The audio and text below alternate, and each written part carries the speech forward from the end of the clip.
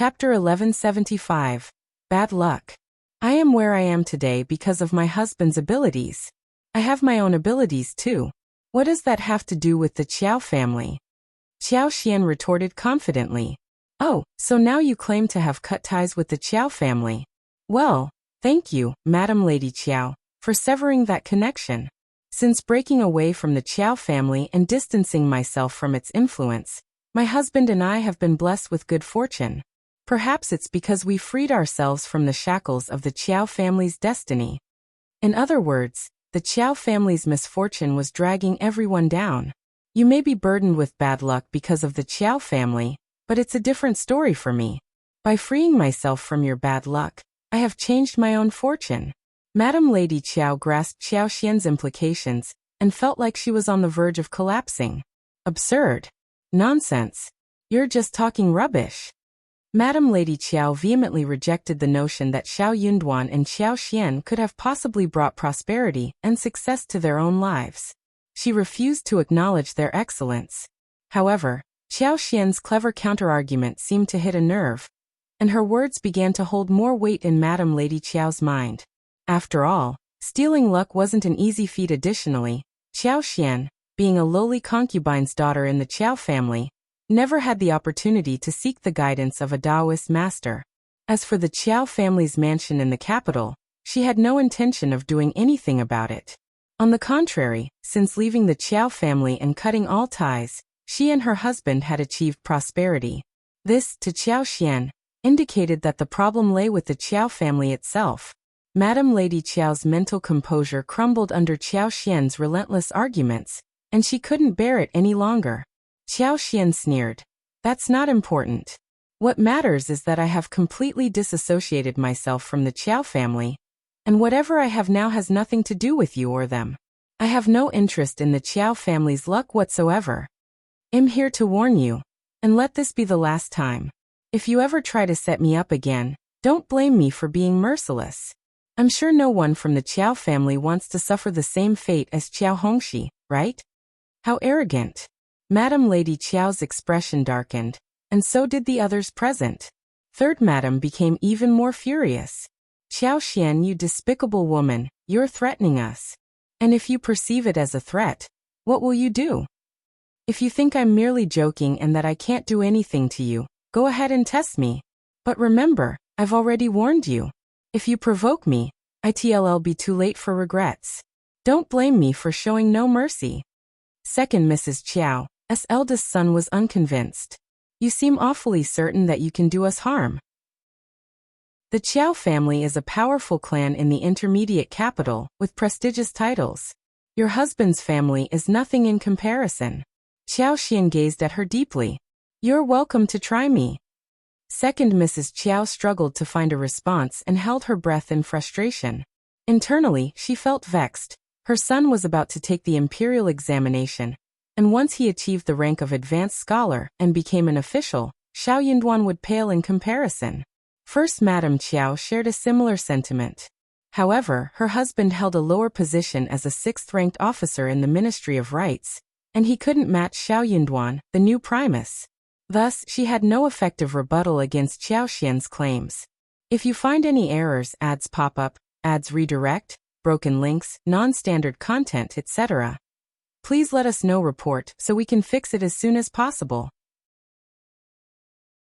Chapter 1176. Good luck.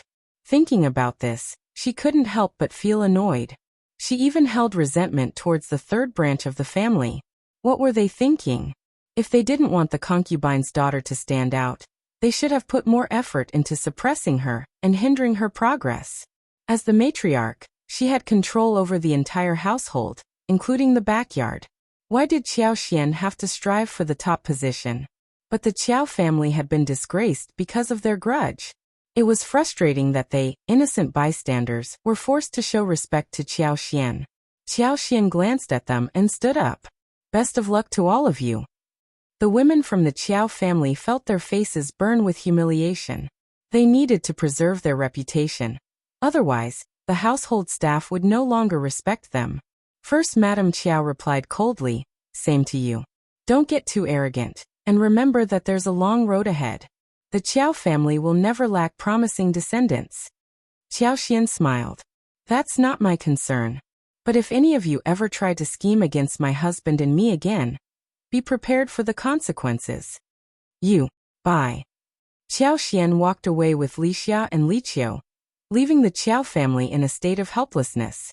They could only watch her departure without daring to take any action. Xiao Yunduan held the favor of the crown prince, and Qiao Xian's position in the court was uncertain. If she were to get hurt while handling the peonies, the consequences for the Qiao family would be dire. It was a humiliating situation for them. She's so arrogant and wicked. How can someone with such rude manners go far? She manages to offend people the moment she opens her mouth. Just wait and see, someone will surely punish her. Yes, she will learn her lesson. The Qiao family may not be a powerful family, but neither is she. There's no need to engage in an argument with her. First Madam and second Mrs. Qiao attempted to defend themselves, feeling indignant as they desperately tried to convince themselves of their righteousness. In their minds, what they said appeared to make perfect sense. Madam Lady Qiao's expression softened as she dismissed the maids and aunts and scolded Third Madam Qiao. Third Madam Qiao became so enraged that she almost lashed out at Madam Lady Qiao. After venting her anger, Madam Lady Qiao grew tired and waved her hands to dismiss everyone, leaving only her daughter-in-law behind. Third Mrs. Qiao trembled and struggled to stand, relying on Auntie Ling's help. With reddened eyes, she left Madam Lady Qiao's presence. Once back in her room, she collapsed and lost consciousness. Auntie Ling called for help and assisted her to lie down, but she dared not make any noise, fearing that Madam Lady Qiao might accuse her of feigning fainting to portray herself as the victim of her mean daughter-in-law. Auntie Ling couldn't help but cry, feeling distressed for Madam Qiao. Qiao Xian had gone too far. How could she hate her family? Madam Qiao was her lineal mother, and without her and old master, she wouldn't be where she was today. Yet she held on to grudges and overlooked the good, causing Madam Qiao's current state. Upon hearing of Qiao Xian's presence, Qiao Wei was startled and dared not approach her. If you find any errors, ads pop up, ads redirect, broken links, non-standard content, etc., please let us know report so we can fix it as soon as possible.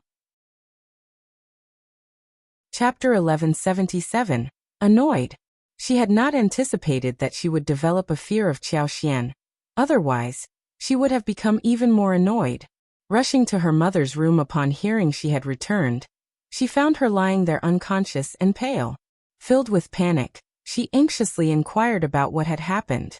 Auntie Ling understood Qiao Wei's temperament well, and knew she couldn't reveal the truth. If Qiao Wei became so infuriated that she confronted second Miss again, it would put Qiao Wei at a disadvantage and might implicate Old Master and Madame Qiao as well, considering their already precarious situation. With a smile, Auntie Ling cleverly changed the subject, mentioning that Madame Qiao's recovery was still ongoing, and she found it difficult to sit in Madame Lady Qiao's place any longer. Initially silent, Qiao Wei finally spoke in a small voice, her lips trembling. Qiao Xian is involved too, isn't she? Auntie Ling couldn't deny it, as that would sound far too disingenuous. She sighed, her voice tinged with concern. Miss, it's becoming increasingly difficult for us to remain in the mansion. Madam is unwell, and as for young master, you should simply focus on living a good life. There's no need for you to take any action. Madam will surely protect you. Qiao Wei let out a derisive snort, fully understanding Auntie Ling's implications. Auntie Ling was advising her to behave and not stir up trouble. But how could she just accept that? Xiao Yunduan was nothing more than a rustic man from the countryside, while she belonged to a noble family in the capital. How dare he treat her so indifferently? It infuriated her. Auntie, I deeply regret not punishing Qiao Xian severely enough for her to give up on her devious plans. Qiao Wei exclaimed with frustration. Auntie Ling's heart skipped a beat, and she remained silent. She knew that Madame had expressed this sentiment numerous times before. At that moment, Third Madame Qiao woke up from her slumber. Upon seeing her own daughter, her eyes welled up with tears as she gazed at Qiao Wei, attributing all of this to Xiao Yunduan's connection with Qiao Xian, the one responsible for their current predicament. Mom! Qiao Wei rushed into her arms, weeping uncontrollably. Mom, please just find me a suitable family. Nothing else matters. What's important is that I can confront Xiao Xian, that wretched woman. I'll marry anyone I want. Third Madam's expression shifted. I loathe her. Xiao Wei clenched her teeth while still embracing her mother. In this lifetime, she knew she would never find a decent suitor. So, as long as she could make Xiao Xian suffer, she would find some solace in her heart. She realized that if she didn't comply with He Jiqing's demands, He Jiqing would refuse to assist her, leaving her with no external support.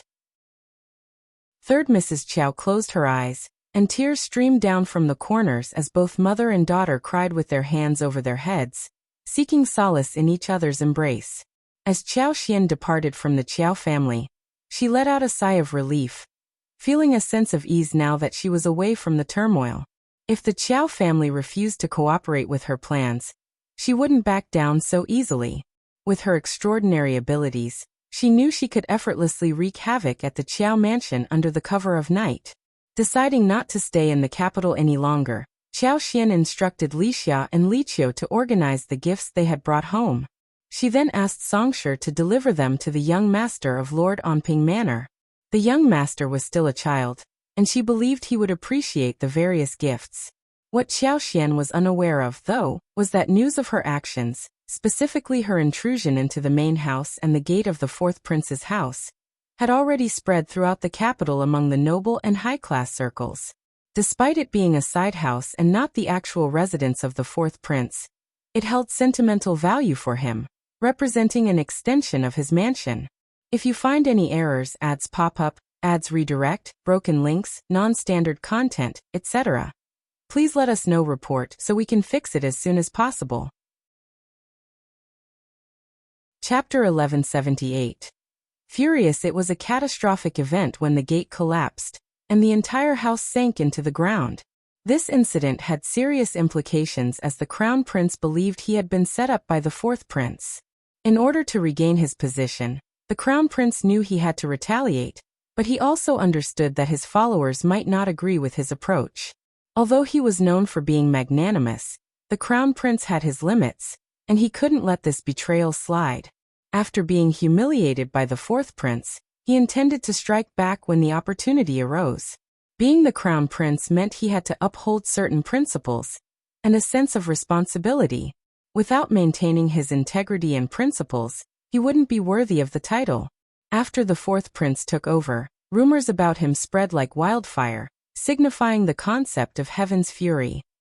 The mysterious collapse of the front door and main room of the courtyard without any warning raised questions about the divine intervention, indicating that the heavens themselves disapproved of the situation. At the East Palace, attempts were made to downplay the incident, attributing it to a simple accident caused by the servants. However, the crown prince's supporters demanded a proper investigation before accepting such explanations. The fourth prince, his mother, and their supporters were startled and apprehensive after the investigation results were revealed, possibly realizing the gravity of their actions. They couldn't help but feel a mix of fear and respect for the crown prince's determination to seek justice and reclaim his position. Upon hearing about the incident, Emperor Xian grew annoyed and puzzled. He questioned why the heavens seemed to meddle in other people's affairs, first warning the crown prince and now turning their attention to fourth sister. In response, Emperor Xian ordered his men to conduct an investigation at both the crown prince and fourth prince's mansions. However, this swift action didn't leave enough time for the fourth prince to offer a proper explanation to the public. The crown prince, on the other hand, was transparent about the situation. He clarified that the fire was an accidental result of a servant's actions, which coincided with a thunderstorm followed by rain. He suggested that the fourth prince's men might have used this opportune moment to stir up trouble.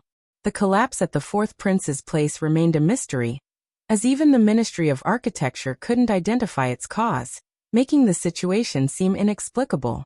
This unusual circumstance was difficult to comprehend, as it involved forces beyond human control, like the heavens. The fourth prince, feeling a mix of anger and fear, became more compliant in light of these events. Even Emperor Xian was taken aback by the situation, wondering if it truly reflected the will of the heavens. The possibility that fourth sister and her allies had overstepped their bounds to the extent that it drew the heavens' displeasure crossed Emperor Xian's mind. He understood the crown prince's nature. Kind, gentle, generous, and virtuous, but didn't take strict action regarding his children's occasional conflicts, turning a blind eye to such disputes. Deep inside his heart, he couldn't shake off the lingering fear of the crown prince. Despite the crown prince's filial and virtuous nature, he couldn't entrust the entire governance of the country solely to him. After all, securing his position as the next emperor of the Qin dynasty was of utmost importance. For this reason, he found comfort in the presence of his second, third, and fourth sons. Having them around provided a sense of assurance and stability. At times, he couldn't help but think that the crown prince lacked the strength to handle such responsibilities, leading him to occasionally overlook his actions and decisions. Chapter 1179. House and land. As long as the brothers refrained from causing any trouble, he would leave them be. Being still young, there was no urgent need for him to decide whom to entrust the empire to. To his surprise, heavens will seem to favor the crown prince. This was a relief, as he didn't have to worry about the crown prince's filial piety. Xiao Xian was completely clueless about what was happening. Having asked someone to deliver gifts to Lord Anping Manor, she visited the 20 mu of land in the north of the town the next day. The project had already been completed, and it had cost a considerable amount of money to encircle the entire land with a high brick wall. However, her plan was to cultivate large quantities of potatoes and strawberries, which required proper wrapping and care. Additionally, they would grow various other vegetables, ensuring a steady harvest of fresh produce. Inside the vast walled area, there was a flat patch of green bricks, which served as a place for drying and sorting after the harvest. On both sides of the flat land, a row of houses had been built. On one side stood a cozy house, providing a place for them to take short breaks, while on the other side, a spacious storeroom was conveniently situated. Beneath the storeroom lay a cellar almost as large as the main structure. In front of the house, a pit had been carefully dug, and an assortment of pomegranates, magnolias, sweet osmanthus, and ginkgo trees had been planted. Though their trunks were currently bare, come spring, they would sprout and create a beautiful patch of greenery. The fields had been meticulously divided into neat and organized sections, yet at this time of the year, they appeared bare, devoid of any crops. Despite the empty appearance, a sense of achievement washed over Xiao Xian as she pondered the land she had acquired in the capital. She had a house and land in the capital. Xiao Xian felt an immense sense of satisfaction. She praised Songshe and asked him to visit her occasionally. Her next step was to establish a partnership with a reliable fruit store, so she could sell her strawberries to others. Finding the right collaborator was not an easy task. The person had to possess good character, be trustworthy and fair, while also avoiding any trace of greed. This required a cautious approach. Confidently, Songshe agreed that he would make it happen without any issues. The next day, a representative from Lord Anping Manor arrived to deliver presents to Xiao Xian. It was Auntie Zhu, the trusted aide of the princess consort of the prefecture lord. Xiao Xian and Auntie Zhu shared a close familiarity. Before Auntie Zhu even had a chance to greet her, Xiao Xian warmly welcomed her inside, and expressed concern about Songshe's well-being, asking how he liked the gifts. Auntie Zhu happily confirmed that the gifts were well received by Songshe and the princess consort of the prefecture lord. She also conveyed Madame Xiao's deep longing for Songshe. Smiling, Xiao Xian remarked, "He is an innocent soul, and those who know him will treat him with kindness." Auntie Zhu laughed, agreeing wholeheartedly. Indeed, our young master is truly pure-hearted. After a few moments of casual conversation, Auntie Zhu shared some important news. The prefecture lord and the princess consort of the prefecture lord are planning to spend the new year at the princess consort's home with their son, and stay there for a considerable period. They might not return for a year or two, or even 3 to 5 years. It's truly a pity. Madam Xiao, you and Officer Xiao must take good care of yourselves. The climate in the capital can be quite unpredictable, so it's crucial to be attentive to your well-being and avoid any harm to your health. Chapter 1180. No more relations. Xiao Xian was taken aback by Auntie Zhu's implications. Sensing the underlying concern in her words, she responded, "You're right, Auntie. We are in unfamiliar territory, and it's essential to take care of ourselves, especially during the harsh winter ahead. We can't afford to let our guard down, or we'll face great difficulties. No one will sympathize with us then and we'll suffer." With a subtle smile, Xiao Xian used the opportunity to discreetly dismiss Li Xia and Li Qiu, asking them to attend to the maids who had accompanied Auntie Zhu and offer them tea and snacks. Once they were gone, Xiao Xian turned to Auntie Zhu with genuine concern, bowing slightly and speaking sincerely. "Auntie, please guide me and offer your wisdom." "No need to bow to me." Auntie Zhu gently helped Xiao Xian back up, feeling both gratified and saddened. She appreciated how easily she could converse with such an intelligent person like Xiao Xian, who seemed to grasp everything without the need for explicit explanations. However, her sadness stemmed from the realization that from that moment onward, the young master would no longer visit the Xiao residence to spend time with her and Officer Xiao. The close bond between the two families would also be affected, and they would no longer have the same opportunities to hang out together. Auntie Zhu reminisced about how the young master cherished Madame Xiao and Officer Xiao. Whenever Madame Xiao was absent, the young master would spend hours with Officer Xiao, enjoying their time together. They would sometimes engage in playful activities, and the young master relished those moments. In the eyes of the servants, the young master's happiness was of utmost importance, outweighing all other considerations. But Auntie Zhu carefully chose her words, not wanting to be too explicit. She sighed, wearing a gentle smile. "Officer Xiao and Minister Old Yun are old friends. It's no surprise that he possesses such great talent, earning recognition from the Emperor and Crown Prince. Despite his young age, he has already joined the Ministry of Revenue from the Hanlin Academy, promising a bright future ahead. However, as time goes on, he will be engrossed in official duties, and Madame Xiao will have to attend numerous social gatherings, leaving them with very little free time. Our son enjoys his leisure, and we wouldn't want to impose upon him any further. Besides, the prefecture lord and the princess consort of the prefecture lord would feel remorseful too. Madame Xiao, once I take this step, let's forget about mentioning it again. Serving alongside a ruler is akin to keeping company with a tiger. Officer Xiao's rise to prominence has attracted suspicion and envy from many quarters. Numerous eyes are watching him closely from afar. Both you and Officer Xiao need to be cautious. If someone plots against him, even the Crown Prince might find it challenging to come to his defense. But the Crown Prince is kind-hearted, and if you ever encounter any trouble, don't hesitate to ask him for help. He will surely assist you. Xiao Xian couldn't help but feel uneasy. A tinge of sadness and reluctance crept into her heart as she contemplated leaving. While she appreciated the genuine concern expressed, she understood the underlying meaning behind, not to disturb. It wasn't that they didn't want to stay connected, but rather that they couldn't. Prefecture Lord Anping and his wife had only one child, and they were determined to avoid any entanglements in the imperial court. The entire Lord Anping manor, led by Prefecture Lord Anping, distanced themselves from such matters. If Xiao Yunduan had merely been an editor at the Imperial College, the two families could continue their close association. However, things had changed now. Xiao Yunduan was branded as part of the Crown Prince's circle, leading to Lord Anping Manor's reluctance to maintain the same level of interaction. Their decision was driven by a desire to stay away from any potential conflicts. Whether actively or passively involved, they didn't want to risk getting entangled in political affairs.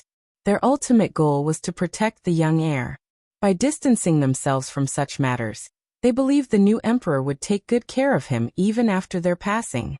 In the end, everything they did was for the young master's well-being. Thank you for Princess Consort's concern. Chapter 1181. Escort. It's becoming colder in the capital, and the prefecture lord and the princess consort of the prefecture lord are concerned about the young master's well-being. It's a wise decision to take him out of the capital for the winter, providing him with a more comfortable life. If fate permits, we may cross paths again. Princess consort of the prefecture lord, you need not worry.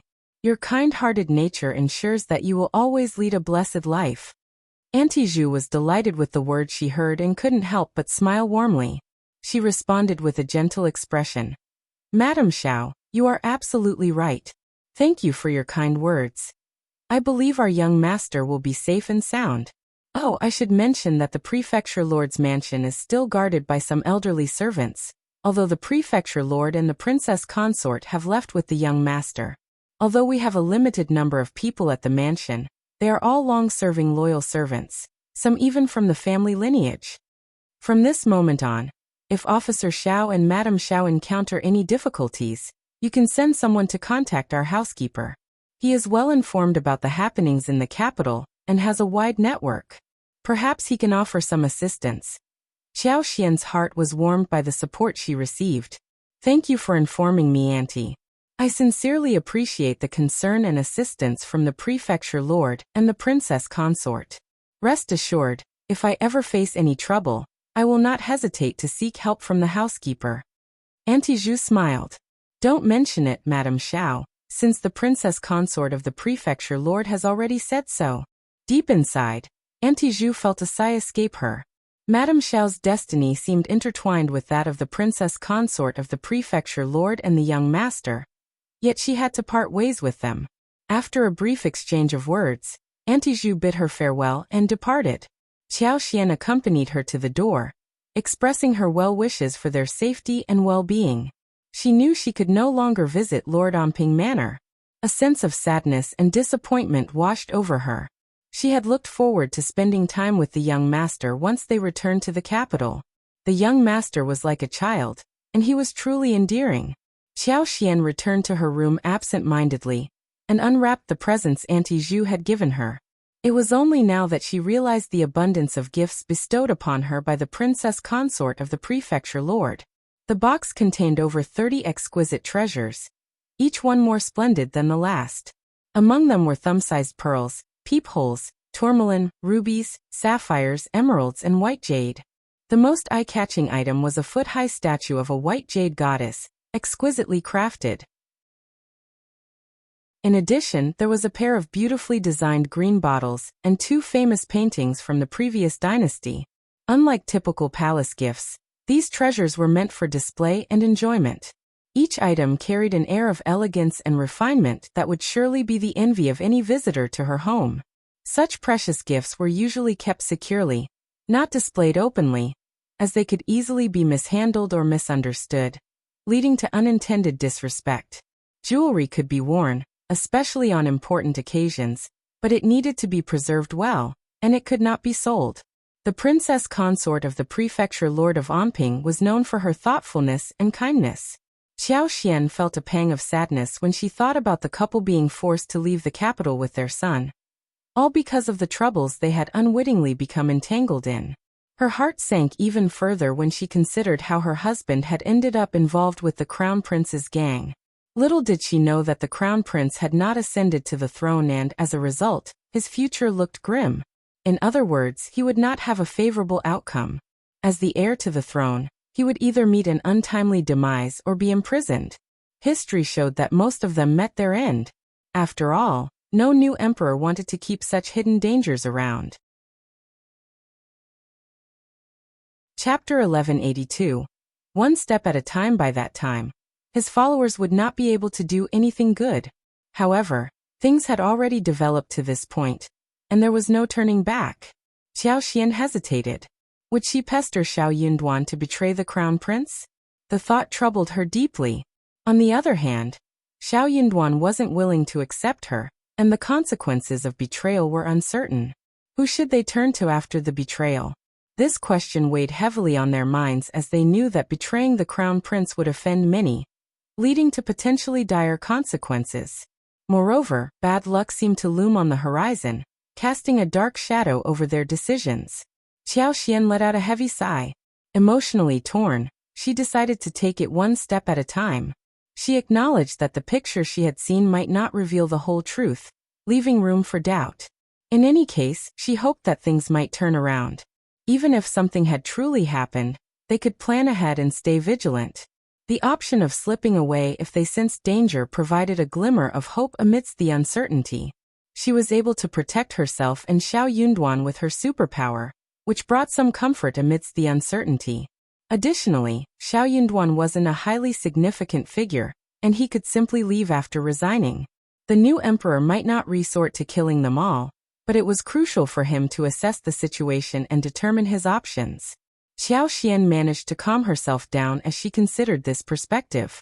2 days later, the family of 3 from Lord Onping Manor departed from the capital quietly, avoiding unnecessary attention. Xiao Xian refrained from visiting or bidding them farewell, but she entrusted Songshi to keep a watchful eye on their departure. The news of their departure saddened her deeply. The uncertainty of when they would meet again weighed heavily on her heart. With nothing else to do, she waited for Xiao Yunduan to return home. As the days grew colder, she found herself longing for his company. Unexpectedly, Xiao Yunduan's governmental officers and women began visiting her almost daily, disrupting the solitude she had expected. Madame Lin and the others from the Hanlin Academy were all present, displaying polite and friendly attitudes towards Xiao Xian. Some of them seemed cheerful and lively, exuding a passionate aura. Xiao Xian felt compelled to reciprocate their friendliness, and treated them in a similar amiable manner. However, she understood that their visits were primarily for Xiao Yunduan's sake, and more accurately, for the influence of the crown prince behind him. Sucking up to the crown prince was a privilege not granted to everyone, especially for middle-class officials who favored connections with the lower class. For some low-ranking officers, their entire lives in the governmental office might not lead to a meeting with the crown prince.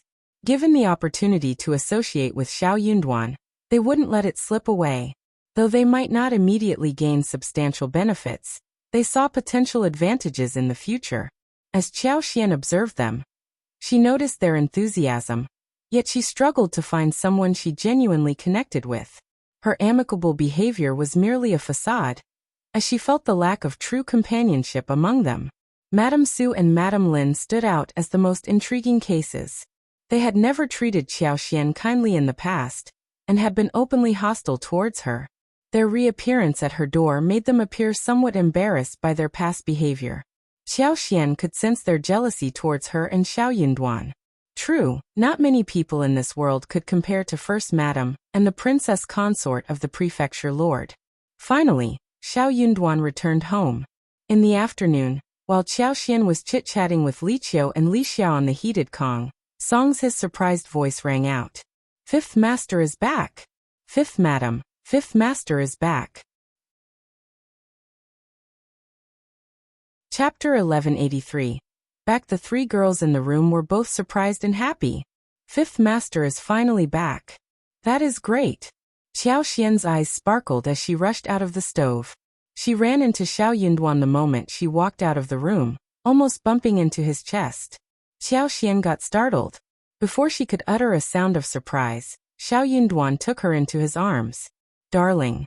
Xiao Xian flushed and threw herself into his arms, saying coquettishly, "You are finally back."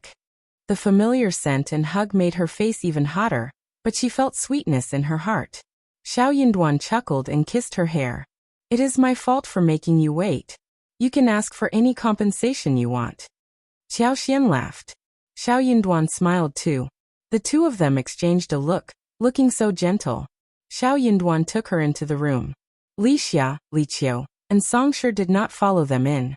They were all hiding somewhere. It was very quiet in the room and yard. It was quiet and warm, very suitable for something to happen. The 2 of them couldn't help but hug and kiss each other. There was no need to ask what happened after they left.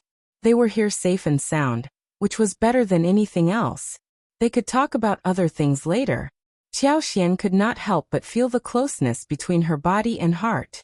She was lifted up by Xiao Yunduan, and she let out a cry of surprise as she wrapped her arms around his neck subconsciously. She looked up subconsciously and saw his dark, smiling, affectionate, and gentle eyes. She looked away shyly, making Xiao Yunduan chuckle. He carried her into the bedroom. After a fun and passionate time, the 2 of them fell asleep in each other's arms, and when they woke up, it was already the time for the lantern. Xiao Xian's body was aching, but she did not want to move. But she felt so satisfied inside her heart, as if her heart had finally settled down. Then she realized that Li Qiu and Li Xia did not disturb them, which meant that they knew what their mistresses were doing in the room. So she felt a bit embarrassed. She snorted and covered her face with the blanket. Xiao Yinduan took her in arms and sighed with satisfaction. "Darling, so glad that you are back." Xiao Xian could not help but laugh. She snapped at him. "Oh yeah, I thought that you men would think that it is better when your wife is not around. Wouldn't it be great if he could do whatever he wanted?" Xiao Yinduan's hands tightened around her waist. "Of course not. I miss you every day." Xiao Xian snorted and could not help but complain. "I was lucky this time, but luck is always uncertain. Who knows what will happen next time? Let me tell you, I will not forgive you even if it is not your fault." She was going to keep the yoke on the shoulders and not going to listen to anything that might cause her trouble. She kept telling him about her bottom line, so he would be more cautious and cautious. If she had never mentioned this, he would not have paid so much attention to this, and he would have missed the secret. If something like this was amiss once, it might happen twice or 3 times. More importantly, Xiao Xian would not accept any amiss at all. She was going to throw up if she lost the man she had taken a fancy to. Chapter 1184 We Are Family. If you were interested in my little sister, this journey wouldn't be so boring, Iron Tower thought. According to his initial plan, his sister should have become Taoist couples with Han Feiyu and given birth to a child during this long journey. If everything went well, his little nephew should be at the foundation establishment stage now, capable of flying freely in the sky. Unfortunately, things didn't go well. Thinking about this, Iron Tower sighed deeply. "Eldest brother, you're sighing while we're eating. What's up?" Iron Blue approached with a plate of crystal long meat and asked. "It's nothing. Just feel that the 3 of us seem to lack something. Feeling a bit lonely," Iron Tower hinted evasively. Iron Blue blushed and returned to cooking following the cookbook. Han Feiyu, on the other hand, casually continued his meal. Had grown immune to such comments after hearing them frequently. "Brother Iron, the journey back to my sect is long. Are you too sure you still want to accompany me?"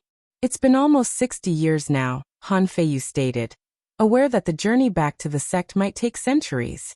He didn't want to involve the siblings. "What are you talking about? Are you getting tired of us?" Iron Tower opened his eyes wide, showing a hint of anger in his voice. "Of course not. I was just thinking that since we've already received the signal from Ice Realm Immortal City, it won't be long before we can teleport there. I heard there are several esteemed ones guarding that place. It won't be as easy to breach like Ice Abyss Immortal City. You two could live a peaceful life there," Han Feiyu hurriedly added. He had the siblings' best interests at heart. He had even secretly prepared farewell gifts to ensure the siblings could practice their cultivation without worry. A large hand heavily slapped Han Feiyu on the shoulder. "Brother Su, do you acknowledge me as your elder brother?" Iron Tower asked seriously. "Of course, we have helped each other out on this journey. You've saved my life. I absolutely will consider you as my elder brother," Han Feiyu solemnly replied. "Iron Blue and I have no relatives left in the extreme North Territory. From now on, we're a family. Wherever you go, we go. No matter how difficult or far it is, even if it's the end of the earth, we will follow you," Iron Tower asserted. "My journey home might take 200 years, maybe 300 years. Even if it takes 1,000 years or 2,000 years, we siblings will still follow you. Whenever you find us annoying, just let us know, and my sister and I will leave," Iron Tower interjected, interrupting Han Feiyu. He knew his sister's personality. Once she set her heart on someone, she wouldn't give up. As the elder brother, it was only right to support her. According to Iron Tower's thinking, with time, affinity would grow.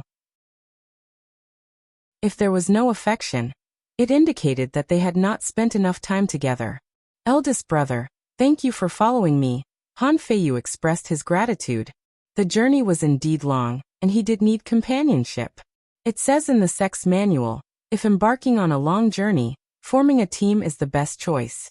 The prerequisite is that those teaming up with you are willing to share joy and sorrow. He had contemplated staying in Immortal City to cultivate until his level increased before returning to the sect. However, recent events made him realize that without a powerful backing, Nowhere was safe. Therefore, he particularly missed the days back in his sect, except for the occasional fear that his jade gourd's extraordinary fortune would be discovered by others. Those were the most enjoyable and comfortable days he'd ever had. What are you talking about? We are family, Iron Tower responded with a hearty laugh. At this moment, Iron Blue brought out another dish, stir-fried spiritual lettuce. This is the last dish. What were you guys chatting about just now? You seemed really happy, asked Iron Blue. Brother Han was sharing some of his fun stories from his time at the sect. Iron Tower replied with a smile. Brother Su, can you tell me about it? I rarely hear you talk about the old times in the sect. Iron Blue curiously said. She wanted to know the stories of her beloved person in the past. In the sect, I have a good brother named Sword Wuji. We used to be having nothing to do. Han Feiyu began to talk about the amusing incidents in the sect in the past. At the Hidden Spirit sect, Su Fan let his temporary avatar replace him in refining the railgun, and his real body began to slack off. He found that the temporary avatar was becoming more and more useful, so he took the time of artifact refining to strengthen the avatar divine ability.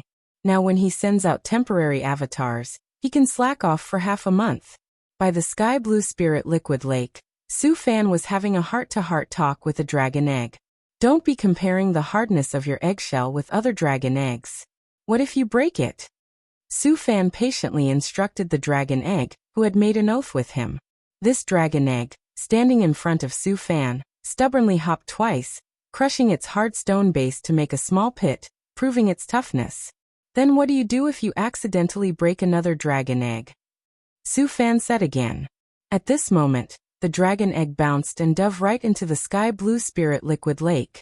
Then another green-skinned dragon egg enjoying its time in the spirit liquid lake was knocked into the air, and fell heavily in front of Su Fan. It enlarged the small pit made earlier one more time. Is this the result of your teaching? Why are you so argumentative? Su Fan frowned and looked at the Tianji turtle. The Tianji turtle looked up at Su Fan. How is this a good thing? Just causing me trouble. Not at all behaved like a good baby. Su Fan scolded. Then the Tianji turtle looked at Su Fan like he was an idiot. Why would you treat a spiritual beast with a true dragon lineage like a good baby? The call of Tianji turtle contained a bit of perplexity. Although it didn't like moving, it understood that the more an infant spiritual beast moved around, the better it was for them. What am I even trying to compete with you about? Su Fan laughed at his own behavior. I will have someone specially supervise this dragon egg. You just come to tell stories. Su Fan said. He felt that if this Tianji turtle kept training these eggs, they would be ruined. I don't even want to be in charge. I can rest more in the future. The Tianji turtle said lazily, and began to walk towards the spirit liquid lake. Pu Tao assign a puppet to specifically educate these dragon eggs for their all-round development in morality, intelligence, physical fitness, aesthetics, and labor skills. Su Fan instructed. Yes, master. Pu Tao's voice responded. Looking at the 6 dragon eggs playing in the spirit liquid lake, Su Fan gently beckoned, and the 6 dragon eggs were mysteriously pulled by a force and all came in front of him. All right. Today I'll tell you a story. Su Fan spoke kindly and amiably. The 6 dragon eggs jumped in succession to express their satisfaction. Finally, Su Fan began to educate them by telling stories about how to be a good child, and how to be able to reassure their parents. After Su Fan's series of efforts, these 6 dragon eggs finally understood the difference between good and bad children. Then they began to happily be the bad kids again. If you find any errors, ads pop up, ads redirect, broken links, non-standard content, etc., please let us know. Report so we can fix it as soon as possible. Chapter 1185. A plan? The 4th prince was very aggressive, and Empress Qi, the 3rd prince, the niece of the late Empress Dowager, Princess Concubine Virtue, and her 2nd prince were all up to something. But the 2 of them did not make any big moves, but kept making a cheap shot, a cheap trick. They were all hoping that the 4th prince and the crown prince would kill each other first. The emperor was still in good health, and the crown prince might have to live in fear for many more years. He was not sure if he could make it. Xiao Yunduan had not thought much about this. He could just leave with his daughter-in-law, but that was not going to happen now. He had let down his daughter-in-law. He was going to make it up to her. On the surface, Xiao Yunduan was helping the Crown Prince inspect the granaries in Hebei, but in fact he was heading towards the Crown Prince's mansion in Mian County to deal with the reservoir. The land in Mian County had been very large these years, and the irrigation could not keep up. The Crown Prince had a field there that covered 500 hectares. A while ago, the manager of the field reported to the East Palace, saying that he wanted to repair the canal before the new year, in case it affected next year's plowing. That was a very natural thing, and the East Palace would not turn that down.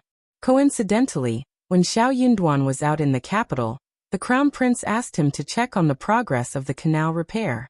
500 hectares of fields were not a small amount, and the Crown Prince was not going to overlook that. But Xiao Yunduan noticed something wrong. The imperial plantation was fine, and the canals could be repaired as well. The problem was a dam upstream. Xiao Yunduan had been here with Qiao Xian before, and Qiao Xian wanted to climb mountains and find wild fruits and mushrooms, so he agreed.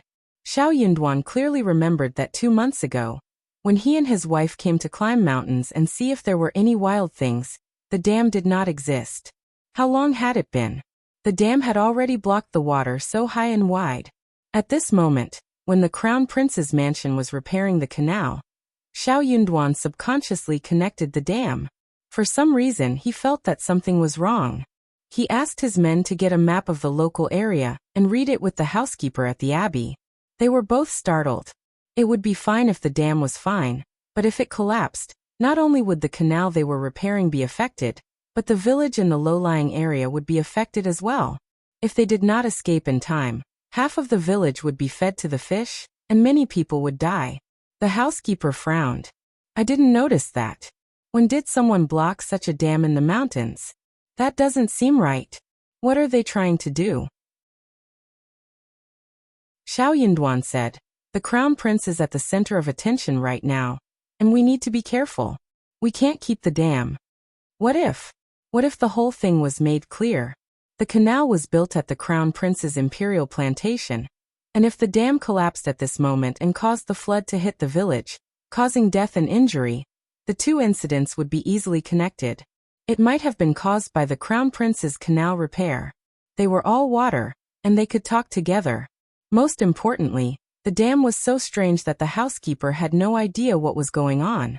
Normally, they should have informed the imperial plantation when the dam was only a few meters away from the Crown Prince's imperial plantation. But that was not the case. If you find any errors, ads pop up, ads redirect, broken links, non-standard content, etc., please let us know. Report so we can fix it as soon as possible. Chapter 462, 450 Righteous Backstab _1 Mel City was beyond salvation. Neither the quality nor the quantity of the defenders could match the combined forces of the monsters and the Nord people. Camilla knew this from the beginning, but he didn't expect Mel City to fall so quickly. At the same time, he never thought that he would be on the verge of death at the hands of a goblin, due to his own arrogance. At this moment, Duke Carmela was covering the wound on his waist, gasping heavily. At first he didn't take this wound seriously. Even though he was poisoned, after all, he was a legendary powerhouse, and ordinary toxins usually had little effect on him. But soon he noticed something. The wound on his waist was just a little more severe than a superficial injury. But now, that peculiar tingling sensation had already begun to spread throughout his body. The potency and speed of this toxin were indeed astonishing, which reminded Carmela of the name that Gaz had mentioned earlier. Silver Dragon Lord. He had heard of this title. If he remembered correctly, it should refer to a silver dragon that had recently gained fame residing in Nolan Forest. But he had never heard that this silver dragon was also a terrifying venomous dragon. Gaz the Goblin watched the events unfolding on the city walls and below with great interest. Then he turned to Camilla and said thoughtfully, I believe you understand by now that you have no chance of victory. Perhaps I should be more specific. This not only refers to this small border city, but also the entire Felcourt Empire. You seem to have some talent. The great Silver Dragon Lord is very merciful. As long as you offer your complete loyalty to him, I believe you will have a place in the land of the soaring dragon. Ha ha ha.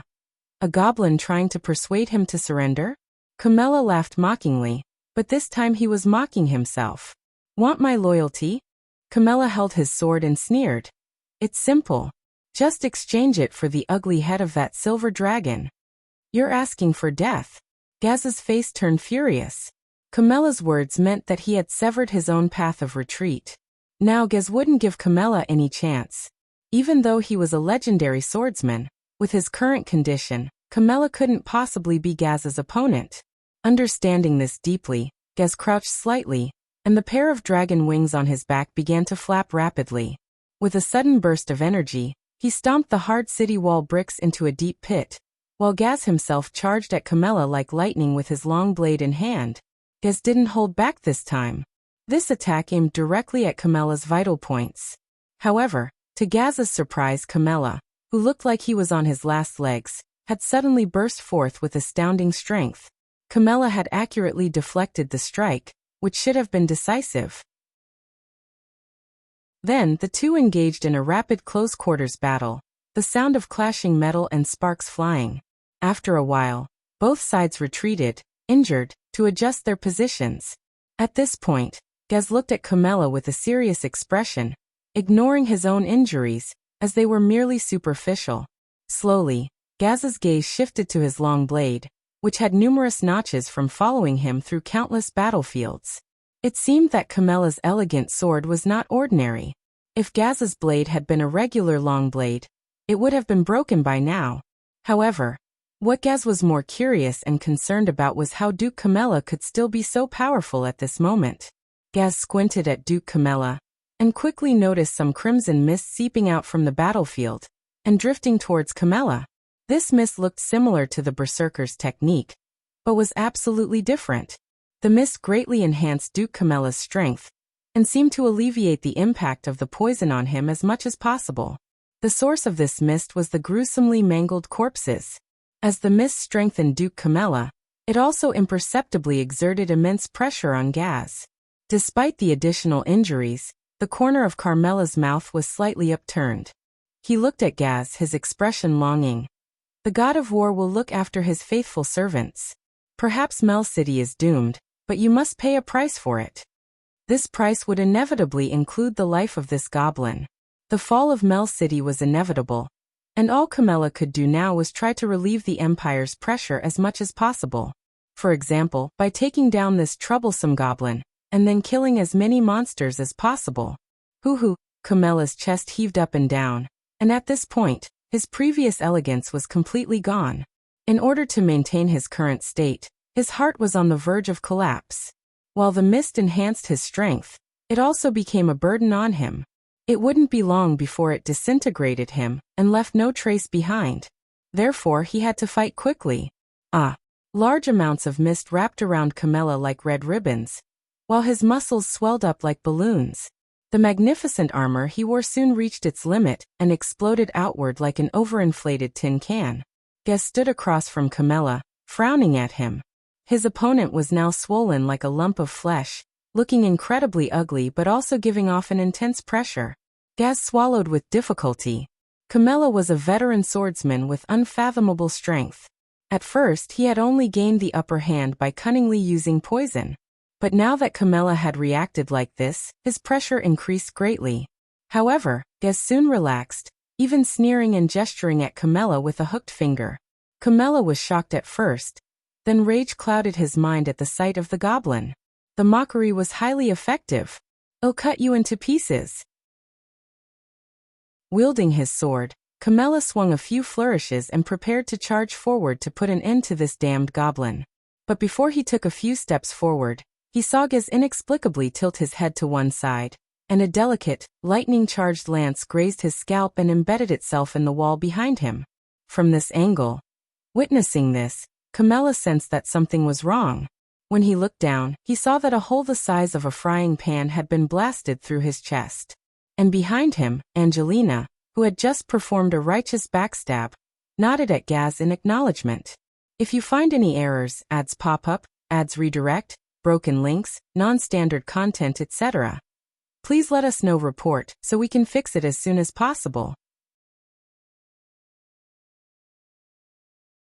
Chapter 1187. Solution.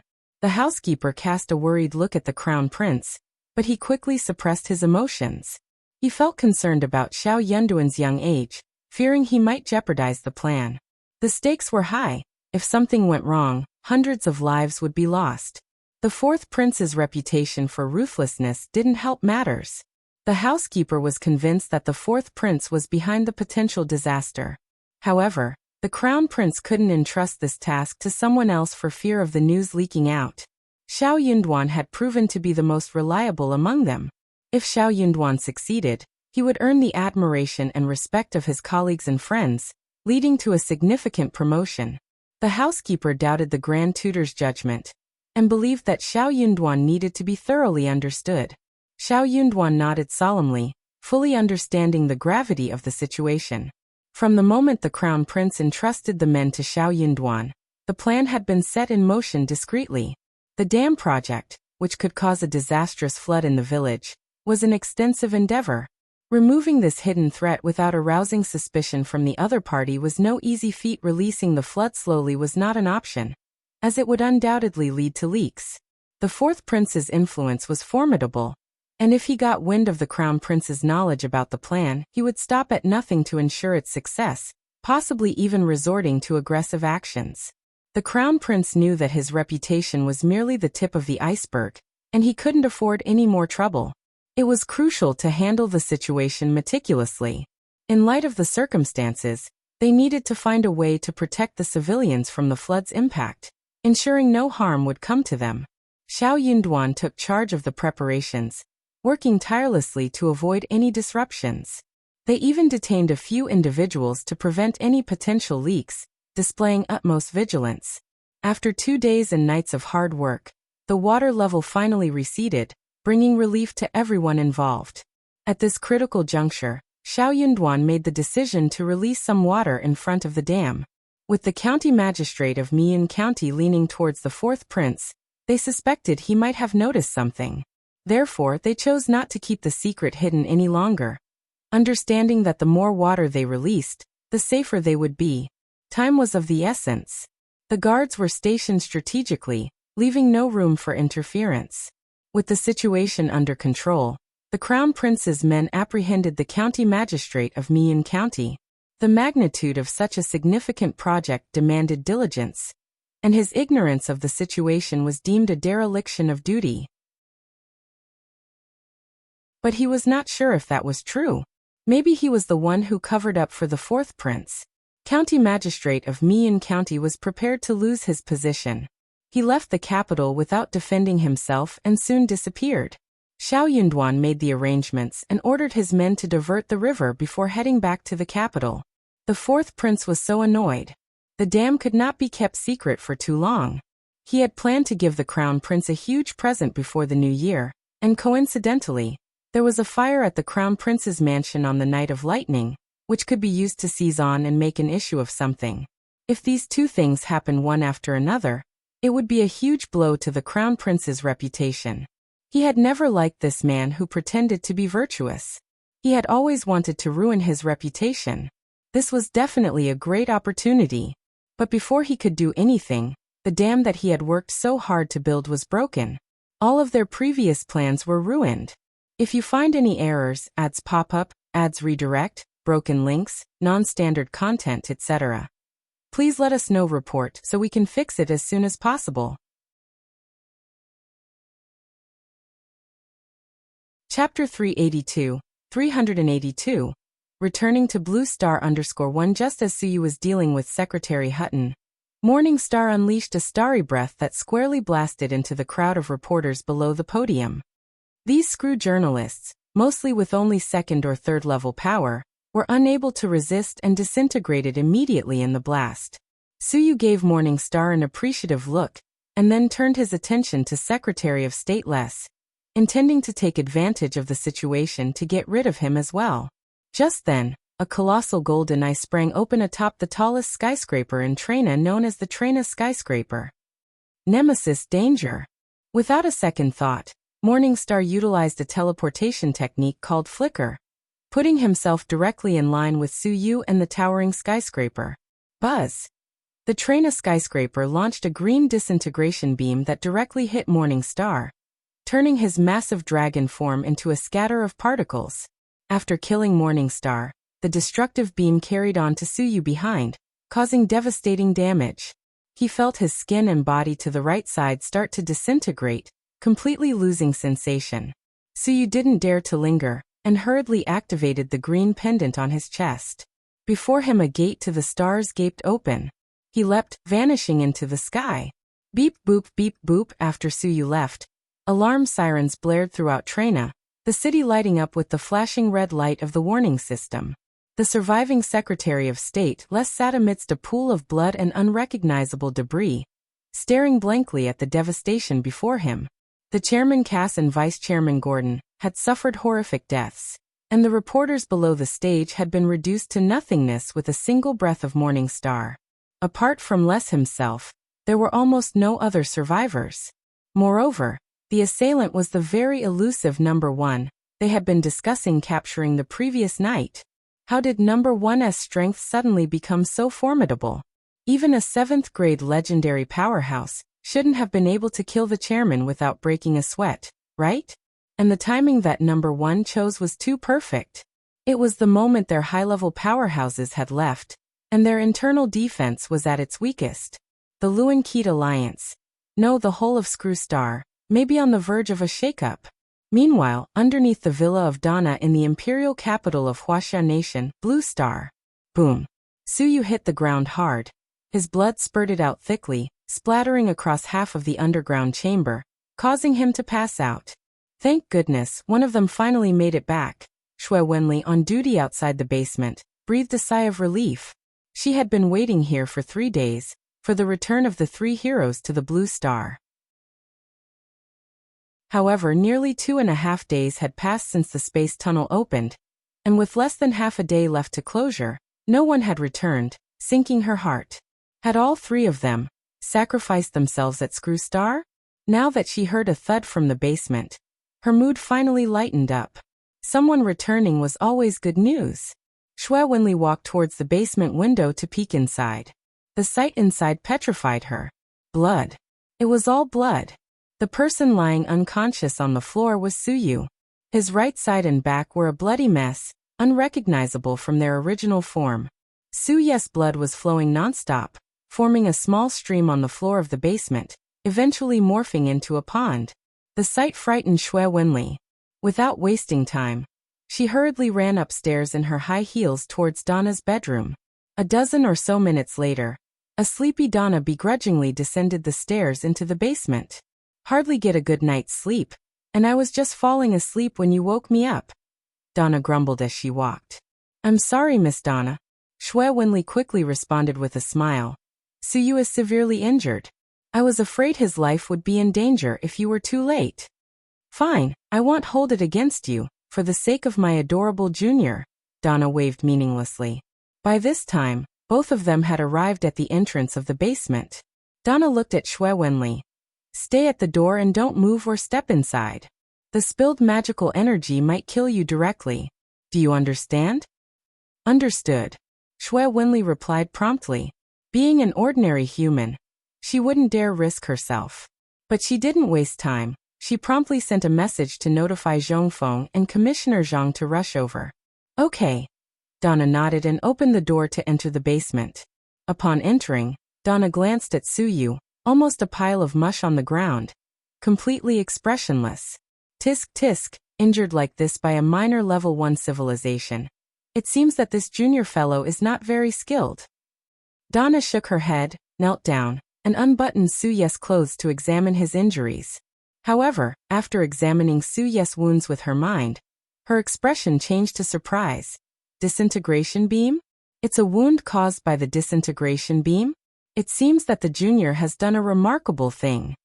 Disintegration beam originates from the divine technique, grand disintegration, a superpower that only planet-level beings can control.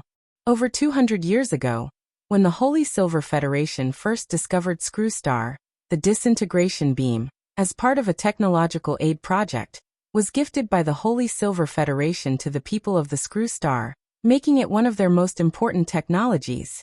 It was surprising that Tsuyu was hurt by this. Theta 6 Akahachi. Donna whispered. A divine light beam fell from the sky directly onto her. Donna extended an arm, and a substantial divine power started to gather in her palm. After it gathered to a certain point, she pressed down, injecting the pure divine light into Tsuyu's body. Tsuyu gave a groan that could be of pain or relief. His mangled back and right half was enveloped by the divine force, his wounds slowly healing. After seeing that Tsuyu was now out of danger, Donna clapped her hands and left the basement without looking back. Seeing Donna exit, Shui Wenli quickly met her outside. "Miss Donna, how is Tsuyu? Is his life in danger?" Donna glanced at Shui Wenli and calmly said, "Don't worry. He won't die. You wait at the door. In about 2 hours he will come out of the basement by himself." After saying that, Donna yawned. "I'm going back to sleep. Don't bother me unless it's urgent." After that, Donna walked towards the stairs. "Okay," Shui Wenli peeked through the basement window, hoping to see how Tsuyu was doing. However, not long after Donna had left, she suddenly came back, her eyes set on Shui Wenli. "Miss Donna, is something wrong?" Shui Wenli felt uneasy under Donna's gaze. "I'm missing a pillow for sleep," Donna was blunt. "Why don't I buy you one then? What kind do you want?" "No need, you can be my pillow." Donna picked Shui Wenli up by her waist and carried her towards her own bedroom. "If you find any errors, ads pop up, ads redirect, broken links, non-standard content, etc., please let us know. Report so we can fix it as soon as possible." Chapter 1189, Snow. In the winter, staying warm was of paramount importance. Therefore, she purchased a plethora of thick clothes, shoes, socks, quilts, firewood, charcoal, and other necessities, ensuring her stockpile was well supplied. As the 12th lunar month approached, the capital brimmed with increasing festivity for the upcoming New Year celebrations. Being newcomers from the countryside, both Qiao Xian and Xiao Yunduan were enthralled by the city's unique charm and financial prosperity. Money was not an issue, and they indulged in buying various New Year goods, unintentionally amassing a considerable collection. Meanwhile, Li Xia and Li Qiu busied themselves by making numerous meatballs and marinating some smoked meat for the festivities. As evening approached, dark clouds gathered ominously, hinting at an impending heavy snowfall. Seasoned elders, well-versed in such signs, predicted the snowstorm. Qiao Xian, with her extraordinary senses, could already detect the imminent snow in the air. The flakes were ready to descend. True to their predictions, as the evening mist descended and the sky turned misty, the snowflakes silently began their descent, gently swirling in the air. Soon, they started to accumulate on the ground. By nightfall, a thick layer of snow covered the landscape. The courtyard's flowers and trees were cloaked in a white blanket, displaying soft undulating contours. The following morning, the window revealed a bright and clear view. Stepping outside, the crisp air greeted them, invigorating their senses. Though it was chilly, the sky seemed to exude a unique radiance, illuminated by the fresh snow. The air, now sanctified by the snowfall, brought an indescribable sense of novelty and wonder, even to the otherwise ordinary surroundings. The scenery was breathtaking, with the snow having ceased and the bright sun casting a crystal-clear, snow-white glow over everything. Outside the yard, the laughter of children from different families in the alley echoed joyously, reveling in the snowy fun. On their day off, Xiao Yunduan was at home, and Qiao Xian entered the room with a smile. "What a beautiful day. Let's venture outside of town and enjoy the snow. If we're lucky, we might even catch some wild roosters and rabbits." It's just after a heavy snowfall, and the wild roosters and rabbits will be less agile, getting stuck in the snow.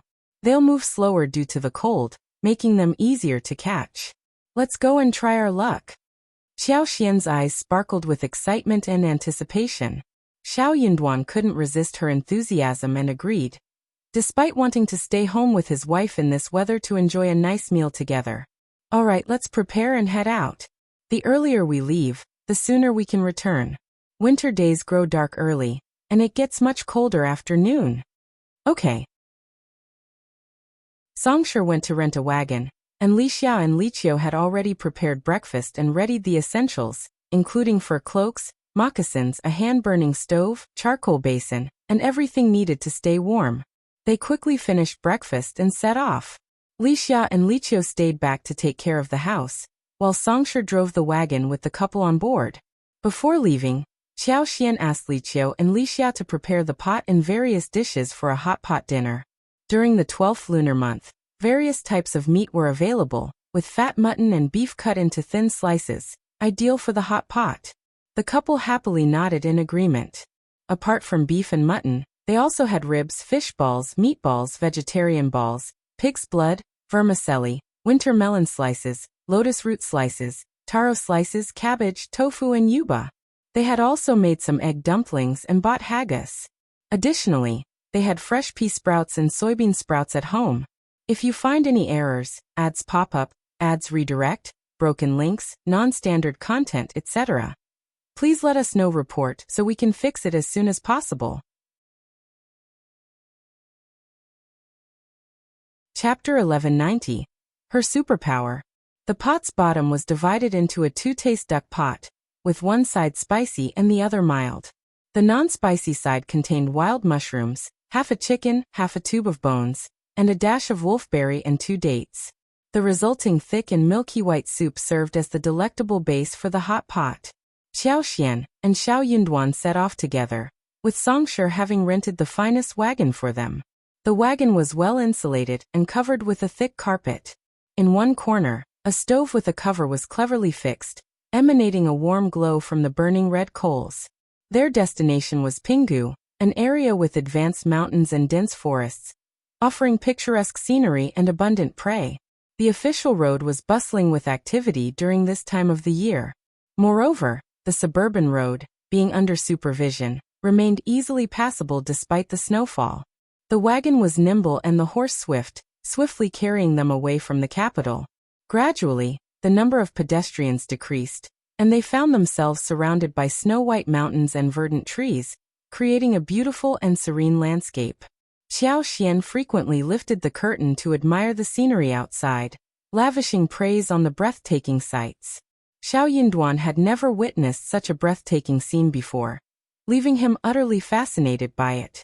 After approximately half an hour, the couple asked Songsher to stop the wagon, and they disembarked to venture into the nearby mountains, leaving him behind to tend to the coals and keep warm inside.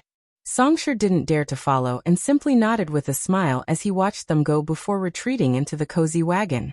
Indeed, the wagon provided ample warmth. Even with a hand stove in his arms and donning fur clothing and a hat, he still felt a slight chill after the prolonged journey in the snow. Resting in the wagon was a welcome respite. With no other pedestrians in the mountains during such weather, the couple aided each other as they trekked onward. Xiao Xian's excitement and delight rendered her impervious to the cold, thoroughly enjoying the enchanting scenery up close. Amid the heavy snowfall, the world transformed into a dreamlike and exquisite spectacle. So enamored with the picturesque views, they nearly reached the middle of the mountain. Xiao Xian's deerskin boots and cloak proved indispensable in tolerating the cold. Using her superpower, Xiao Xian searched for any wild roosters or rabbits shivering in the cold. Catching them amidst the snow was a straightforward task. Guided by her abilities, they successfully captured 3 wild rabbits and 5 wild roosters. A bountiful harvest. Fantastic! Tonight, we'll have an abundant feast. Xiao Xian's face lit up with a bright smile as she held the wild rooster in her hands. Xiao Yunduan was genuinely surprised, and he couldn't help but smile too. Those roosters and rabbits are truly clueless. How did they end up like this? Xiao Xian playfully blinked and replied with a grin. Indeed, we got lucky. However, she knew that it wasn't merely luck at play. Her superpower was more than just a display. If the roosters and rabbits had tried to escape, she could have easily used her abilities to ensnare them with long vines or grass leaves, making escape impossible. Of course, they had no choice but to wait obediently. The heavy snowfall provided her with the perfect opportunity to use her powers. Under normal circumstances, she wouldn't dare to employ such tactics on regular roosters and rabbits, as they wouldn't be caught in the vines and grass for no reason. So, it was her powers that led her to discover them in the first place. They were thrilled about the bountiful catch. Back when she was with them, wild animals were abundant, and they were accustomed to eating such delicacies. But now such opportunities were rare and treasured. If you find any errors, ads pop up, ads redirect, broken links, non-standard content, etc., please let us know. Report so we can fix it as soon as possible. Chapter 1191. Farmers Cooking. Motivated by a sense of longing, Xiao Xian let out a sigh and whispered to Xiao Yunduan, "I can't help but miss Qi a little. I wonder how he's doing in the intermediate camp. It must be colder there than it is here. I wonder how much snow they've had this year, and if he's keeping warm." Xiao Yunduan's heart skipped a beat. He cared deeply about his brother, too. Brushing away the snow on Xiao Xian's shoulders, Xiao Yunduan replied with a reassuring smile, "Don't worry, Qi has always been skilled in archery since he was young, and I'm sure he's doing well. After the new year, I'll inquire about his well-being." Xiao Xian's face lit up with joy. "That would be fantastic. Please don't forget to ask." Xiao Yunduan chuckled affectionately. "Qi is my brother. How could I ever forget about him?" It almost seemed as if Xiao Xian considered him as a sister-in-law rather than a brother. Xiao Xian smiled in response. "I'm planning to go back next spring. Please make sure to send me any updates before that. I want to bring back the news and share it with Mom and the rest of the family. You have no idea how much Mom misses Qi, but she's hesitant to ask me directly. I can sense her concern. She's worried you might be troubled if she brings it up." Xiao Yunduan nodded with a smile. "No worries." As the mountain breeze blew, snow gently fell from the branches, creating a mist of snow in the air. Xiao Yunduan held Xiao Xian's hands and said, "It's getting late. Let's head back down the mountain." Xiao Xian surveyed their surroundings. They had explored enough and successfully hunted some wild animals. It was time to return home. Carrying their prey, the two of them made their way down the mountain. From a distance, Songshi spotted them and hurried over to take the wild roosters and rabbits from their hands. He exclaimed happily, "Fifth Master and Fifth Madam, you're incredible. I never thought you could catch wild rabbits and roosters." "Haha." Xiao Xian laughed. "It was just a sudden snowfall that startled them. Let's not tell anyone about it. It would seem too unbelievable. We'll just say we bought them from the farmers." "Yes, Fifth Madam." Hungry and eager to cook, Songshi drove the wagon to a nearby village. He knocked on a farmer's door and borrowed their space to prepare lunch. With roosters and rabbits on hand, the farmer's wife quickly killed and stewed them, turning them into a delicious meal. The generous portions meant they couldn't finish everything, so they shared a bowl with the farmer's wife's children. Living in the outskirts of the capital, the villagers enjoyed a relatively better life than those in the poorer counties, but meat was still a luxury. The farmer's 3 children were overjoyed, and their mother felt a bit embarrassed by their gratitude. Although she was paid 2 liang for the meal, the guests' generosity left her profusely thanking them. Cooked over large stoves and firewood, the dishes were simply delicious. With fresh ingredients, a touch of ginger and garlic, and some stewed roosters with radish, the roasted rabbits emanated an irresistible aroma. 2 large bowls of steaming hot and fragrant food were served, making Xiao Xian's mouth water with anticipation. "It smells so good." Xiao Xian couldn't help but exclaim. Just as they were about to dig in, an unexpected guest arrived, catching them by surprise. It was a master accompanied by 2 servants who sought refuge and a warm meal during the intermediate snowstorm. The yard was relatively small, so Xiao Xian and Xiao Yunduan spotted them immediately as they entered. One of the servants smiled and asked the farmer's wife, "Sister-in-law, we're exhausted from our journey, and would love to warm ourselves up with some food and drink at your place. Don't worry, we won't be freeloading. We're more than happy to pay for our meal. The aroma of the meat you're cooking is enticing. Could you please share some with us?"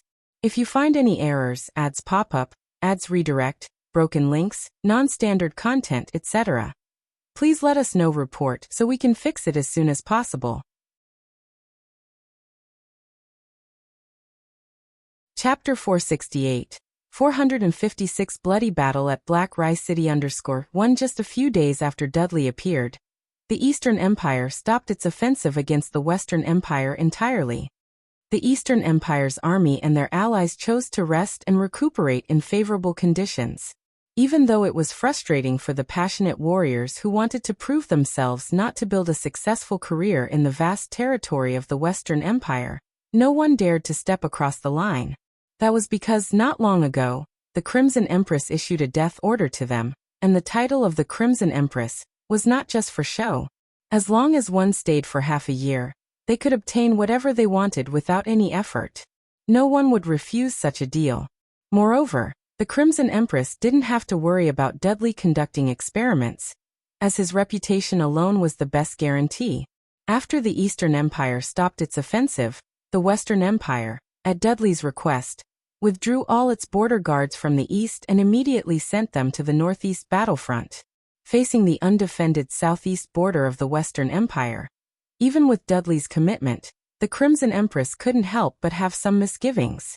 However, she quickly put such thoughts aside, because her master, the Gale swordsman, who was about to step into the semi-divine realm, told her clearly, if he were to confront Dudley head-on, he might not even be a match for him at all. Such terrifying power was more than enough for Dudley to personally enter her palace and behead her personally. Although the Crimson Empress could be considered a powerful legendary warrior, she was nothing compared to Dudley's power.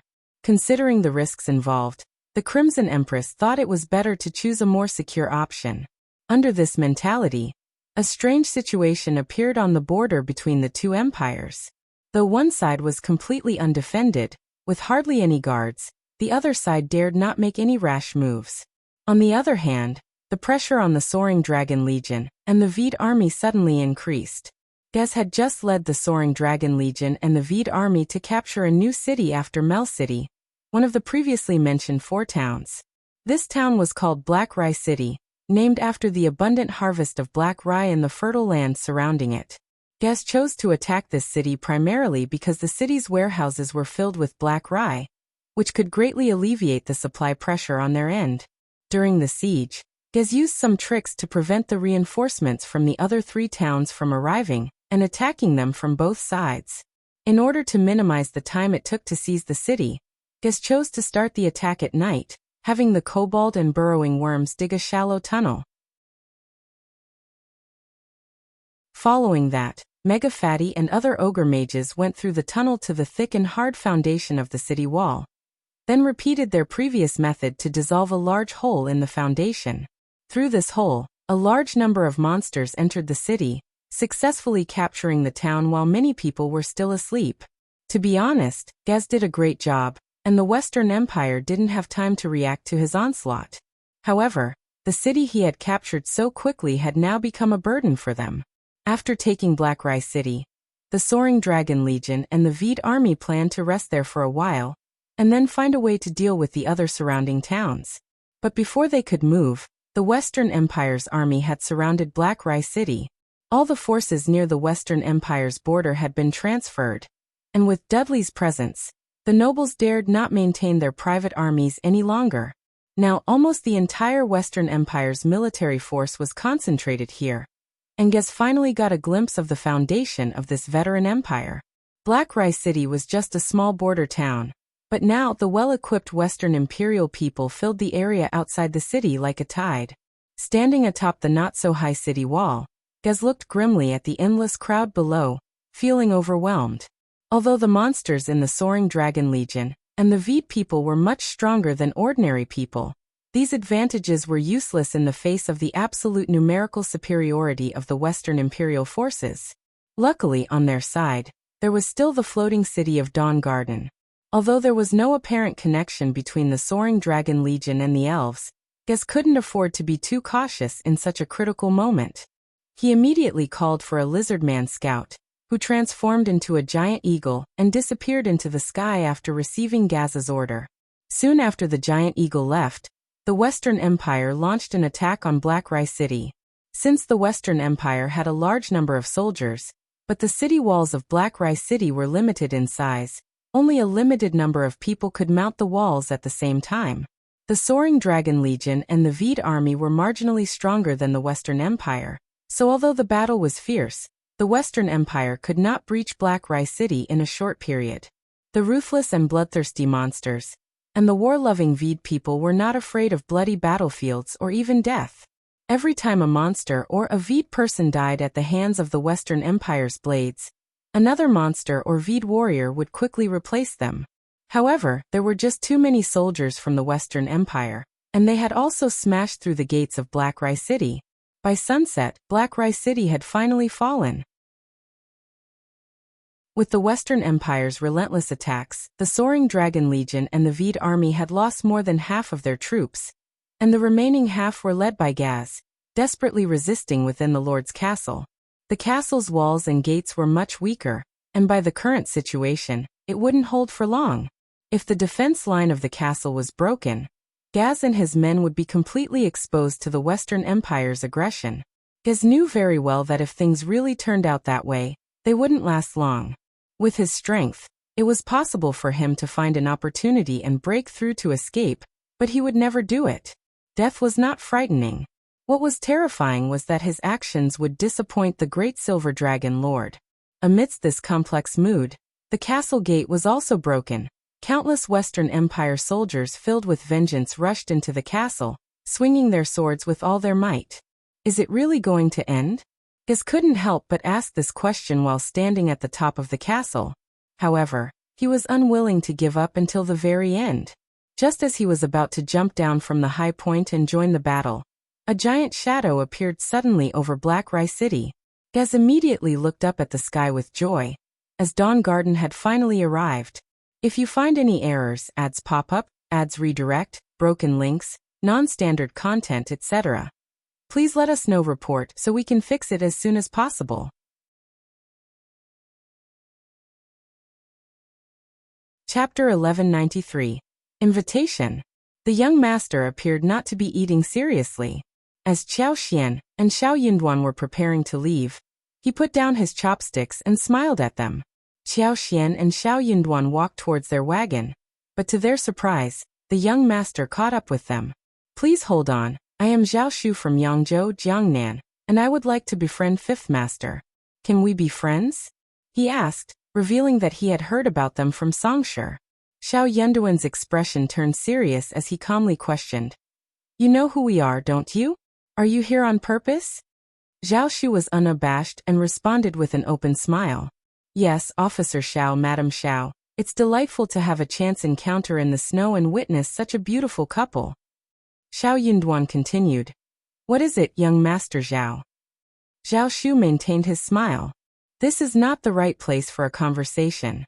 How about we head into town and chat at a tea house? Please don't misunderstand me. I have no ulterior motives. I simply admire the couple and wish to befriend you. As for anything beyond that, I genuinely cannot say. He understood that if he couldn't befriend them, he had no right to ask for anything else. Qiao Xian displayed a half-smile. Fifth Master's reputation precedes him in the capital, so I'm not surprised that you admire him. But what makes you admire me? I'm quite curious. Zhao Shu appeared taken aback for a moment, then smiled, saying, Please don't hold it against me for what I said. I have inquired about you both, and I know that Fifth Madam Xiao is no ordinary lady. She possesses remarkable capabilities, and your properties in Yuzhong province are widely renowned. Qiao Xian and Xiao Yunduan exchanged a meaningful look. They had suspected that Zhao Shu and his servant came to the farmer's home with them in mind. However, they were taken aback by the extent of Zhao Shu's investigation. He seemed to know more about them than even the Tian family, who usually paid little attention to the Yuezheng family and their affairs. The Tian family had always underestimated them, believing Xiao Yunduan came from a small village and had no significant connections. That level of knowledge was sufficient for them. They couldn't fathom how Zhao Shu could have gathered such detailed information. It seemed too meticulous and thorough for anyone to believe. Even a 3-year-old child would not believe that the man in front of him was so thorough in his investigation. You are so considerate. Xiao Yunduan's demeanor turned cold. Zhao Shu appeared remorseful and tried to explain. Fifth Master Xiao, I truly meant no harm. Fifth Madam inquired about these matters, and I merely answered her truthfully. I don't have any sinister intentions. Qiao Xian's smile remained and she said, I believe that to be true. Even if you had ill intentions, my old master wouldn't be intimidated by you. Xiao Yunduan glanced at Qiao Xian with a helpless expression, as if knowing she was intentionally trying to tease Zhao Shu. Zhao Shu chuckled awkwardly in response. Of course I never meant any harm. Fifth Master Xiao, fifth madam, why don't we head into town first, suggested Zhao Shu, trying to steer the conversation away from any discomfort. Xiao Yunduan agreed with Qiao Xian's earlier sentiment, deciding that Zhao Shu didn't seem like a harmful person, and thus lost interest in him. He saw no reason to waste any more time or energy on him. All right, let's go into town. Qiao Xian happily agreed. Zhao Shu was delighted by their response. Please follow me. Xiao Yunduan assisted Qiao Xian onto their wagon, and Songshe began to drive. Meanwhile, Zhao Shu climbed onto his own wagon and motioned for them to keep up as they made their way into town. If you find any errors, ads pop up, ads redirect, broken links, non-standard content, etc., please let us know. Report so we can fix it as soon as possible.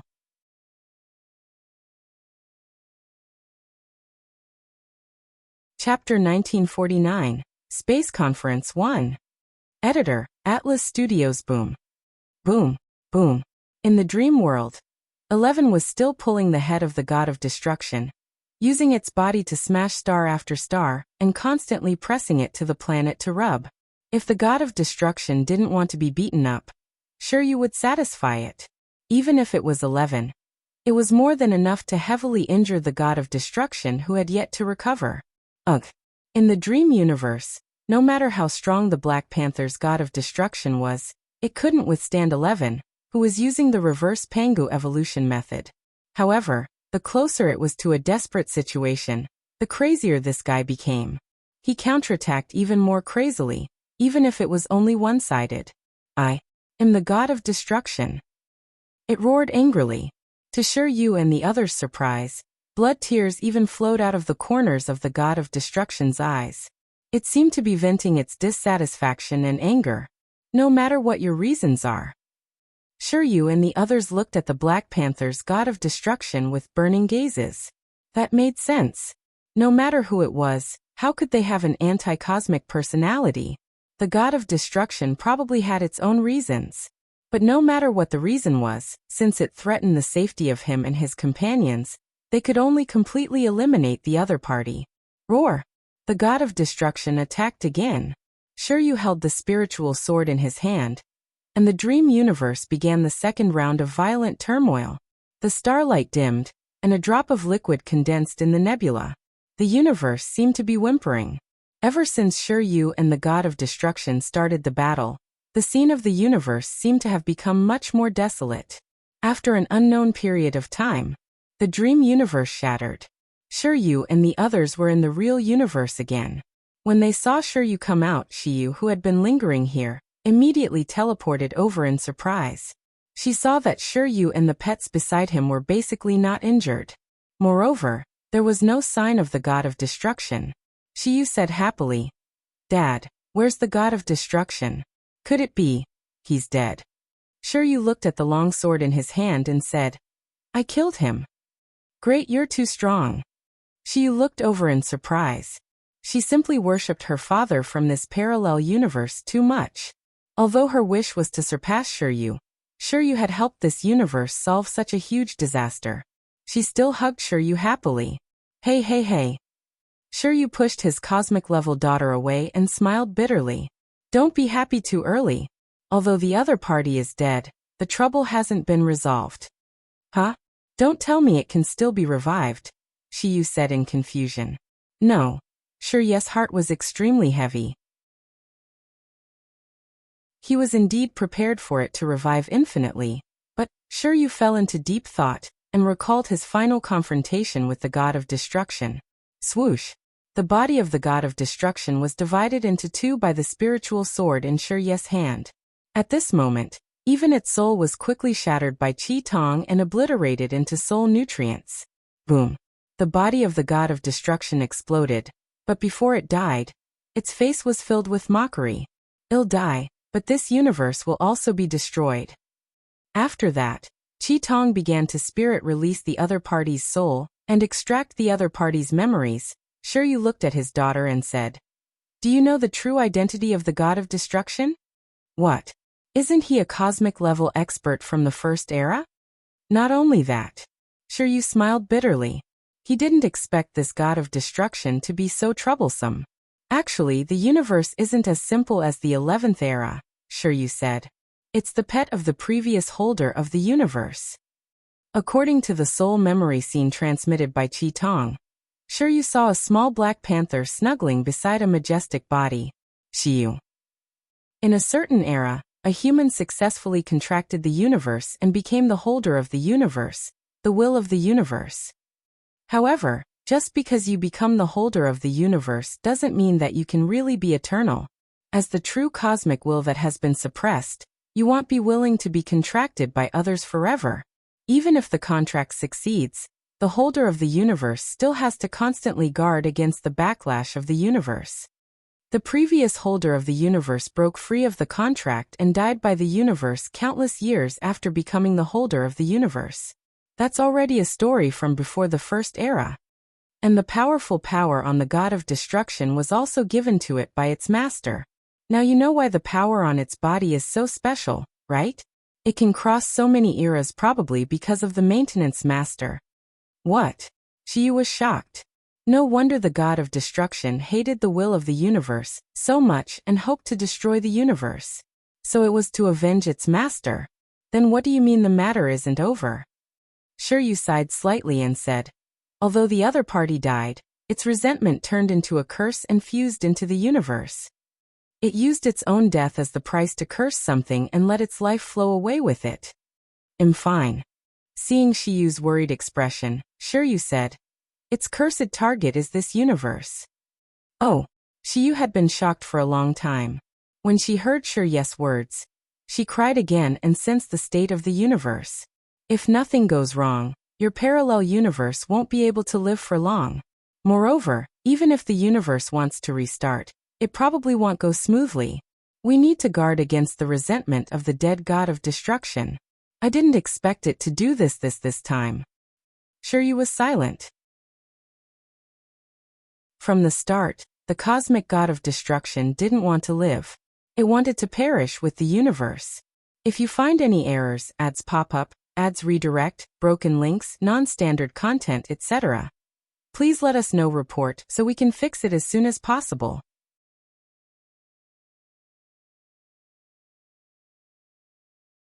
Chapter 1195, Plan. Xiao Xian firmly decided to keep her distance from them, as she would never involve herself with such people. However, considering Xiao Yunduan's affiliation with the Crown Prince's gang, and the need to adhere to Emperor Xian's stance, she realized that she couldn't remain idle. Perhaps, despite the odds, the Crown Prince could persevere until the end. Determined not to be passive observers, they had to be proactive in their endeavors. Xiao Xian saw this as an opportunity to make a substantial amount of money, which might prove useful in the future.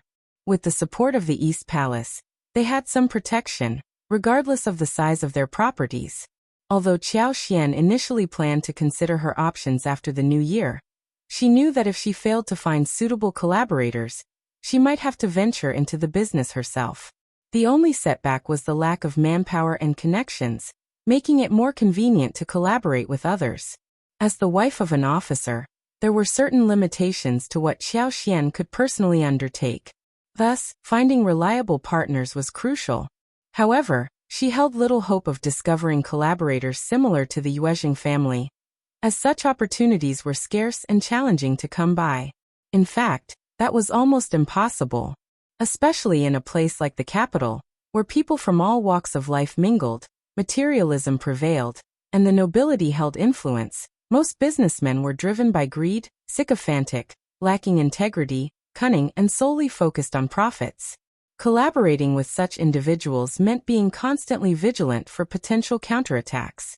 Xiao Xian and Xiao Yunduan fully understood the risks involved, and they were prepared to face any challenges that might arise.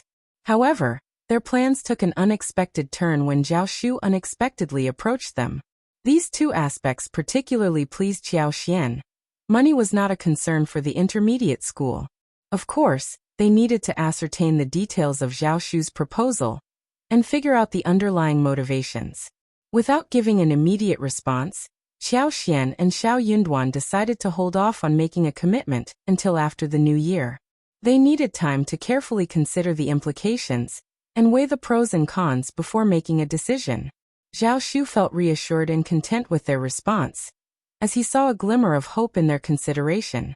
After a while, Xiao Xian and Xiao Yunduan returned home, bringing along a few roosters and rabbits, much to the delight of Li Xia and Li Qiu. It turned out they weren't the only ones craving wild animals. The servants were equally eager for the treat. Considering the weather, the roosters and rabbits could be kept fresh for several days without spoiling. However, the sudden cooing of a hen startled them. Did Fifth Master and Fifth Madam also get this from the mountains? Li Xia inquired. Amused, Xiao Xian chuckled. Are you two going crazy? You can't catch chickens in the mountains.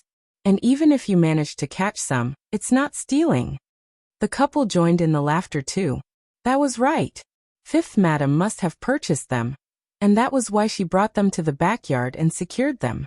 Feeling more at ease after changing her clothes and settling down on the warm Kong bed with a cup of hot tea, Xiao Xian relished the sense of relaxation and laziness. After contemplating for a moment, she turned to Xiao Yunduan with a smile and inquired, "What do you think of Zhao Shu?" "I'm not sure," Xiao Yunduan replied, displaying increased caution and prudence. He was not one to hastily form conclusions unless he had solid evidence, and he did not wish to let his initial impression cloud his judgment. As for Zhao Shu's words, Xiao Yunduan found them perplexing, leaving him in a state of confusion. "A look into his background, and once we have a clearer understanding of him, we can discuss this further, all right?" he suggested. Xiao Xian agreed without any objections, nodding with a smile. Of course. Though he doesn't seem to be lying, appearances can be deceiving in the capital. Not many can be trusted solely based on their outward demeanor. If he thought he could play games here like he would in a small town, he was in for a rude awakening. If you find any errors, ads pop up, ads redirect, broken links, non-standard content, etc., please let us know. Report so we can fix it as soon as possible.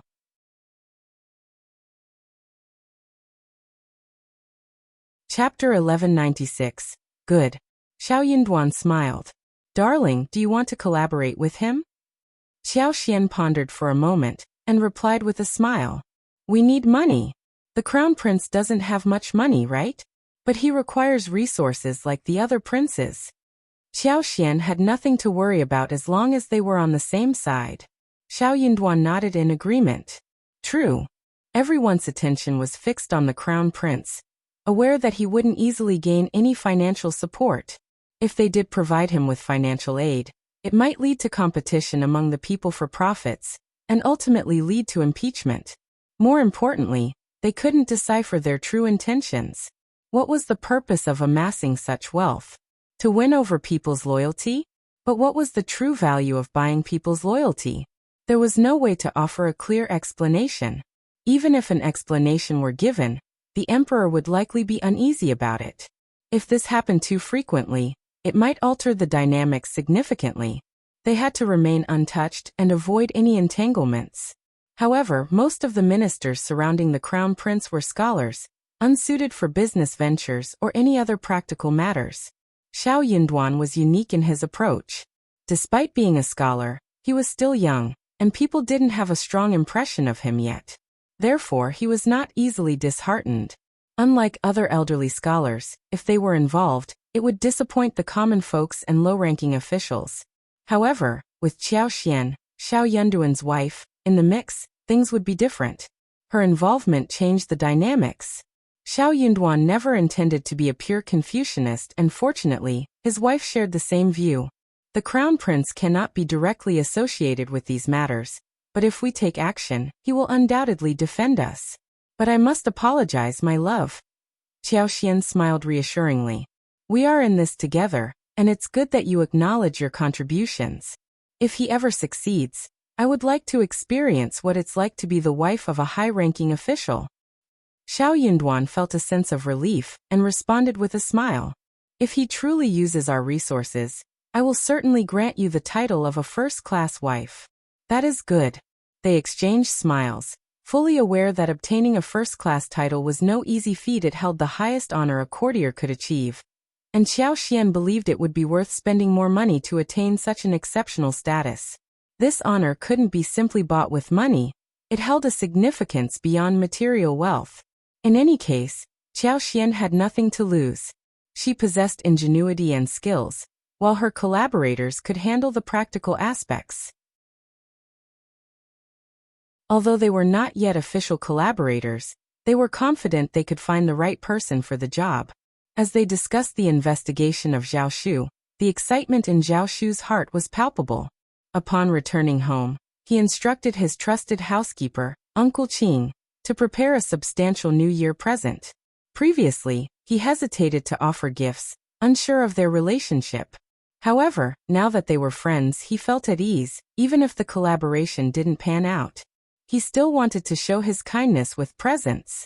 Make sure the gifts are ready within a couple of days and deliver them to Officer Xiao's residence. Include as many valuable items as possible. Money is of utmost importance to me right now. Uncle Qing was delighted to hear about Zhao Shu's connection with Officer Xiao.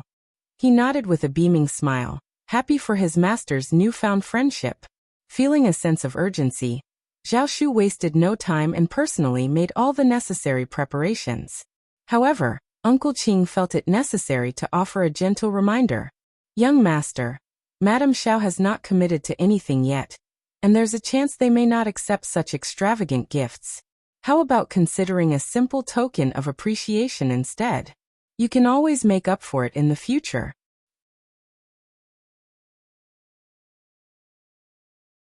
Chapter 1197 Fitting.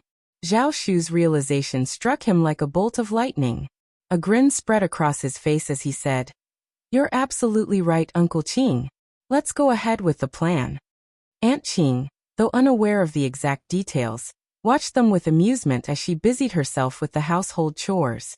Little did she know that her husband and young master had a hidden agenda: to seek revenge on the old master and his associate. Despite the abundance of nobles and high-ranking officials in the capital, they chose to ally with a seemingly low-ranking officer, Officer Xiao. Aunt Qing couldn't fathom what they saw in him, given his lack of background or power. Confused and skeptical, she found it hard to grasp the situation. Nevertheless, she trusted her husband and young master implicitly, believing they wouldn't make any mistakes. Their excitement over this collaboration was infectious, and Aunt Qing couldn't help but share in their happiness. Unbeknownst to her, Uncle Qing and Zhao Shu had dispatched individuals to investigate Xiao Yunduan and Xiao Xian in Yuzhang and Heshan County, respectively. Their faith in the capabilities and character of these two individuals was unwavering, leading them to choose them as allies over anyone else. While Aunt Qing remained in the dark about the specifics, she had no doubt that her husband and young master were making a well-informed decision that would ultimately serve their purpose. And that alone was enough for her to be content and supportive of their actions. In the bustling capital, influential figures abounded, but their disdain for businessmen was evident as they viewed them as mere sources of wealth. Should anyone seek their assistance, exorbitant payments, at least tenfold, if not more, would be expected. Working alongside these influential figures spelled doom sooner or later. Yet, Officer Xiao and Madame Xiao stood apart from the rest. Officer Xiao's connections with the East Palace elevated his status significantly, making him far superior to his peers. Recognizing this advantage, Xiao Yunduan approached the Crown Prince, urging him to investigate the young master of the Zhao family in Yangzhou, an exceedingly wealthy clan. Though the Crown Prince seemed disinterested in the matter, he willingly obliged Xiao Yunduan, happy to be of help and appreciative of Xiao Yunduan's trust in seeking his aid. That was what a real family was like. As they delved into their investigation, a delivery of presents from Zhao Shu arrived. Uncle Qing and Aunt Qing took it upon themselves to personally bring the gifts to the Zhao family. Although the items might not have been particularly valuable to the Zhao family, they were immensely grateful for the gesture. The presents included an assortment of provisions: lambs, 2 pairs of live chickens, 2 pairs of live ducks, a pair of well-processed geese, a pair of hams, and a delightful selection of snacks, candies, and candied fruits. However, the most remarkable and rare offering was a small basket filled with fresh vegetables like garlic sprouts, celery, coriander, small vegetables, lettuce, and more. In addition to cabbages and radishes, they also received green onions, winter melons, old pumpkins, lotus roots, yams, taros, and other fresh vegetables from distant regions. To the recipients, such fresh produce was an incredible luxury. The Zhao family couldn't afford these delicacies, and even if they wanted to purchase them, they were likely unavailable in the local markets. Only the wealthiest families could afford greenhouses to cultivate such fresh vegetables, leaving everyone else unable to indulge in such treats. Xiao Xian's eyes lit up with delight at the sight of the fresh green vegetables. She couldn't contain her happiness as she knew how valuable and precious these items were. Even though she had access to fresh vegetables in her own space, it was unfortunate that she couldn't take them out to enjoy, leaving her cravings unsatisfied. Xiao Xian had the remarkable ability to retrieve items from her own space, seamlessly blending them with the presents from Zhao Shu. Fortunately, Xiao Yinduan seemed indifferent to this fact, and her maids, Li Xia and Li Qiu, remained oblivious to her unique talent. However, had Zhao Shu's presents consisted of treasure or jewelry, Xiao Xian would have politely declined them.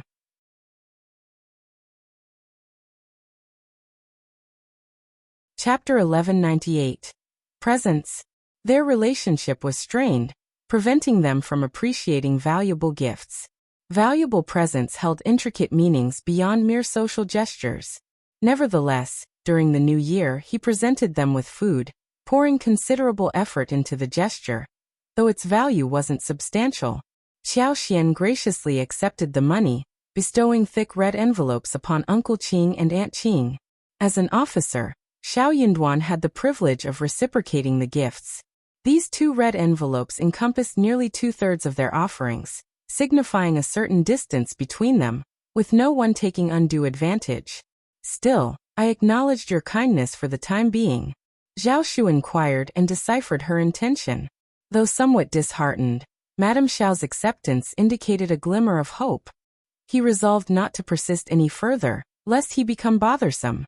At most, they might request Aunt Qing to perform a ceremonial kowtow on the New Year's first day. With the New Year approaching, the Crown Prince planned to reward them. Given Xiao Yunduan's substantial contribution and Minister Old Yun's kinship, the Crown Prince held them in high regard, leading to a notably generous reward. Beyond an array of confections, tea leaves, and palace-crafted meat dishes, the bounty included several calligraphy pieces, paintings, and antiques. Xiao Xian was also honored by Princess Consort with 2 lengths of brocade, 2 pieces of fine leather, a pair of purses adorned with jade pendants, golden bracelets, golden hairpins, and cloud brocade handkerchiefs. The gestures were lavish. However, it was evident that the East Palace's financial liquidity was limited. Non-monetary items predominated. Following the East Palace's New Year offerings, colleagues started visiting one after another. Furthermore, Xiao Xian had plans to prepare presents for her family. Returning these gifts wasn't a straightforward task. Offering presents carried great significance and served as tokens of appreciation. Simultaneously, they had to be tailored appropriately to avoid offense and respect taboos. Particularly in this instance, Xiao Xian had invested considerable effort, despite her lack of prior experience. While Xiao Yinduan intended to consult the manager of the Crown Prince's mansion on this matter, Xiao Xian firmly rejected the idea. Allowing such a consultation might project an image of incompetence and inadequacy. This demonstrated her competence, and perhaps even caught Princess Consort's attention. If she appeared ineffectual, solely resorting to flattery and jealousy, the Crown Prince might deem her unsuitable for Xiao Yinduan, potentially leading to unfavorable consequences. Suffering those outcomes wouldn't be worthwhile. Her aspiration was to become a distinguished madam. At that juncture, she would wield influence and affluence. She might even persuade Xiao Yinduan to retire from the court, leaving behind a timeless legacy. That way, her life would attain perfection. How rare were such perfected lives in the world. Xiao Xian hadn't foreseen that Madame Lin from Hanlin Academy was also bestowing gifts. Madame Lin had schemed against her in the past, causing a sense of guilt within him. Thus, he attempted to curry favor with her, seemingly fearing potential retaliation. For Qiao Xian, such trivial matters held no place in her current priorities. The events at Hanlin Academy seemed distant, and the actions of those madams no longer impacted her life. Even if someone harbored ill intentions, they wouldn't find an opportunity to execute them. Maintaining her reputation was of no concern.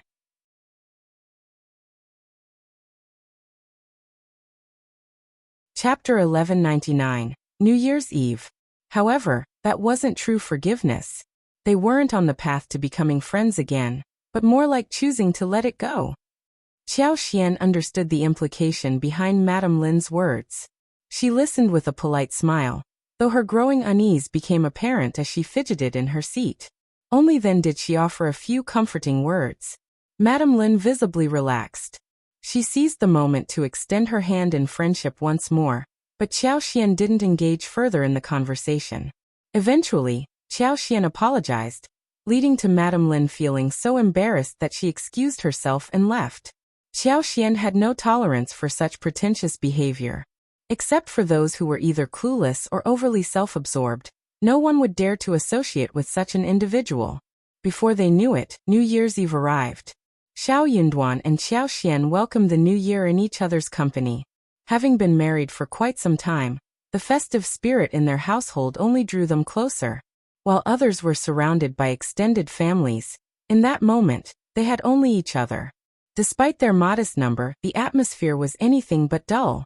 Couplets adorned the door, protective deities stood guard, decorative blossoms graced the windows, and 2 strands of vibrant red lanterns, personally chosen by Qiao Xian, hung beneath the eaves. The 29th day brought a blanket of snow, and a jovial snowman emerged in the yard, its grin radiating cheer. The scene was brimming with life. New Year's dishes had been procured a few days prior, and fresh greens were a rarity during this season. Winter melons, radishes, and cabbages filled the pantry. At the crack of dawn, vendors rolled in with their carts, wooden buckets brimming with fish for sale. Li Qiu joined the neighborhood crowd and managed to acquire a lively carp. Every dish was now prepared for the approaching new year. The chilly weather prompted them to opt for a steaming hot pot dinner. A lavish spread encompassing nearly 20 varieties of meats and vegetables was laid out before them, encompassing beef, lamb, pork, chicken, fresh river catch, rehydrated dried seafood, and an assortment of bean products. As for the sizable carp Li Qiu had acquired, it was coated with flour and sizzled in the pan until it turned golden, then presented on a platter as a centerpiece. While such a dish was customary for the new year, chopsticks saw little use. Carp, with its intricate bones, was overshadowed by the opulent offerings adorning the dinner table, making its consumption unnecessary. As night descended, the alley reverberated with the crackling of firecrackers. The fragrance of sulfur mingled with smoke wafted through the air, accompanied by faint laughter carried by the breeze. Qiao Xian, Xiao Yunduan, and their companions joined in setting off firecrackers in the yard before retreating to the cozy interior to commence their meal. A perpetually warm bed dominated the room, with a charcoal brazier gently burning on the floor, infusing the space with comforting heat. Today, a few extra lamps illuminated the room, suffusing it with brightness. In concert with the recently adorned drapes, floral decals on the windows, and the ebb and flow of acquaintances, the scene exuded a lively air, akin to a revolving door of personalities, reminiscent of musical chairs. The arrangement of ornamental plants atop the elevated table, including elegant orchids, vibrant rhododendrons, delicate bamboo, and more, fostered a truly uplifting ambience. The couple arranged a table on the bed, while Li Qiu, and Songshi organized another adjacent to it. Both tables boasted identical spreads of dishes, ensuring unity in the feast. The dawn of the new year had arrived. The paramount agenda was relishing a feast and indulging in drinks. Adding an extra touch to the festivities, Qiao Xian had even procured a jar of sweet osmanthus wine. Laughter and animated conversations filled the air, infusing the atmosphere with vibrant energy. A shared glance between Qiao Xian and Xiao Yunduan encapsulated their joy, expressed through smiles that mirrored their contentment. With the arrival of the new year came a surge of hope, propelling individuals to strive diligently in its pursuit.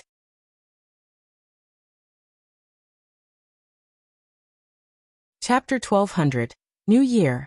After the new year, the entire capital transformed into a bustling hub of activity. Countless banquets, gatherings, and social events colored the city's atmosphere, creating a whirlwind of busyness. After a few days of returning to her routine work, she began to regain a sense of normalcy, which brought about a slight improvement in her mood. Xiao Xian found herself attending various gatherings and banquets within a 500-meter radius for the first time during the new year, and everything went smoothly.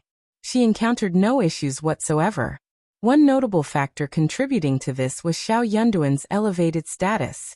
Under the guidance of Minister Old Yun, Xiao Yunduan had risen from an ordinary scholar to an outstanding one. This transformation rendered him immune to any belittlement or discussions about his background, as doing so would be an affront to Minister Old Yun's discerning taste. Disparaging the esteemed Minister Old Yun would mean declaring oneself an adversary of scholars across the realm. Furthermore, Xiao Yunduan's reputation was bolstered by the high regard of the Crown Prince, leading many to seek his acquaintance rather than shun him. Xiao Xian, as his spouse, felt fortunate beyond measure.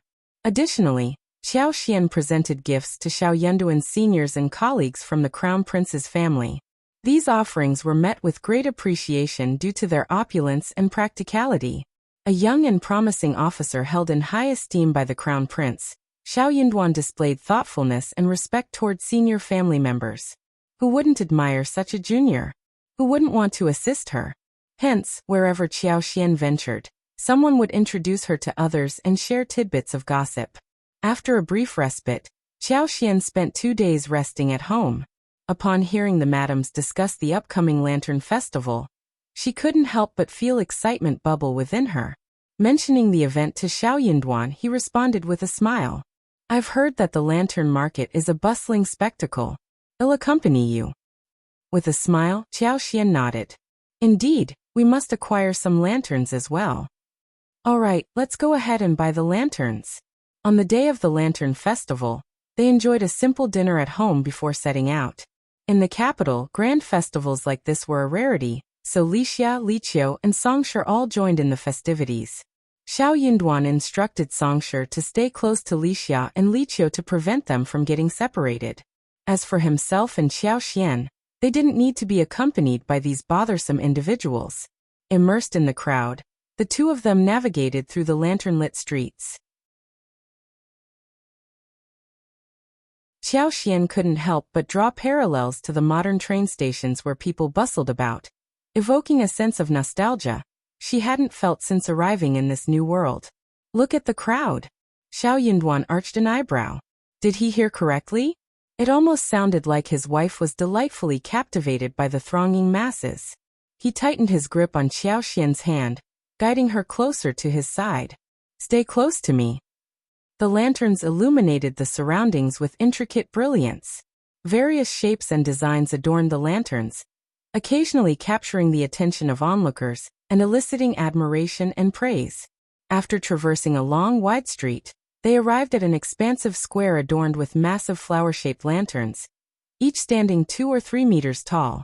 Among these were colossal flower baskets, an 8-sided revolving door, musical chairs, the Moon Palace's change, the auspicious Qilin beast, blooming lotus flowers, carps leaping over dragon gates, the 8 immortals crossing the sea, and more. The luminous display dazzled, reflecting an array of vivid colors that enticed countless individuals to pause, gaze, and offer commentary in awe. All they needed was a camera to take a picture.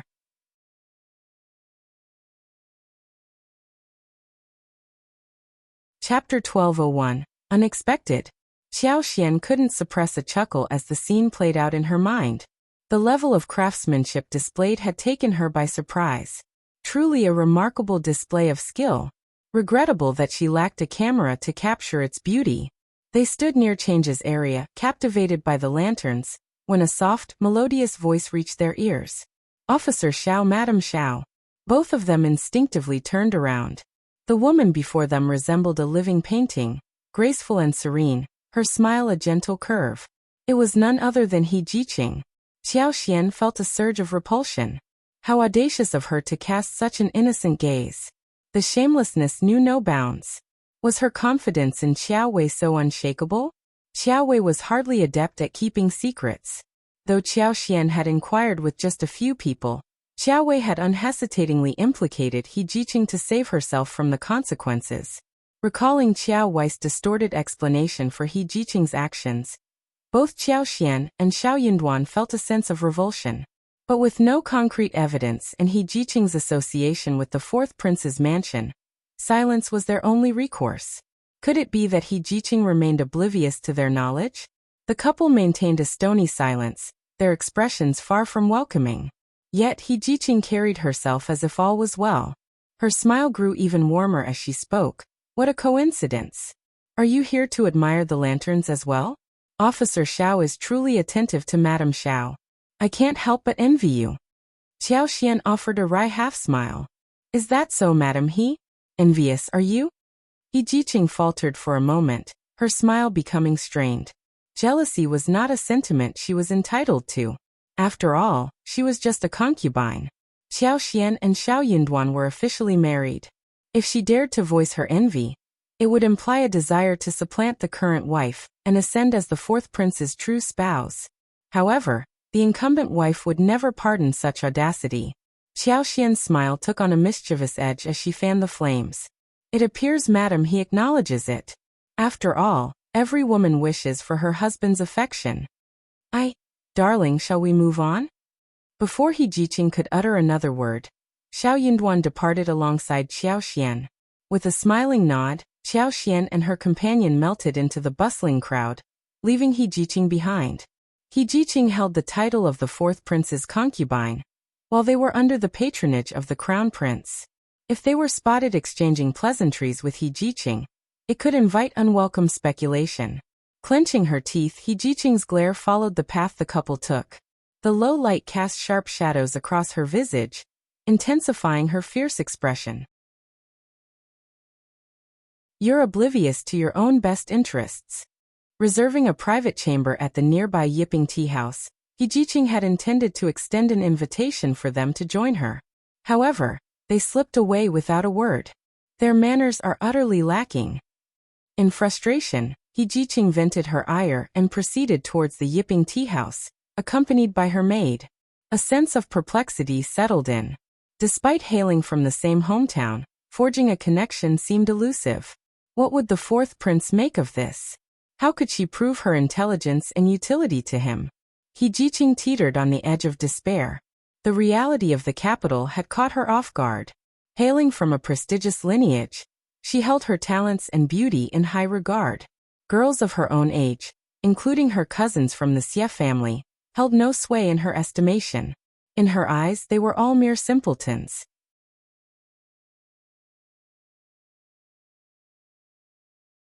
Chapter 1202. Inyu come out and die _2. This scene caused the surrounding fox demons' expressions to drastically change, and they looked at Linny with eyes filled with rage. The woman saw her true form being revealed too, hastily materializing a mirror. After looking into it, she was greatly shocked.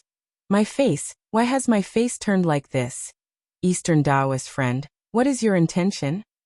The fox elder also lost his flirtatious demeanor. He spoke with a cold expression. Although a few golden core fox demons were sent flying earlier, he didn't mind. But now it was happening right before his eyes, completely disregarding him. Insulting the Sun Moon Divine Sect, I'm simply giving a small punishment today as a lesson, to prevent the trouble of a clan exterminating disaster in the future. Linny said without any expression. On the gorgeous face of the fox elder appeared a sharp fox face. You've harmed many Fox Mound disciples one after another. Since it's your first offense, I'll turn a blind eye. Leave now. From today onwards, you're not allowed to enter Fox Mound without permission. Linny gave a faint smile. He originally wanted to capture Inyu peacefully, but judging from what has happened since he entered Fox Mound, it seemed like that wasn't going to happen. It was evident that the Fox clan was a local tyrant. Through the observation of the Eye of Emptiness, nearly every fox had a black aura of evil. Every one of them likely carried souls of innocent people. If it was his original body, he would definitely choose to leave first, then think of other methods. But now his identity was invincible. Naturally, he couldn't just withdraw. Hand over Inyu, the remnant of Xianin sect, and I will leave. Linny said slowly. We from Foxmound have never seen the man in black robes you mentioned. Leave now. The Fox Elder sternly said. And these words echoed constantly throughout Foxmound. Linny had already found Inyu's location through the Eye of Emptiness. He was hiding under a tomb not far away. This tomb was different from the others. It was very huge and seemed to have a sealing aura. His nascent soul divine consciousness couldn't penetrate it. Since he had already found Inyu's location through the Eye of Emptiness, it was much easier now. Inyu, your sins are grave. Don't tell me you don't regret them even a little? Come out immediately and go back with me to face your death. Upon hearing Linny's words, the Fox Elder suddenly burst into laughter. There's no one by that name in Foxmound. Why are you wasting your breath? Counting on his words to make Inyu come out was simply wishful thinking. The Sun Moon Divine Sect's Eastern Sect Master was rumored to be domineering and unparalleled. Upon meeting him today, why is he so naive? However, right after Linny finished speaking, from a gigantic tomb not far away emerged a figure. It was Inyu, who said very clearly, Eastern Sect Master, I am willing to go back with you to face death. Seeing this, all the fox demons were dumbfounded. Is there something wrong with this guy's brain from Xianin sect? Someone has clearly told him that he was ushering him to death, and he still voluntarily came out. Very well. Linny nodded. His body flashed as he moved to Inyu's side. Just as he was about to leave, the Fox Clan old ancestor blocked his path. Upon seeing this, Linny plainly said, This man has regained his conscience and realized his mistakes. He is willing to follow me back to face death. Are you trying to stop him? Inyu, are you sure you want to go back with the Eastern Sect Master to face death? Your body and soul would be eliminated, ceasing to exist. The Fox Clan old ancestor questioned Inyu with skepticism. Fox Clan Elder, I am sure to go back with Eastern Sect Master to face death. I don't want to hide anymore. Inyu stated without hesitation. As you all have heard, step back now. Otherwise, you will be enemies of my Sun Moon Divine Sect. Linny released a tremendously powerful aura that instilled fear in the surrounding fox demons, causing them to hide back into the graves. Although the Fox Clan old ancestor was perplexed, he didn't dare to directly confront this Eastern Sect Master, and stepped aside to clear the path. As Linny led Inyu past the Fox Clan old ancestor, he suddenly stopped and turned back to say, Fox demons, you feed on human spirits. I don't want to interfere in your affairs, however, bear in mind, do not mess with the people of my Sun Moon Divine Sect. Otherwise you shall be annihilated. As he finished speaking, he transformed into a streak of light and rapidly departed. A forbidding expression flickered across the Fox Clan old ancestor's face. This Eastern Sect Master proved more cunning than had anticipated. With only a single sentence, Inyu actually emerged proactively, and there was not the slightest hint that he could have been bewitched.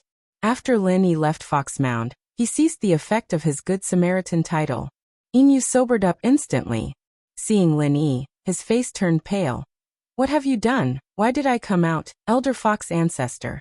Linny did not respond, but instead laid numerous restrictions on Inyu and stored him inside a storage ring which had the conducive conditions for survival. This was a resource he had gathered from 2 different sects.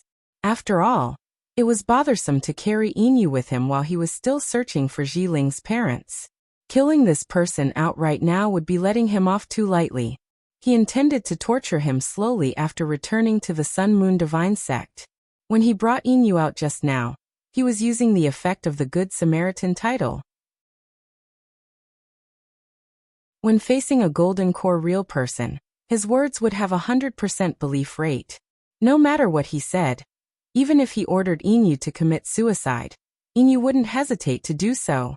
Of course, such actions would consume a lot of good person value. But getting Inyu to come out voluntarily would consume much less. Despite the Invincible East's formidable presence, he preferred not to act unless necessary. Moreover, he could sense that deep within Fox Mound, there was a tomb even larger than the one Inu had been hiding in, and a terrifying aura was exuding from it. Even though his Predict Crisis title asserted that there would be no fatal danger ahead of entering the monster forest, he still needed to proceed with caution. For the Fox clan to have established a clan within the monster forest, it was certain that they had something to rely on. Furthermore, that python seemed to be quite pleased to see him entering into conflict with the Fox clan, and he could not fall into their scheme. Before setting out, Linny used his little luck state to check on the direction of Zhiling's parents, and noticed there had been some changes compared to before. And judging by the virtue points expended, it seemed that their distance had increased significantly. He couldn't help but ponder. With the situation as it stood, the direction to Zhiling's parents was constantly changing, and the distance was getting farther and farther. There were two possibilities. Either they were chasing their enemy or being pursued by an enemy. Given the capabilities of the lightning mink, neither of these possibilities should last for too long. Perhaps they had encountered more complex issues. Zhiling, we need to speed up. Linny patted Zhiling's head and said with a smile. Zhiling obediently nodded and made a chirping sound. Master, don't be too anxious. Be mindful of your safety.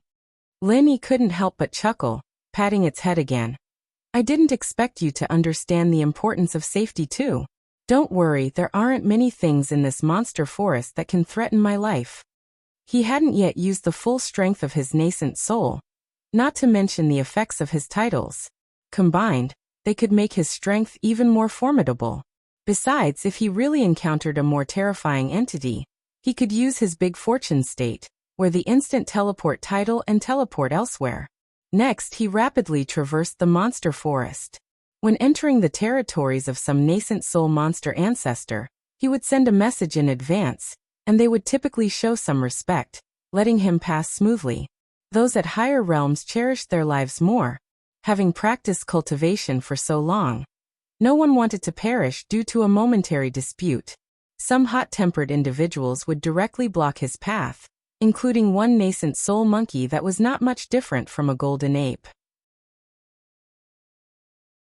Linny showed no mercy, using his overwhelming power to make it surrender without a fight. In this way, he traveled through the core area of the monster forest for around a month. He was almost out of this core region, but the direction of Zhiling's parents was still changing. However, the distance had somewhat narrowed down. Linny couldn't help but wonder what exactly had happened that made Zhiling's parents run around the monster forest for so long. If you find any errors, ads pop up, ads redirect, broken links, non-standard content, etc., please let us know. Report so we can fix it as soon as possible.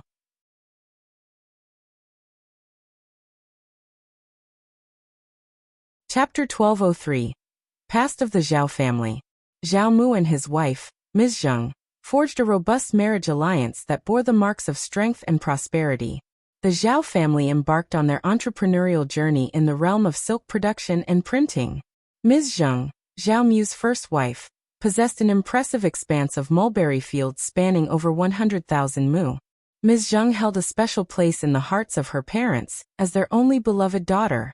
The Zheng family harbored aspirations of securing a worthy husband for their cherished daughter. With assets including the vast 100,000 mu of mulberry fields, a sprawling farm extending across more than 10,000 mu of fertile land, and a grand residence occupying nearly 10 mu, they possessed substantial wealth that undoubtedly qualified them to attract a fine prospective son-in-law. Such endeavors were pursued to ensure their daughter's prosperous future. As fate would have it, Ms. Zheng unexpectedly crossed paths with Zhao Mu on two separate occasions. Their chance encounters fostered a favorable impression between the two individuals. Seizing the opportunity, Zhao Mu dispatched a representative to formally request Ms. Zheng's hand in marriage. Her consent was readily given, leading to the formalization of their marital bond. Ms. Zheng, being the sole heiress of her lineage, and Zhao Mu, now joined in matrimony, initiated the process of merging their families' assets, creating an intrinsic connection. Moreover, an advantageous synergy emerged due to Ms. Zheng's family's significant holdings in mulberry fields and silkworms, complementing Zhao Mu's involvement in the silk trade. The products of the Zheng family's silk endeavors naturally found their way into Zhao Mu's commercial dealings. Several years later, Ms. Zheng welcomed a son named Zhao Shu, who eventually showed no inclination towards overseeing the family business. Consequently, Zhao Mu assumed primary responsibility for managing the enterprise.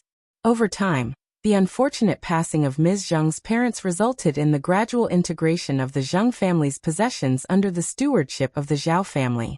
Undeterred by external chatter, Ms. Zheng remained unfazed in the face of some superficial remarks from other women during social gatherings. She took such remarks in stride, choosing not to be affected. After all, what need was there to be concerned?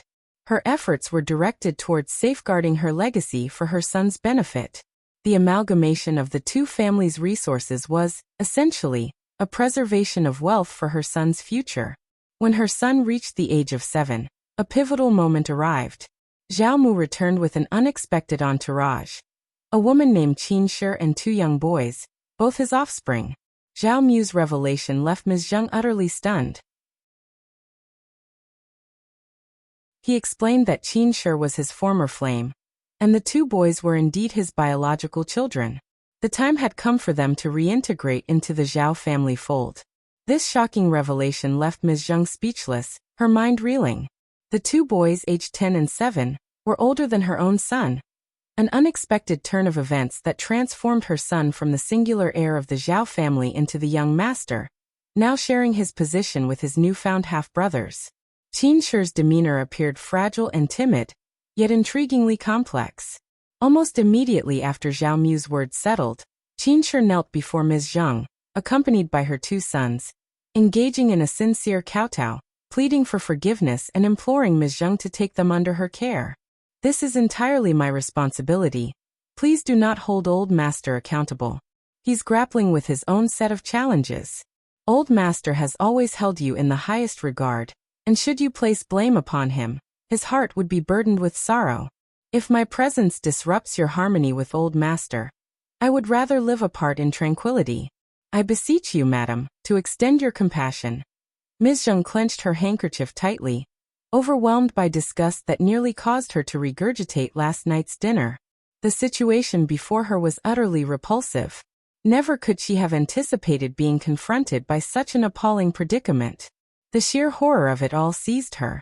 In this moment, a recollection flashed before her, her mother's gaze in her final moments, marked by compassion and concern.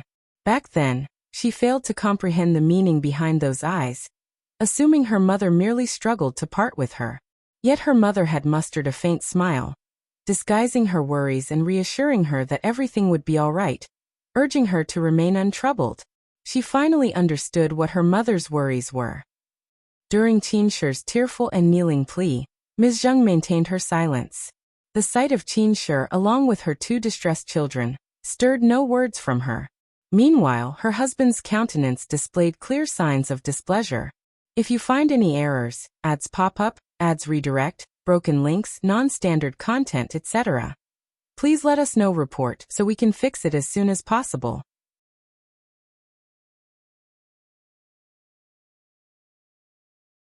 Chapter 1204. Thunder. Honestly, what had she done? He shot her a displeased look, his hand subconsciously reaching out towards Qin Shi but then retracting. Did she think he hadn't noticed that? Well, that was certainly true. If Qin Shi lacked capability, she wouldn't have borne a son for a concubine before he married his own son, who was just 6 months older than her child. Qin Shi remained remarkably composed. She didn't rush home when her 2 sons were in her care. Instead, she raised both boys until they reached the ages of 12 and 7. By now, the boys had matured significantly, and the chances of manipulation were markedly diminished. The worry of this primary wife forcibly influencing her son wasn't something she needed to entertain, especially the eldest son of the concubine, who at 12, was poised to marry within a few years. Rare were the women in the world more patient and calculating than she was. Mrs. Zheng believed that even if her parents were still alive, Mrs. Qin and her son would have returned to the Zhao family, right? Yet her parents were gone, a fact that brought her more joy and less resistance. Mrs. Zheng acknowledged that she stood right before her, understanding that whatever she said would likely fall on deaf ears. With 2 sons skilled in putting on a facade and a husband who was visibly biased towards her, what was the point of refuting it? Suppressing the anger bubbling within her, Mrs. Zhang instructed someone to assist Qin in rising, and then guided her to a wing room. She couldn't quite suppress her frustration about why Zhao Mu had only chosen to reveal this after so many years. Did she come off as a bad person or something? Certainly, she wasn't content. No woman would react favorably to such news. By not causing a scene right then and there, she was already demonstrating a degree of respect toward Zhao Mu. Indeed, Zhao Mu's countenance displayed a mix of embarrassment and guilt. He mumbled, at a loss for how to articulate the situation. He settled on explaining that fate hadn't aligned for the 2 children to return to the estate earlier, resulting in their residence at the Taoist temple for several years. Unspoken were the circumstances concerning Ms. Zhang's character. He couldn't utter that truth, not when she had borne him 2 concubine-born children. Ms. Zhang remained skeptical of his explanation. Yet strangely, this was welcome news. Being labeled a malicious person would undoubtedly cast a shadow over her son. Ms. Qin proved to be an intricate individual, necessitating careful strategizing. This woman had an uncanny ability to shed tears. Should she harness this skill to its fullest extent, she would invariably be perceived as a spiteful and malevolent presence. Zhao Mu's account served to confirm Ms. Zhang's suspicions. Amidst a cohesive and rational narrative, Ms. Qin's offspring had been born under delicate circumstances, prompting their temporary upbringing within the temple's sanctuary prior to their reintegration into the estate. To forego this approach would have imperiled not only the children but also the estate itself.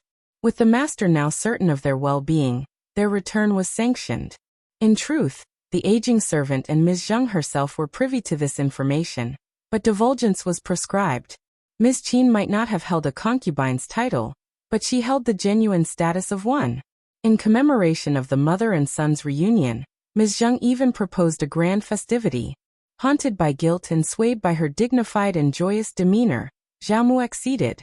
Swift and resolute, Ms. Zhang granted him no chance to waver. The very next day, news of the forthcoming celebration rippled through the estate. Yangzhou buzzed with vitality. Among those who were privy to the situation, praise for Ms. Zhang's virtue was abundant. Deep within, Ms. Qin seethed with irritation, yet her hands were tied. Ms. Zhang's maneuver had effectively eradicated any room for her to cast aspersions on Ms. Zhang's moral standing. If you find any errors, ads pop up, ads redirect, broken links, non-standard content, etc., please let us know. Report so we can fix it as soon as possible.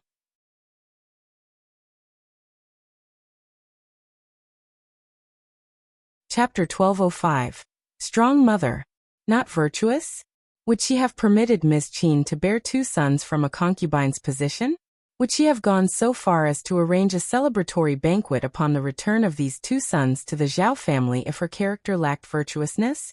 At the time when Ms. Qin conceived the elder son from the concubine, Ms. Zhang had been wed to the patriarch of the Zhao family for a mere year. Could it be denied that her moral compass was askew? The culpability lay with Ms. Qin, and the blame extended to old Master Zhao. How could he impregnate a concubine right on the heels of formalizing his union with the lawful wife? Ms. Zhang's tactics had thwarted Ms. Qin's scheme.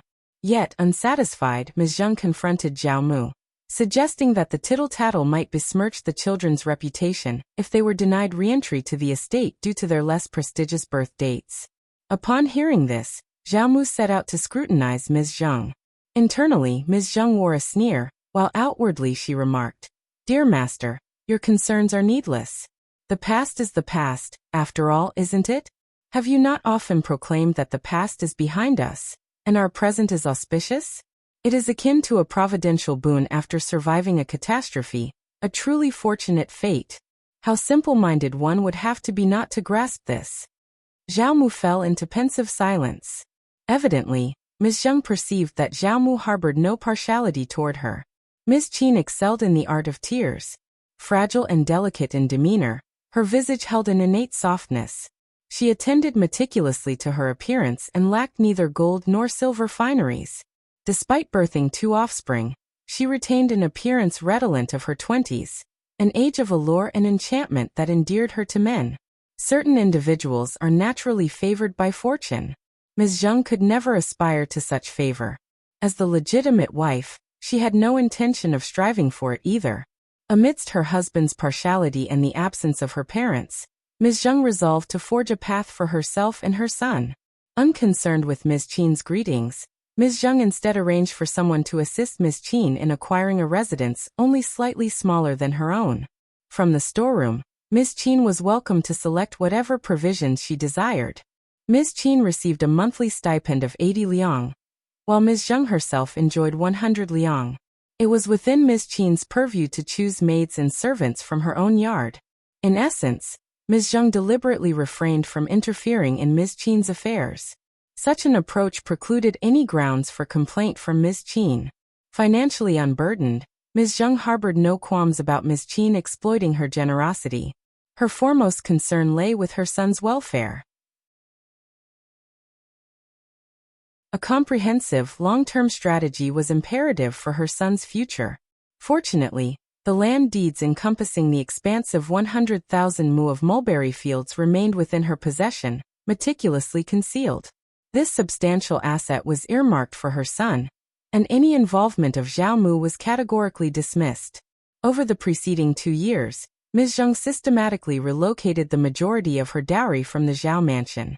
Leveraging her role as the matriarch, she capitalized on the opportunity to extract significant funds from the intermediary account, augmenting her gains by selling items retrieved from the storeroom. This duo of endeavors alone amassed a valuation surpassing 200,000 liang. Enlisting a trusted confidant, she orchestrated the purchase of an imposing residence valued at 80,000 liang, along with a sprawling 3,000 mu of prime fields in the Hu state. Subsequently, she assigned 2 loyal stewards to oversee operations there. Subsequently, she acquired an expansive residence exceeding the value of 80,000 liang. Furthermore, she procured 2 sizable restaurants and a pair of substantial satin emporiums nestled in Yangzhou. Entrusting her reliable kin, she delegated the management of these establishments. If you find any errors, ads pop up, ads redirect, broken links, non-standard content, etc., please let us know. Report so we can fix it as soon as possible.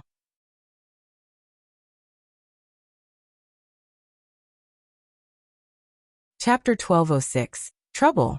Regarding the valuable dowries, they had been concealed within these 2 houses, respectively. With all matters settled, a deep sigh of relief escaped her lips. Her immediate focus was now directed towards raising her son in a tranquil environment. Being the lawful wife, and her son the rightful heir, it was acknowledged that Zhao Mu held a certain bias. Nonetheless, he was poised to allocate a significant portion of the family enterprise to her son. Furthermore, a steady income from the intermediaries would continue to flow her way annually, with no detriment to her son's interests. Given this scenario, the rationale for engaging in rivalry with Ms. Qin seemed moot. However, what she hadn't anticipated was that her disregard for Ms. Qin emboldened her to act as she pleased, as long as the boundary of non-offense was not crossed. Unfortunately, Ms. Qin's intentions didn't end there. She seemed insistent on causing distress.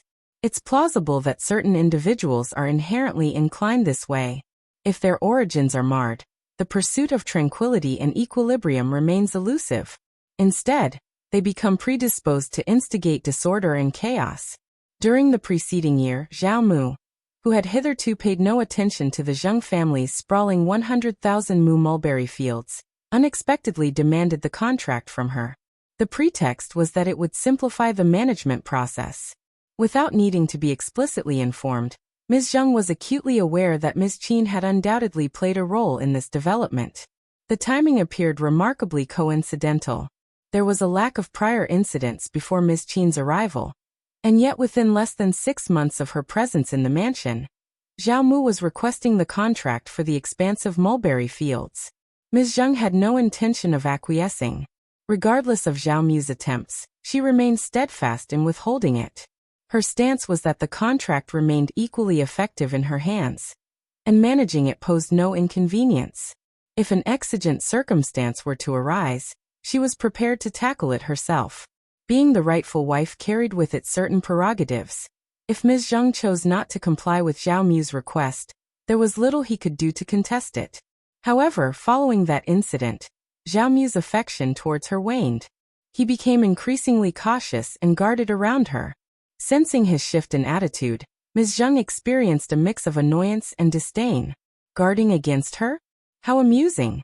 They were bound by the ties of matrimony, a connection forged through the ages. They had shared moments of honor and hardship. Wasn't her son their mutual flesh and blood?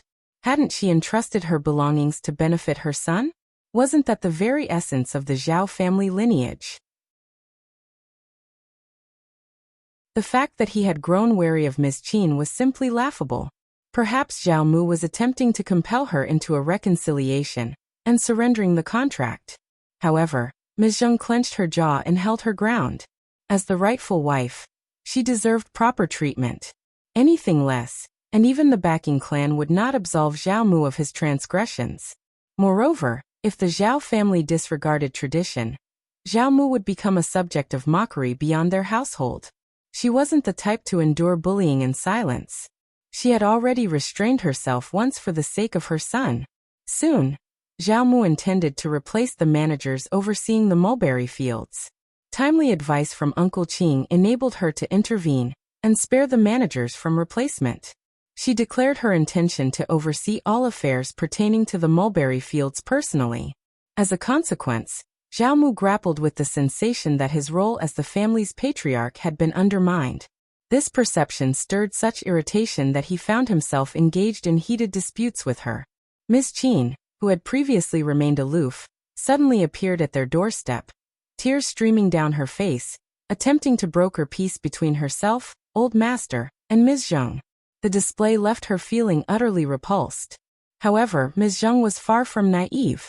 Some women exhibited a limited perspective, being consumed by their own concerns and self-pity. Yet there were others, fortified by maternal strength, who wielded their cunning for the sake of their son's well-being. Ms. Zhang undoubtedly fell into the latter category. If you find any errors, ads pop up, ads redirect, broken links, non-standard content, etc., please let us know. Report so we can fix it as soon as possible.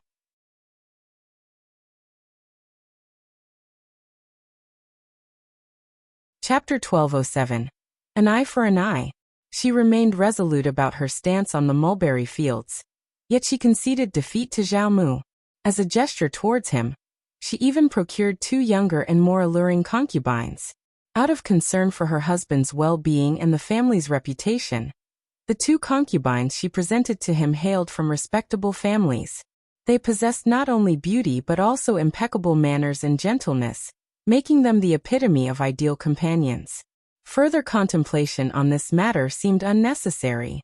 Her new focus shifted towards enhancing the allure of these young women to captivate her husband's attention.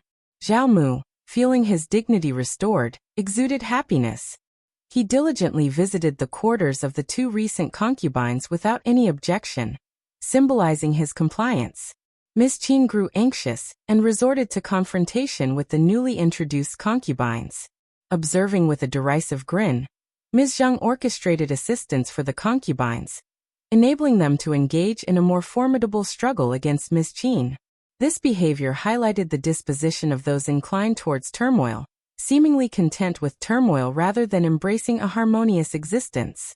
Had Ms. Qin refrained from such actions and refrained from whispering malicious words behind Ms. Zhang's back, the latter might not have resorted to these tactics. As a result of this stratagem, Ms. Zhang's life unfolded tranquilly over the following 2 years. During this interim period, she clandestinely acquired properties in Huzhou and Hangzhou for her son, liquidating her own substantial dowries. As anticipated, Ms. Qin exhibited restlessness. Eager to secure a daughter-in-law for her eldest son, who had recently turned 14, she urgently sought a resolution. The means by which she persuaded Zhao Mu remained a mystery, but he eventually approached Ms. Zhang for discussion. Her conscience somewhat unsettled, she entered the conversation. Zhao Mu's past actions had led to her disappointment, yet her displeasure had now waned. Ultimately she assented. Why not? Wouldn't that infuse the entire situation with more vibrancy? She harbored no concern over the possibility of Ms. Qin aiming to compete by seeking a daughter-in-law. The behavior and characteristics of Zhao Di and Zhao Yi had been abundantly clear to her over the past couple of years. Hence, her sense of worry remained non-existent. What a pair of imbeciles they were. Admittedly, it was Ms. Qin who once guided her before her enlightenment. However, Ms. Qin lacked the capacity for magnanimity and open-mindedness, alongside any notable virtues. While she harbored no inclination to meddle in Zhao Zhai's marital affairs, she chose to keep her intentions concealed. Given Ms. Qin's narrow-minded disposition, it was all too predictable that she would attempt to obstruct the process of arranging her son's marriage to prevent a potentially unfavorable union. As anticipated, it took only a matter of days for Zhao Mu to broach this topic with Ms. Zheng. Traditionally, the maternal figure held authority over the matrimonial matters concerning concubines' sons and daughters. Although Zhao Mu himself questioned the propriety of his involvement, Ms. Qin's assertion was valid. Zhao Di, as his eldest son, held a distinct status among his progeny. Consequently, the selection of his prospective spouse warranted careful consideration. In Ms. Zheng's heart, only her third son occupied prominence, rendering her indifferent to Zhao Zhai's marital situation. Considering Ms. Qin's role as the mother, it was her responsibility to undertake this endeavor. Internally harboring a sense of disdain, Ms. Zheng expertly simulated deep contemplation, abstaining from immediate response. After an extended pause, she exerted effort to articulate, "Were it not for your decision, it is conceivable that outsiders might have propagated certain speculations." Zhao Mu interjected, affirming, "Indeed, no one shall cast aspersions upon the integrity of the Zhao family's marital affairs." Internally, Ms. Zheng responded with a derisive smirk, before releasing a resigned sigh. "That approach is feasible as well. Alternatively, I could feign illness," prompting Ms. Qin to step in for some plausible reason. Zhao Mu's elation was palpable. "Very well, that's an excellent idea. If you find any errors, ads pop up, ads redirect, broken links, non-standard content, etc., please let us know. Report so we can fix it as soon as possible."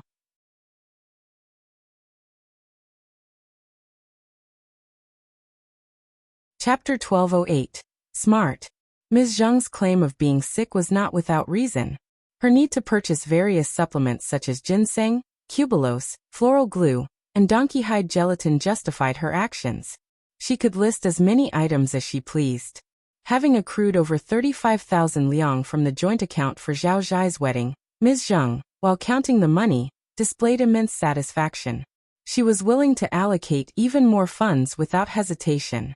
Feigning illness, Ms. Zheng skillfully guided her son. This accomplishment filled Ms. Qin with overwhelming pride, nearly lifting her spirits to flight.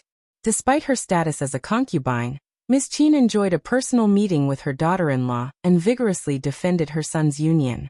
This feat was truly an honorable achievement. However, this path presented a challenge. High-ranking families with their esteemed matriarchs would hesitate to discuss matrimonial matters with a concubine. The mere idea provoked ridicule. Even the offspring of a concubine held little standing. Lineal daughters were entirely out of the question, let alone the concubine's eldest son. Only circumstances such as having no lineal son, or being born from a concubine allowed exceptions. Ms. Qin's aspiration to unite her lineage with the Zhao family's lineal daughter encountered a succession of obstacles, fueling a mix of anger, resentment, and envy. She couldn't help but envision a scenario where she held the position of a lineal wife, immune to any belittlement. The reality forced Ms. Qin to confront her humility. As equals in status, the Zhao family's lineal daughter was limited in her choices, necessitating a marriage to a woman of lower rank. Inevitably, the union would take place with the lineal daughter. Eventually, a suitable family was discovered, boasting hundreds of mu of fertile fields and a few well-sized stores. This discovery prompted hearty laughter from Ms. Zheng. Wouldn't it be fitting for a daughter from such a family to be bestowed upon the sons of the Zhao family's stewards? Ms. Qin, it appeared, harbored no particular preferences. Zhao Mu remained unaware of these developments until the engagement had been solidified. The revelation of the in-law's status nearly rendered him speechless, leading to a stern rebuke directed at Ms. Qin. This instance of Ms. Qin's actions managed to greatly irk Zhao Mu. He had yet to encounter a woman so utterly lacking in awareness and intelligence. Despite his past indulgences in unreasonable behavior, this particular situation required a more subtle approach. In light of the circumstances, Zhao Mu covertly distanced himself from Ms. Qin's quarters for nearly 2 weeks, effectively ignoring her. This abrupt withdrawal provoked a flurry of anxiety within Ms. Qin. With an acute understanding that her sole support rested upon Zhao Mu's shoulders, Ms. Qin recognized her precarious position. Unlike Ms. Zheng, who possessed significant assets, Ms. Qin's fate was tightly bound to Zhao Mu's inclination. A disinterest on his part would inevitably seal her doom. In a desperate bid to amend the situation, Ms. Qin employed various strategies to reconcile and apologize. She exhaustively explored every avenue to rectify her standing. Observing this spectacle, Ms. Zheng couldn't help but be scornful. It appeared that Zhao Mu's treatment of Ms. Qin was far from exemplary. To fall for such a man, Ms. Zheng surmised, was a grave misjudgment on Ms. Qin's part. It wasn't until Ms. Qin had endured a solitary fortnight, fully absorbing her lesson, that Zhao Mu granted his forgiveness. He reached a clear conclusion. Ms. Zheng alone held the mantle of a competent wife, the sole bearer of initiative and competence in the household. Ms. Qin was ill-suited for such responsibilities. As a concubine, her primary role was to provide attentive service. Her duty extended to offering complimentary words to please her, but the burden of substantial tasks should not be placed upon her shoulders. If you find any errors, ads pop up, ads redirect, broken links, non-standard content, etc., please let us know. Report so we can fix it as soon as possible.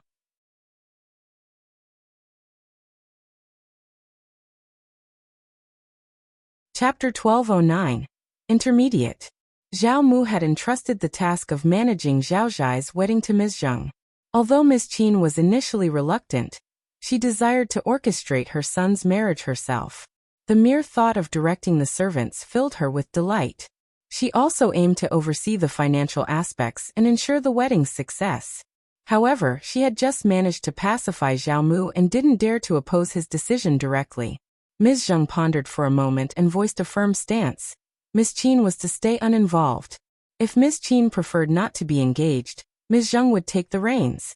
Alternatively, Ms. Qin could simply relinquish control. Zhao Mu promptly assented, even expressing a touch of contempt. Ms. Qin lacks understanding. It's best to disregard her. Upon hearing this, Ms. Zheng's disdain for him deepened. Ms. Zheng eagerly embraced the responsibility of hosting the wedding. Even if she abstained, the situation would remain unchanged. Her intentions were threefold: to provoke Ms. Qin's ire, showcase her own virtue, and exploit opportunities for financial gain and advancement. Such a prospect thrilled her as it held numerous advantageous openings. Post-wedding, Ms. Zheng pocketed 50,000 liang from her intermediary role, eliciting immense joy. Concerned about Ms. Zheng's well-being, Ms. Qin endeavored to visit the main yard, only to be repelled by Ms. Zheng. Dissatisfied? Seek a resolution with Zhao Mu. Yet Ms. Qin hesitated, her frustration mounting. Not long after, Ms. Qin's new daughter-in-law, Ms. Ruan, arrived at the residence. Ms. Zheng struggled to fathom Ms. Qin's motives, perplexed by her choice of daughter-in-law. Later, word circulated that Ms. Qin had acquired this match from an undisclosed source, the consensus being that the girl possessed both beauty and blessings. Ms. Zheng found herself at a loss for words. Zhao Di held a mixed sentiment toward his wife, not necessarily harboring aversion, yet not embracing affection either. His actions were likely driven by diligent effort, perhaps at the urging of his concubine. Within merely 3 months of Ms. Ruan's marriage, the joyful news spread. Pregnancy seemed imminent within a month of the wedding. This revelation left Ms. Zheng stunned. Ms. Qin's judgment had proven astute. The prospect of childbirth seemed promising. This development bolstered Ms. Qin's pride, as if she had significantly contributed to the Zhao family's legacy. She yearned to perpetuate tales of how she had coaxed Zhao Mu into safeguarding and nurturing both Ms. Ruan and her unborn child, the eagerly awaited eldest grandson. During this period, Ms. Qin radiated with pride and arrogance. and truthfully she had a basis for it.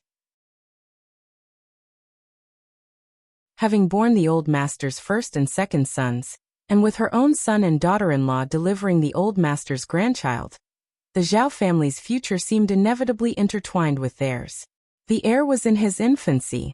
Ms. Qin harbored a belief that Ms. Zheng might succumb to jealousy and resort to underhanded means to induce a miscarriage in Ms. Ruan.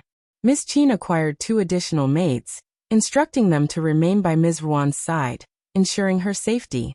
All of Ms. Yuan's meals were prepared in the smaller kitchen, exclusively using ingredients sourced from within the estate.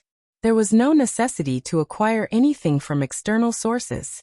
Ms. Qin's actions served as an affront to the household managers and purchasers, leaving them inwardly disgruntled. In response, Ms. Zheng offered a scornful sneer and chose to take no action. If you find any errors, ads pop up, ads redirect, broken links, non-standard content, etc., please let us know. Report so we can fix it as soon as possible.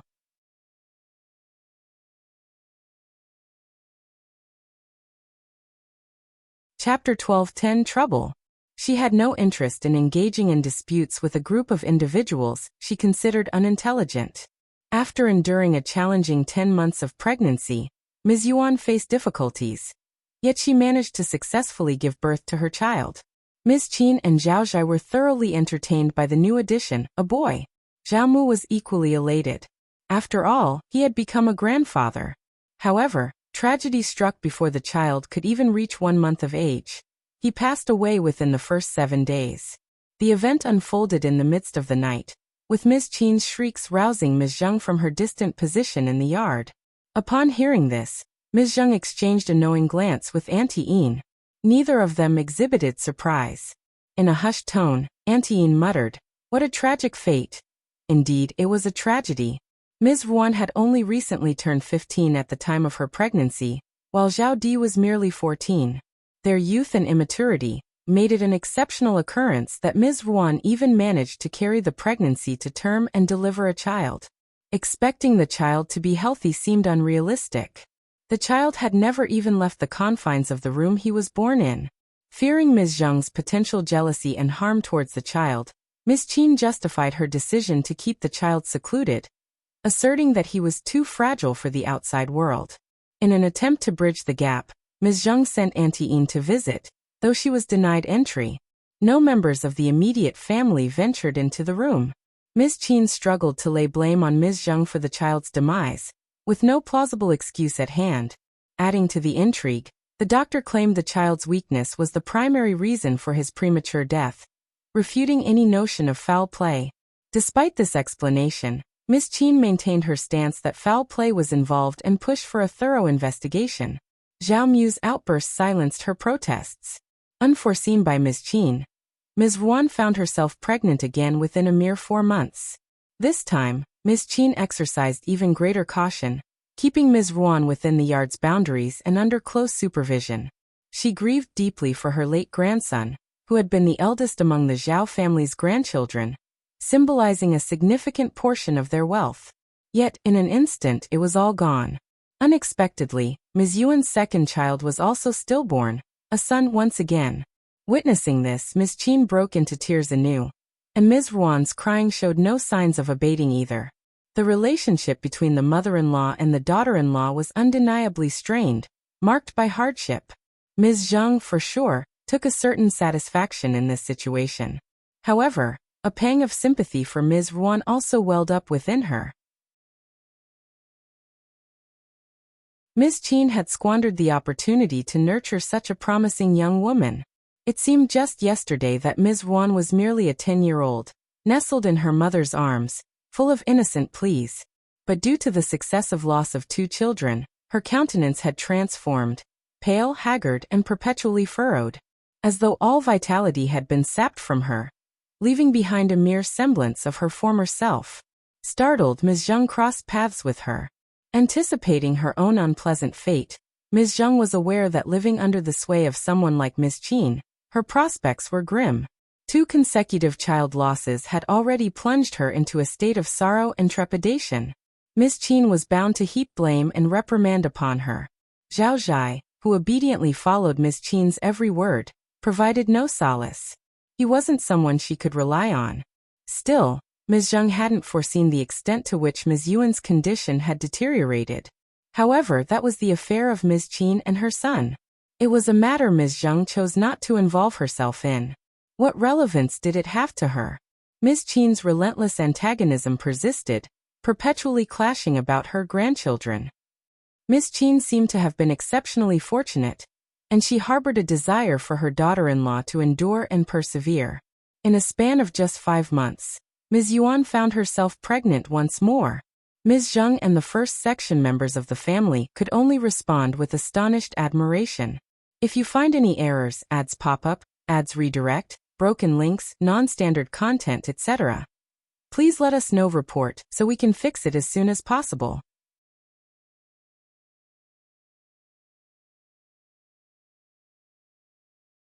Chapter 12:11. Ms. Qin's Madness. This time, Ms. Qin didn't solely pin her hopes on Ms. Ruan. Instead, she assigned 2 concubines, both from impoverished rural backgrounds, to Zhao Zhai. One of the girls hailed from a destitute countryside family and possessed a strikingly beautiful countenance and figure. Her demeanor was devoid of elegance, intrigue, coquettishness, or worldliness. Rather, she exuded an air of honesty, almost bordering on dullness. However, her attributes were deserving of commendation. In this instance, Ms. Zhang grasped Ms. Qin's strategy. They aimed to excel in childbearing.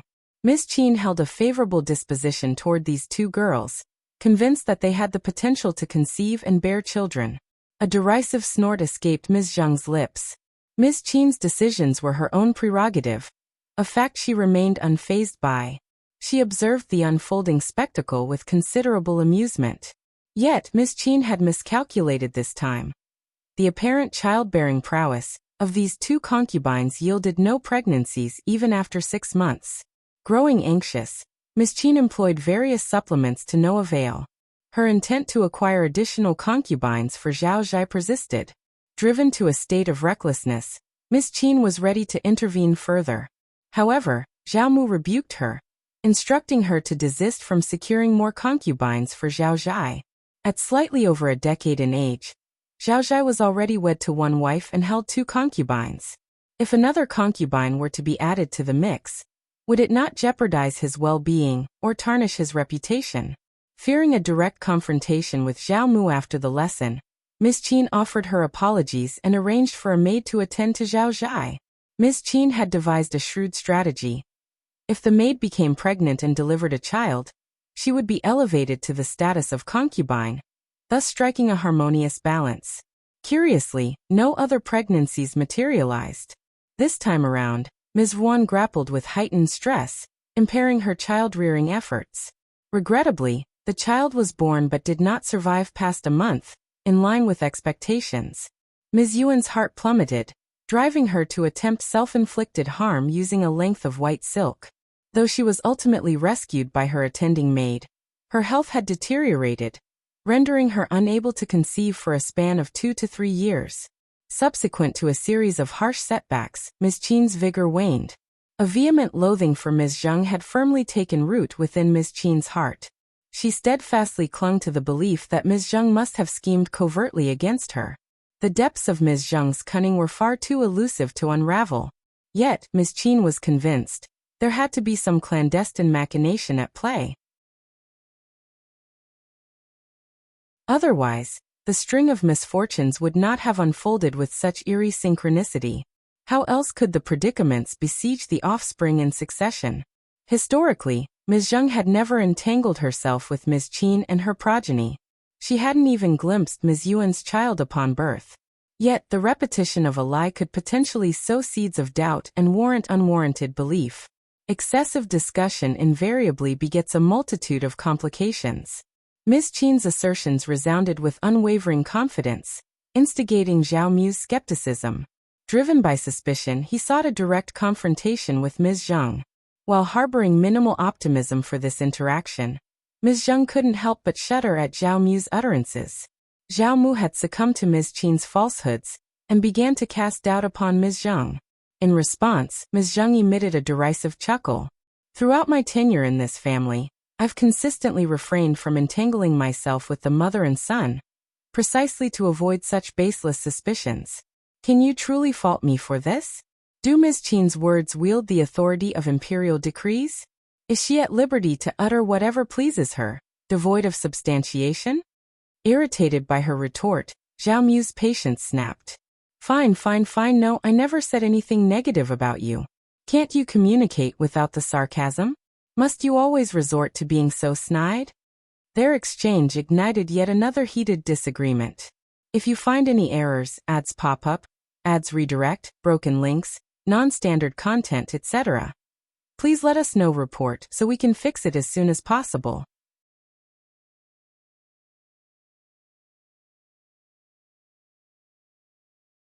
Chapter 569. Great Wish. Hardcore doppelganger. The usage of this skill was brainless. Lu Chen wanted to make a wish on the spot, but because the wish was too powerful and the side effects were too obvious, he couldn't make up his mind. After hesitating for a while, Lu Chen thought of something and his eyes suddenly lit up. Wait, since I can't be sure, I can look for Catherine and the others. Isn't this what I'm supposed to do? Moreover, Catherine and the others are orthodox mages. The wish spell was originally developed by people like them. It's even possible that this world has a similar power like the wish spell. With that thought in mind, Lu Chen's eyes lit up and he connected to Catherine with the thread of faith. Come to my place. As a godhood, his matters were naturally the most important. As a result, a space transmission pathway appeared outside the door within 2 to 3 minutes of sending out the message. But to Lu Chen's surprise, it wasn't just Catherine who came. Frost Wolf and Yi Lian were here as well. Among them, Frost Wolf looked vigilant, and even a little hostile. Irene's expression was also very strange, as if she had made up her mind about something. You're all here? Forget it. We can also come up with some ideas together. As soon as he said that, Lu Chen noticed that the three of them heaved a sigh of relief. Lu Chen was a little confused. Why are you so afraid of seeing me? Helene spread her hands and stood up first. His Majesty is too powerful, and the pressure he gives us is too great. Ingluo, all right. Let's not talk about this. I have an ability that I need Catherine, who is a mage, to refer to. Since you're all here, help me take a look. Lu Chen shook his head speechlessly, and explained all the abilities of the Great Wish. He then asked how to get the desired result. The Great Wish? All wishes in the world can be fulfilled. Your Majesty. Is this true? Can eternal youth be fulfilled? Lu Chen didn't expect the three of them to be so shocked after hearing the introduction of the Great Wish. Even the knowledgeable Frost Wolf and Catherine were the same. Lu Chen was a little disappointed. It seems that there's no omnipotent wishing machine in this world. Lu Chen replied to her while he was thinking. It's not exactly omnipotent. Limited by my ability, the things it can do are also limited.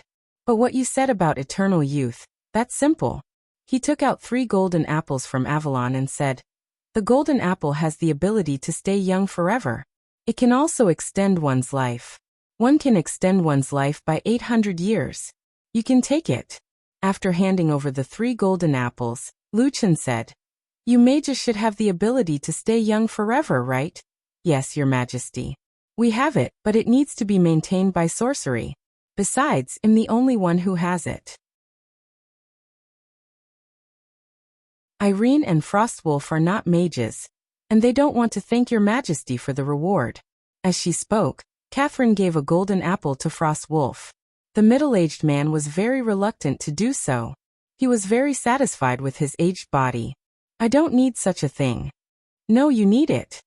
Under Catherine's intense gaze, Frostwolf could only accept the golden apple. The warmth of the family made Lu Chen smile. But soon he remembered the Frostwolf's hostility. This guy, he can't be thinking that I pulled Catherine over to do something bad, right? Am I that kind of person?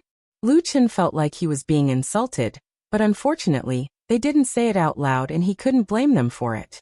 On the other hand, Yi Lian noticed the change in Lu Chen's expression and quickly brought up the question he asked. Aunt Catherine, do you have any suggestions for the Great Wish spell? He asked. Yes. Although I've never seen this kind of sorcery before, everything in the world can't be separated from an equivalent exchange. You have to pay a price for the wish you want. His Majesty said that the great wishing spell can't be controlled, which is probably because he didn't make the price clear. Catherine thought for a moment before she continued. Your Majesty, you can make your wish as clear as possible in your mind at the cost of something you own. It's best if there are steps to complete it. Then, you can use the Great Wish spell to make a wish. Also, Your Majesty, please test some small wishes first. Catherine's words opened Lu Chen's eyes. He thought for a while and pointed at a table. With the power of light as the price, I hope this table can become a computer. Lu Chen thought of his laptop from his previous life and voiced his wish. As he spoke, Lu Chen realized that a lot of his light energy disappeared. But when the light energy disappeared, the table in front of Lu Chen also slowly changed. Soon, an object that he was familiar with appeared in front of him. Lu Chen was so excited that he opened the laptop, and when he saw the system light up, his face was filled with joy. I actually succeeded.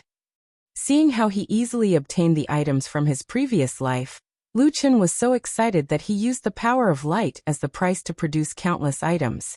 Lu Chen also realized that he could use energy to conjure something out of thin air, or he could change the nature of a specific object. The latter required less energy than the former. The excited experiment lasted for more than an hour. In the end, Lu Chen's room was filled with the things he had in his previous life. Computers, phones, cars, guns, and even a military helicopter. The Great Wishing Spell.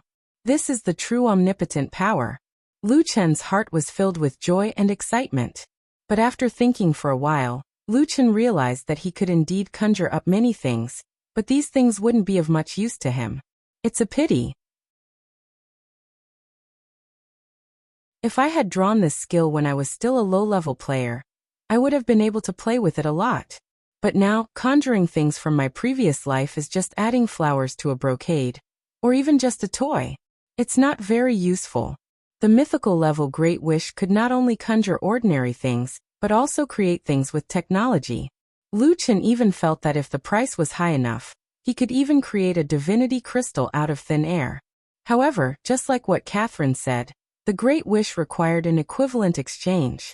Even if the items could be conjured, Lu Chen wouldn't be able to afford the cost. Therefore, the final result might be a huge disaster. Forget it. Let's not think about the double-edged foil anymore. I'll just go with the original plan, and transform a part of my soul into a computer. Lu Chen was about to send Catherine and the others away, while he sat down quietly to prepare for the soul mutation. However, the two girls were quite interested in the strange items Lu Chen made, so Lu Chen gave them some of them. When they were taking the items away, Lu Chen also noticed that Yi Lian was purely interested in them while Catherine was planning to research something out of them. Lu Chen didn't really care about it. It's not bad if we can really develop something. At least it can improve the quality of life of the people here. Anyway, with the current technology of the Blue Planet, no matter how much it improves, it can't threaten me. When there were no legends, technological civilizations could suppress spirit chi civilizations. However, with legends, the situation would change. Every legend was a mobile nuclear weapon, the kind that was difficult to aim and kill. The stronger legends were good at soul manipulation or spatial teleportation, and they could even destroy the Blue Star civilization. After all, the soul and space were areas that the humans on the Blue Planet had yet to reach. As for the myths and legends, they were equivalent to the interstellar civilization, and Lu Chen was at least half a god. Therefore, he wasn't afraid of Catherine's research. He even conjured many basic books for Catherine, who was a mage. Study it. This is the crystallization of another world's civilization. If you can study it, you'll be the one leading the world. Your Majesty is merciful. Even though it was the same words as before, Lu Chen heard a sincere gratitude from her this time. Lu Chen waved his hand and asked them to leave. But when the three of them reached the door, Lu Chen suddenly thought of something and said, "The evils have a plan against me, but it's not easy for them to kill me. In order to be confident, they might use you guys as bait to lure me into their trap. So be careful for now. If you really fall into a trap, I won't go to your rescue." These words caused the three people's expressions to freeze. "Yes, Your Majesty." After the three of them left, Lu Chen began to prepare his soul to become a mental computer.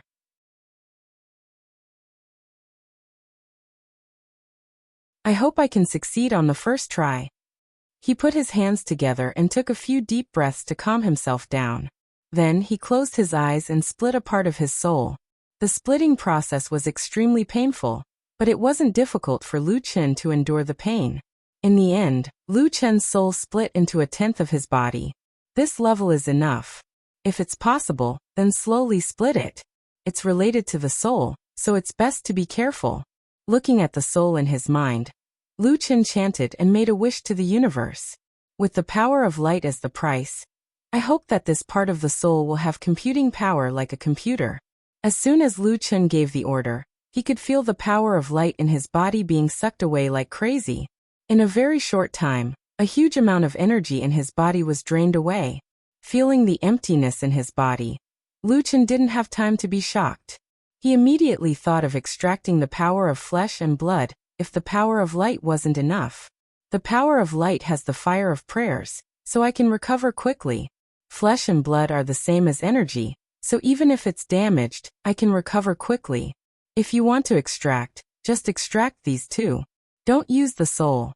Lu Chen didn't care about the damage to his energy and flesh, but it would be troublesome if something went wrong with his consciousness and soul. So he was praying. Fortunately, the great wishing spell wasn't an evil thing like the contaminated Holy Grail that would distort people's wishes. It was a true all-purpose wishing machine.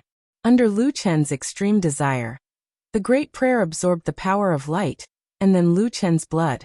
The crazy absorption lasted for 3 minutes. Just when Lu Chen felt a little weak, the great wish finally absorbed enough energy, and the part of Lu Chen's soul that was split away also changed. The change didn't last long, and when it was completed, the split soul didn't turn into a computer, but returned to its original state. However, Lu Chen could clearly feel the difference. The thoughts of that part of his soul were no longer the same as his original self. With his strong consciousness, Lu Chen finally managed to control the part of the soul. As the split soul returned to his body, Lu Chen realized that his soul had undergone a change. He didn't become smarter, he was still the old Lu Chen. His intelligence and wisdom didn't change at all, but Lu Chen realized that his speed of solving problems was more than twice as fast. At the same time, he could also divide his attention and recall his past experiences at will. Isn't this the feeling of an implanted computer? It's not bad. After the implanted computer, there was also the artificial intelligence. Lu Chen had a feeling that the energy required to turn the split soul into an artificial intelligence would be double the amount. But Lu Chen crushed the thought in his mind. It's fine as long as I have one consciousness, an artificial intelligence. Even if it's absolutely loyal to me, I won't let it appear in my soul. The tyrant's life did not require 2 brains. Lu Chen shook his head to get rid of the idea of creating an AI, and continued to experiment with the mind computer. After some processing, Lu Chen realized that other than the speed of his processing, the multi-core processing ability was also the most useful to him. With this type of multi-core, I can completely divide my attention during battle. My main body will charge into close combat, and it'll split a part of my energy to control the light energy and shoot it in all directions. Moreover, it's not just for battle. It's useful now. With that thought in mind, Lu Chen returned to hell again. Under Lu Chen's will, the second ghost revealed itself as the Dreadlord again. After the Dreadlord's appearance struck fear into all the souls in hell, the Sin City in the dream was once again established. He placed his mind computer at the lowest level of Sin City, and ordered it to absorb the soul according to the program. Then, Lu Chen's soul returned to the real world. In the future, I don't need to cultivate in seclusion anymore. Lu Chen could feel his true spirit being absorbed into his body, and his consciousness was not affected at all. He couldn't help but smile. Then he once again tested the combination of soul splitting, flesh indestructible, and mind computer. After thinking for a while, Lu Chen waited for his body and energy to recover before he split another part of his soul, and turned it into a mental computer. To put it in another way, after turning into a mental computer, Lu Chen's part of the soul would only act according to the program that had been processed or Lu Chen's orders. In fact, it could even deal with problems faster than Lu Chen's main consciousness.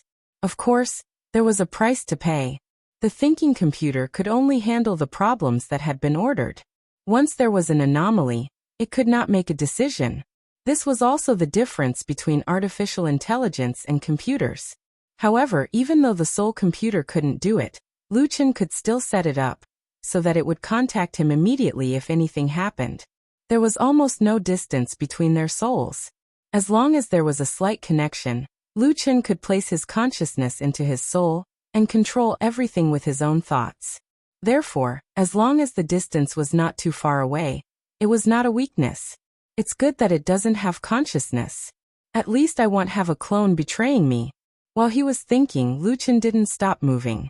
After the part of his soul turned into a mental computer, Lu Chen didn't let it stay in his sea of consciousness. Instead, he transferred the part of his soul to the right side of his body. After the soul transfer was completed, Lu Chen thought for a moment and used the silver hand to slash at the right side of his body. The sharpness of the silver hand and the fact that Lu Chen tried his best not to block it tore a large piece of Lu Chen's body. However, after the body was destroyed, the parts that were split immediately came back to life and tried to merge back into Lu Chen's body. This was the characteristic of the indestructible flesh and blood. However, Lu Chen suppressed the return and immediately controlled the flesh with his split soul. Under the control of the split soul, the cut-off part of the body no longer returned to the body. However, under the soul's transformation, the body part was changing rapidly. In a short time, a smaller Lu Chen appeared in front of him. Doppelganger. This is my doppelganger ability. Splitting the soul and cutting off the flesh and blood. Because the soul and the flesh came from the same source, they could be easily fused together. This was Lu Chen's clone, but the process of making it was too hardcore. However, the hardcore that was created was also very strong. When Lu Chen created the clones, he basically cut himself in half and turned a part of his body into a clone. The clones had all his abilities, body constitution, bloodline, and most of the other abilities. It was just that they had less energy. However, he did not have items like Avalon, the divinity, or the fire of wishes. That's enough. We don't need a bicycle to patrol the sky. Well, destroy any evil that appears. As Lu Chen gave an order to the mind computer, number 2, the main consciousness didn't have a number and number 1 was absorbing the true soul in Sin City, spread out its 12 wings and flew into the sky. Afraid that something might happen to number 2, Lu Chen's main consciousness followed it closely as it flew into the sky. After flying for a while, Lu Chen realized that the only problem was that number 2's energy was no longer infinite without Avalon and the fire of prayers. Fortunately, because the flesh and blood were still his, Lu Chen also gave him a part of his heart. This allowed number 2 to still have the ability to absorb the sunlight and convert it into energy. This ability allowed number 2 to have a good endurance. Light form, steel body, size change, the sun's protection, and other skills that are rooted in the body are all here. The platinum star that is rooted in the soul is also here. Number 2 is able to deal with most of the dangers, but there is too little energy and too small a body to deal with the evil god. However, I don't let him go out of the astral world. It should be no problem for him to wander around the world. Lu Chen didn't finish his sentence. Even if there's a problem, I'll only lose a part of my flesh and soul. It doesn't matter. Lu Chen didn't really care. Computer number 1's soul was merging with the true spirit in Sin City, while Lu Chen's split body was also recovering rapidly. Soon, Lu Chen realized that his body was fully recovered. My body can split infinitely. If I have enough energy, you can cut my flesh every day and satisfy the lives of 1 million people. As his flesh and blood remained intact, Lu Chen's soul grew stronger and stronger. This allowed Lu Chen to create a few more computer clones. Such a clone could be used as a pawn to die, which was why it was difficult to kill with an undying soul. Do I need to continue creating more clones? Moreover, this time, he was creating a thought computer clone. Or just simply split his soul and flesh, and let him find a place to sleep. The first type of clone was a scout, a helper. The second type was Lu Chen's backup. If he still died in the battle against the evil god after passing all 12 trials, he could still be resurrected with the backup. However, Lu Chen eventually gave up on the idea. Flesh and blood are still fine. They can be split limitlessly, but the total amount of my soul remains the same. If a part of my soul is split, the soul of my main consciousness will be reduced. If I split too much, my ability to survive will be stronger. However, the remaining soul will not be able to completely control my body. Naturally, it will be impossible to kill the godhood. Lu Chen wanted to kill a god, so he only created 2 clones. One of them would patrol in the sky to clear the evils and collect mastery points for himself, while the other would absorb the true souls in Sin City. Lu Chen was already prepared to retrieve the 2 souls when the battle broke out. However, even though he didn't plan to create more clones, Lu Chen still split half of his soul, and used the Great Wish to create a soul computer.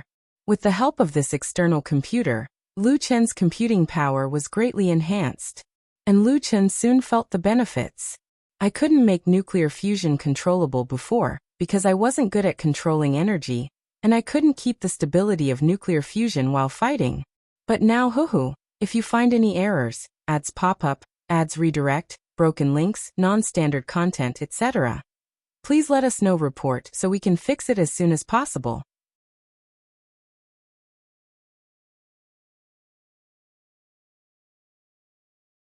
Chapter 12-13. Planning for him. Presumably, they also held him in contempt due to his being considered an eyesore? Even after his departure, he continued to dispatch individuals to monitor the Zhao family closely. He possessed an encyclopedic knowledge of significant events within the Zhao family that transpired over the past 3 years. Following the conclusion of his mourning period, he seized the opportunity of his father's extended absence to return.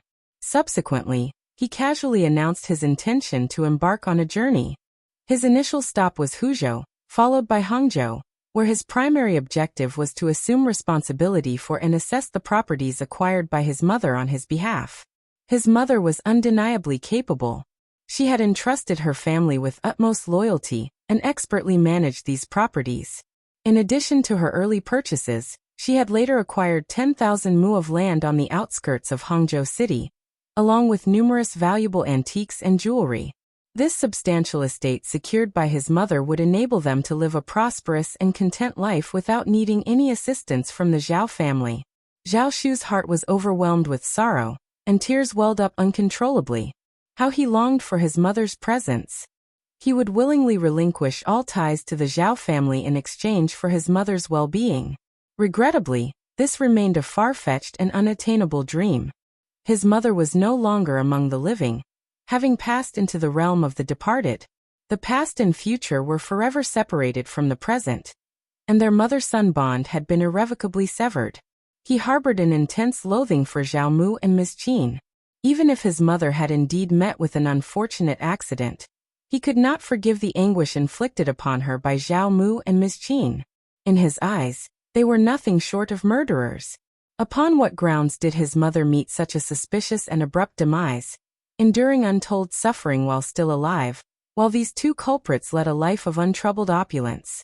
It would have been acceptable if his mother were still alive, but with her gone, he felt an unshakable determination to seek justice on her behalf. For the sole purpose of avenging his mother, those 2 individuals deserved to face the consequences of their actions. Once Zhao Shu shared this information with his trusted relatives, Uncle Qing and Aunt Qing, who had been part of Madame Neizheng's dowry, readily concurred.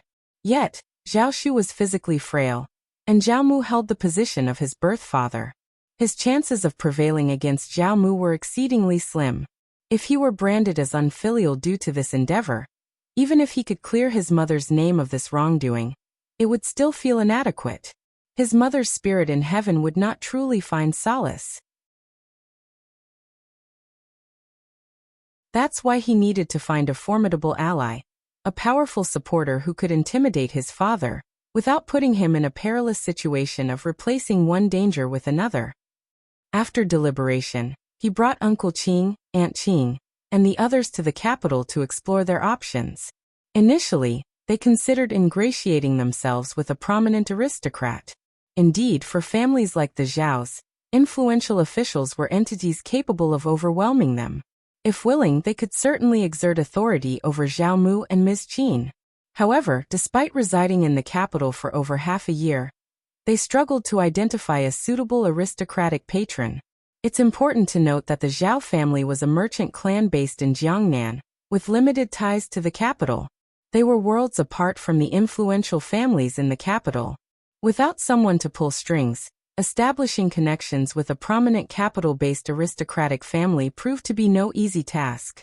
Certainly, if Zhao Shu merely desired to be a spendthrift, reveling in extravagant dinners and indulging in the company of companions of questionable reputation, it would indeed be a straightforward pursuit. As long as he frequented upscale eateries and establishments of ill repute, he would inevitably cross paths with wastrels. And so long as he was willing to open his purse, these wastrels would readily welcome him as a friend. If you find any errors, ads pop up, ads redirect, broken links, non-standard content, etc., please let us know. Report so we can fix it as soon as possible.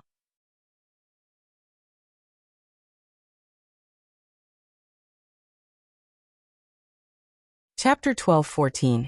Inquiring. However, this was not aligned with his desires. If he were to take that path, it would significantly diminish his standing right from the outset. No one would regard him with respect, and he would not be taken seriously.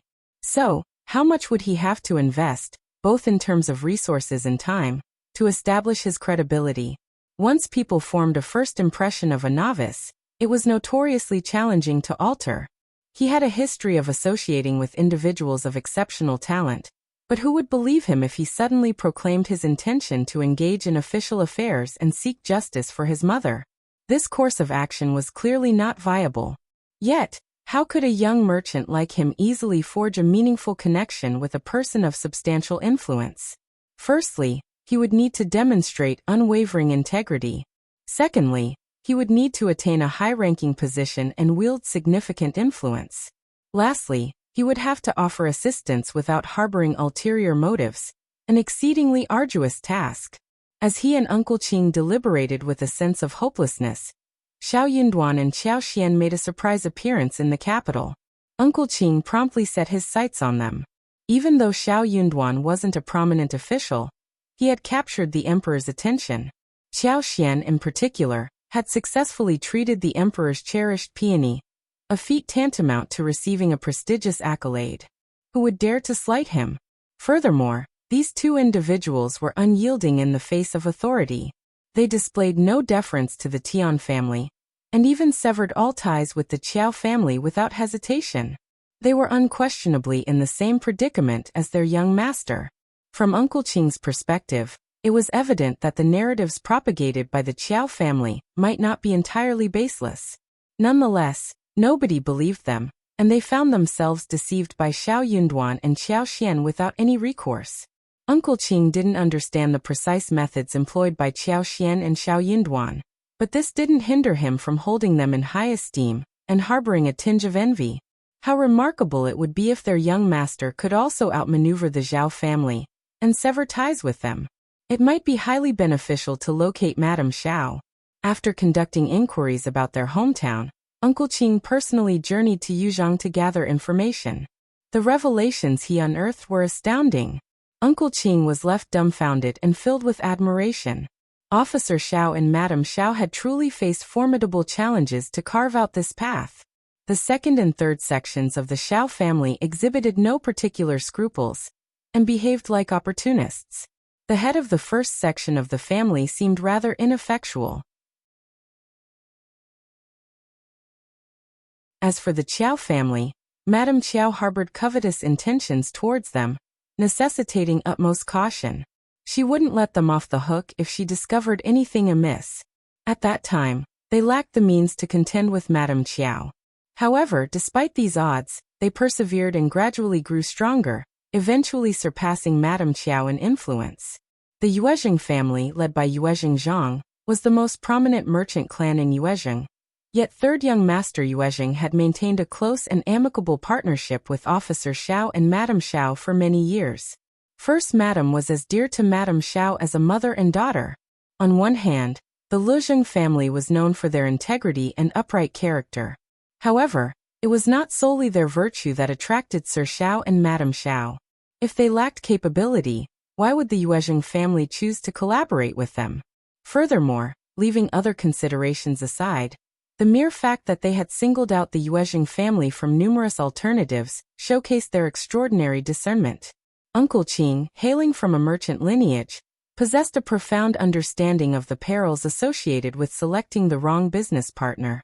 Compensation, while significant, paled in comparison to the potential consequences. History had witnessed individuals who not only lost their entire fortunes, but also forfeited their very lives due to such misjudgments. Upon his swift return to the capital, he promptly presented his recommendation to Zhao Shu.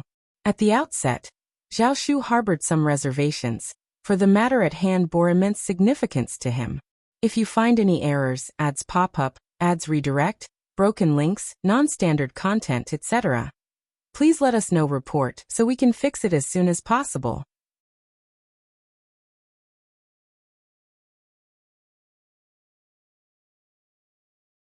Chapter 12:15, Choice. He mustn't make the wrong choice. Little did anyone anticipate that Xiao Yunduan would receive guidance from Minister Yin and Old Yin, who had publicly declared they were no longer accepting disciples. This unexpected turn of events earned him the favor of the crown prince. It finally put Zhao Shu's mind at ease, and he made his decision. As Uncle Qing had wisely pointed out, Officer Xiao and Madame Xiao didn't ascend from the countryside of Yuzhong solely by chance. Their success was a blend of luck and skill. Their exemplary treatment of the Yangzhou family and the villagers of Shouting Village attested to their integrity and moral character. If this opportunity slipped through their fingers, who else could they turn to? However, the crucial question remained. Were Xiao Yunduan and Xiao Xian willing to collaborate? Contacting them wasn't a straightforward task either. Why would they meet with him without a valid reason? Zhao Shu understood the need for caution and timing in his approach. He had to wait for the perfect moment. It was only when Xiao Yunduan and Xiao Xian ventured out to admire the snow that he dared to approach them. Then an agonizing wait ensued. Zhao Shu was well aware of their intentions. Even if they were willing to collaborate, Xiao Yunduan and Xiao Xian would undoubtedly investigate him thoroughly. Yet he remained confident that they would welcome him. Their cooperation with the Yangzhou family suggested they were open to partnering with capable allies. So, was he the right person for them? He didn't fear scrutiny but felt a lingering sense of anxiety until matters were settled. Finally, after the Lantern Festival, Xiao Xian provided an affirmative response, filling Zhao Shuking's heart with boundless joy. When Xiao Yunduan returned that evening, Xiao Xian shared the news with a smile. Xiao Yunduan nodded in agreement and flashed a smile of his own. I was actually thinking along the same lines, and I was just about to discuss it with him. Let's plan to meet in 3 days. They exchanged knowing smiles. Both Xiao Xian and Xiao Yunduan had a strong belief in Zhao Shu as a potential valuable partner. They were eager to initiate collaboration as soon as possible, hoping to secure some financial benefits. Wouldn't it be wonderful to start the new year with a fresh opportunity? 3 days elapsed, and Xiao Xian, Xiao Yunduan, Zhao Shu, and Uncle Qing convened at a tranquil tea house. Zhao Shu displayed great humility. He and Uncle Qing had arrived earlier. As they saw Xiao Xian and Xiao Yunduan enter the tea house and ascend to the second floor, Zhao Shu personally greeted them with a courteous bow. Officer, Madam Qiao, it's a privilege to have you here. Please come in. Uncle Qing, too, offered a welcoming smile. He glanced at his young master, feeling a hint of sorrow. When Madame Qiao was still alive, young master had her to pamper and protect him. He didn't have to lower himself and put on such a facade. However, after Madame Qiao's passing, young master had undergone a significant transformation. But Uncle Qing would rather have young master remain the same as before, unchanged. Xiao Xian and Xiao Yunduan were not known for their arrogance. Xiao Yunduan nodded, extended his hand in greeting, and replied courteously before leading Xiao Xian into the room. Zhao Shu simply smiled, his hands unconsciously fidgeting from nervousness. He couldn't find the same audacity he had when they first crossed paths.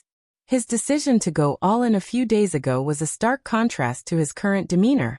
Xiao Xian secretly chuckled, patiently awaiting Xiao Yunduan's lead. In this era, Xiao Yunduan was the one with the authority to make decisions. His words carried more weight and credibility. Xiao Xian wasn't in a rush to speak. After all, she was the one ultimately in charge.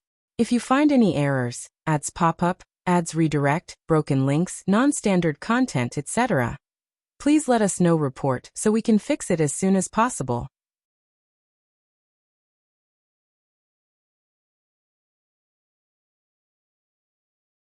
Chapter 12:16. Working with Officer and Madam. After a few moments of casual conversation, Xiao Yunduan broached the topic. My wife is eager to start a small business, and young Master Zhao seems equally interested. Perhaps we can collaborate, and I'm eager to hear your thoughts, young Master Zhao. Zhao Shu and his servant found comfort in Xiao Yunduan's words. Zhao Shu exhaled a sigh of relief and responded with a gracious smile. Officer Xiao and Madam Xiao are truly admirable, and I believe your ideas are likely superior and more fitting than mine. I'm open to hearing your suggestions. However, I must make one point clear.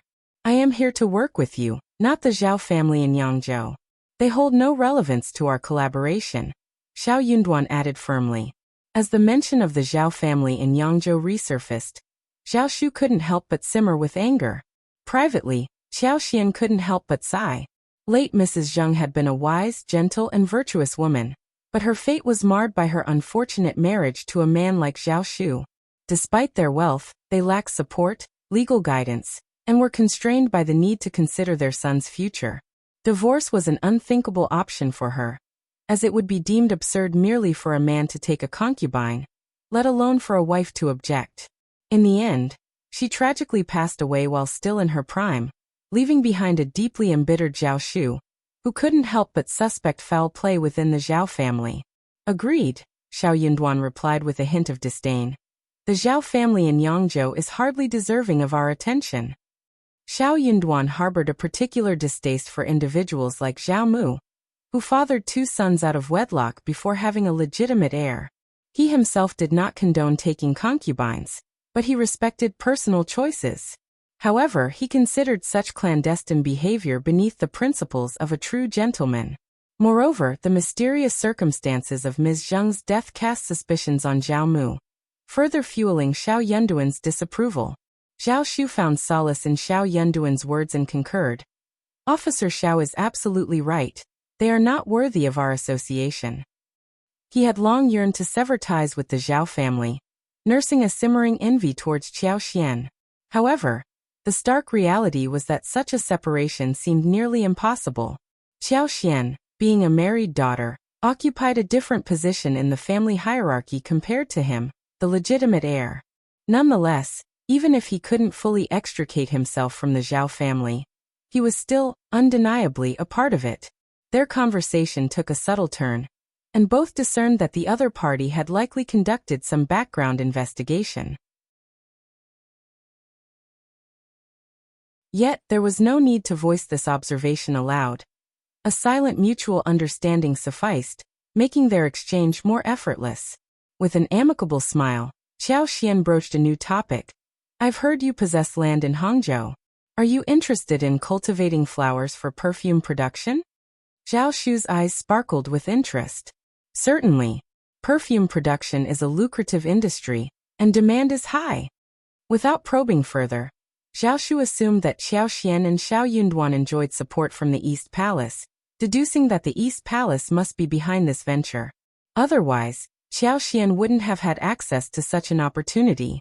To his knowledge, perfume production of this caliber was non-existent within the country, making it a coveted luxury item whenever Western cargo ships arrived on their shores.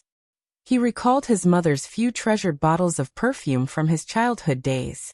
Their enchanting fragrances had always intrigued him, exuding elegance and charm. In that case, let's make preparations.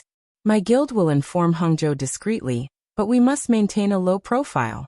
Acquire more land and 2 mountains, and cultivate tea leaves on those hillsides. Publicly, we'll state that the flowers are intended for making flower tea. Zhao Shu grasped the implication, quietly amassing wealth, hidden from prying eyes.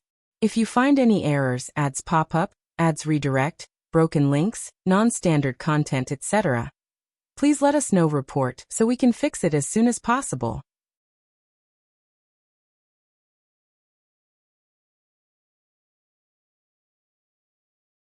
Chapter 12:17.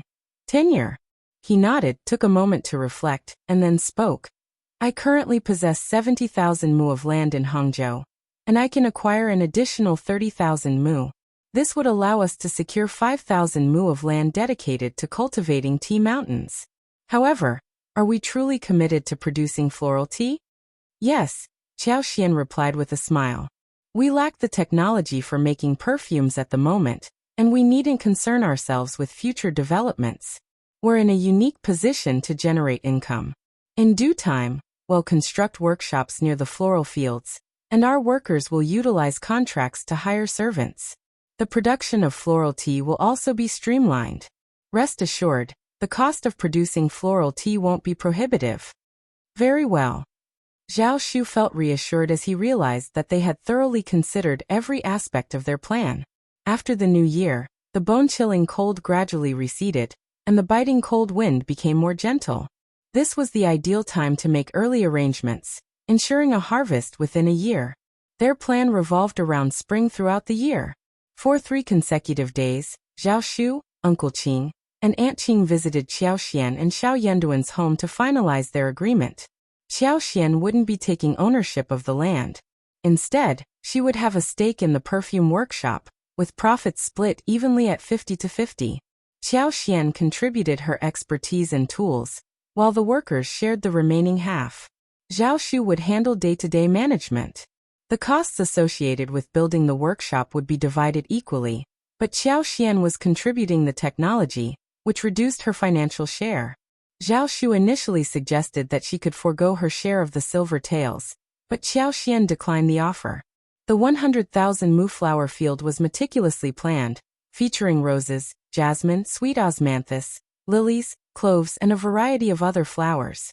Additionally, lemon, pine cypress, sandalwood, camphor, calamus, patchouli, bergamot, orange, mint, and orchids were planted for their fragrant qualities. The Jiangnan region was affluent, boasting numerous gardeners specializing in cultivating flowers and trees for wealthy families. In the past 3 or 4 years, floral tea had gained popularity, leading to a surge in flower cultivation among households. Particularly, jasmines, roses, Chinese roses, and gardenias were in high demand. Hangzhou's sweet osmanthus was renowned worldwide, and the abundance of sweet osmanthus trees was beyond count. Hence, acquiring high-quality and abundant flower seedlings posed no challenge whatsoever. As for lilies, they were readily available. Many families cultivated lilies, making it easy to purchase stems and plant them when the weather was suitable. The only challenge lay with cloves, as obtaining a substantial quantity might prove more difficult. Nevertheless, Qiao Xian was willing to invest both time and money to resolve this issue. Zhao Mu and Uncle Qing would personally oversee the management of the floral field. Adjacent to the field, a picturesque abbey had been constructed to house the workshop, allowing it to remain discreet and hidden from view. Ideally, the tea field would be situated in close proximity to the flower field, facilitating future management. Qiao Xian made an unexpected request for Zhao Mu to sell her the 100,000 mu mulberry fields in Yangzhou. Zhao Mu was taken aback. With a reassuring smile, Qiao Xian explained, "The mulberry fields yield silk, but the annual income of 1 tael of silver may not suffice for your needs. Will you continue with this arrangement? You can repurchase the fields from me after a few years. If you have any doubts, we can put it all in writing." Suddenly, Zhao Mu grasped Qiao Xian's intentions and was overwhelmed with gratitude. He felt an urge to kneel and kowtow to her.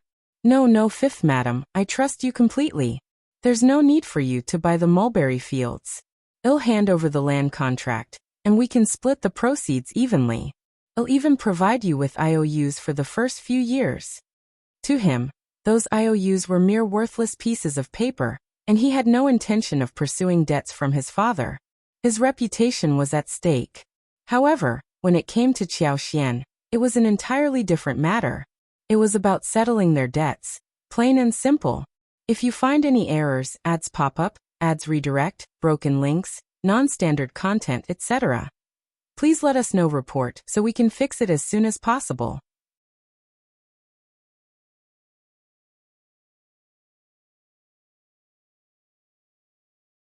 Chapter 12:18, Zhao Mu. That was incredibly frustrating. His repulsive father had withheld the IOUs for years. However, there were at least 10 of them.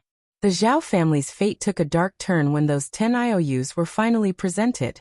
If the Zhao family's weaving workshop couldn't secure silk from the Zheng family's mulberry fields without spending a hefty sum of 1,000 won, it would become a significant financial burden, one they couldn't easily shake off. Zhao Shu couldn't contain his excitement. "Fifth madam, these IOUs are yours and the money belongs to you." Xiao Xian burst into laughter. "Well, it seems my husband and I have become partners. I'll give you 30% of the money, and the rest will be returned to its rightful owners. But remember, don't present all 10 IOUs at once. We need to play it strategically and be patient." Zhao Shu was taken aback, but he quickly composed himself and wholeheartedly agreed. Silk was a precious commodity. 1 acre of mulberry fields could sustain 2 silkworm seasons per year, yielding approximately 100 kilograms of silkworm cocoons. A kilogram of silkworm cocoons could produce around 2 liang of silk. The market price for 500 grams of silk had remained steady at 3 to 5 qian for years. Thus, 1 acre of mulberry fields could yield a maximum of 20 kilograms of silk. With their family's extensive 100,000 acres of mulberry fields, they had access to 2 million kilograms of silk, which exceeded 1 million liang. Even in a less than ideal year, it would still amount to 700,000 to 800,000 liang. Zhao Mu was on edge, fearing that he might do something drastic when confronted with those 10 IOUs. Like a cornered rabbit, he might lash out. A slow and calculated approach was necessary. A blunt knife was the best tool for cutting through tough situations. Zhao Shu was overjoyed at the chaos he had caused for the Zhao family. He quickly arranged for the IOUs and contracts to be delivered. Xiao Xian even shared a knowing smile with Xiao Yinduan, remarking on young Master Zhao's remarkable generosity in revealing such substantial assets. He realized that Zhao's position would be vulnerable if these properties were seized. Young Master Zhao's father had previously argued with his mother over the contract, but she had adamantly refused to surrender it, and he had willingly handed it over to her. Xiao Yunduan responded with a smile. He's quite astute. He despises Zhao Mu, and those possessions would be worthless in his hands. Zhao Mu gave them to us as a gesture of gratitude, and he won't be at a loss. Xiao Xian concurred with a smile. That's true, but not everyone possesses the fortitude to make such a decision. Well, we aren't the kind of people who take advantage of others, darling. Write him a note, please. Of course. Xiao Xian was eager to head south. They discussed plans with Xiao Yunduan, including a visit to Yangzhou to acquire assets from Zhao Mu and a trip to Hangzhou to check on Zhao Shu's situation. Afterwards, they decided to return home. Concern for their family weighed on their minds, and the flora at home relied on Xiao Xian's extraordinary abilities to flourish. The plants, flowers, and trees that had been enhanced by her powers were thriving far better than their regular counterparts. This exceptional genetic trait was inheritable, so why not further augment it? However, Xiao Xian didn't want to be away from Xiao Yunduan for an extended period. Similarly, Xiao Yunduan had no intention of leaving either. As the crown prince responsible for managing official records, he needed to dispatch personnel to the most distinguished families in the south to retrieve the remaining missing documents. He asked for this task, eager to undertake it. If you find any errors, ads pop up, ads redirect, broken links, non-standard content, etc., please let us know. Report so we can fix it as soon as possible.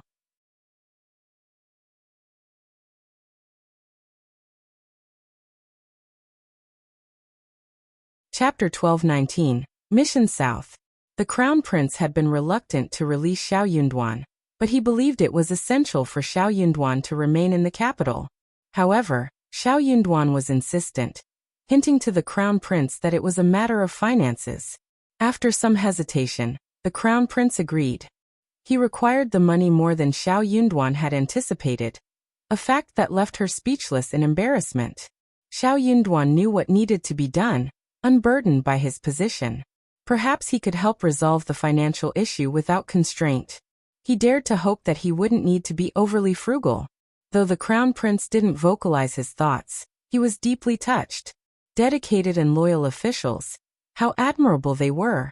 His thoughts had always revolved around himself, causing him anxiety. Xiao Yinduan, on the other hand, knew how to maintain a low profile. Inwardly, the crown prince vowed never to forget Xiao Yinduan's contributions once he advanced to the next level.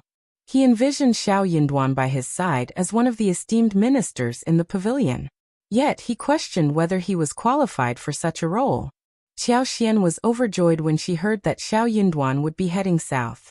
Their relationship had been strained, and the prospect of further separation was unwelcome. Heading south in the spring to such a delightful place felt like pure bliss. Xiao Xian couldn't help but think of her good fortune, having experienced so much and seen so many things. She humbled herself, wary of becoming overly arrogant. The departure date was set for the first day of February, which left Xiao Xian with the responsibility of arranging affairs in the capital beforehand. Ever since the fourth prince's side yard had faced punishment, he had been exceptionally well behaved. The same held true for the other two princes. This was because it seemed as if the heavens were condemning the fourth prince, indirectly upholding the rightful position of the crown prince. During these times, no one dared to draw attention to themselves, opting for a period of relative peace. In the intermediate, everything had remained tranquil. Xiao Xian and Xiao Yinduan, along with Li Qiu and Li Xia, made the decision to depart, entrusting Songshi with the task of tending to the yard and cultivating the 20 mu of land. As long as Songshi maintained a low profile, the Qiao family and the Tian family wouldn't challenge their servants. The servants held no immediate value to them, and their pride was at stake. However, Xiao Xian and Xiao Yinduan were determined to eventually exact revenge on them. Xiao Xian instructed Songshi to plant potatoes and transplant strawberries when the weather permitted. She also planned to cultivate some seasonal vegetables and oversee the household, striving to avoid causing any issues or developing bad habits. Songshi nodded enthusiastically, motivated by his desire to work diligently. He aspired to become the household manager once old master and Madame Qiao achieved success, envisioning a bright future for himself without causing any trouble.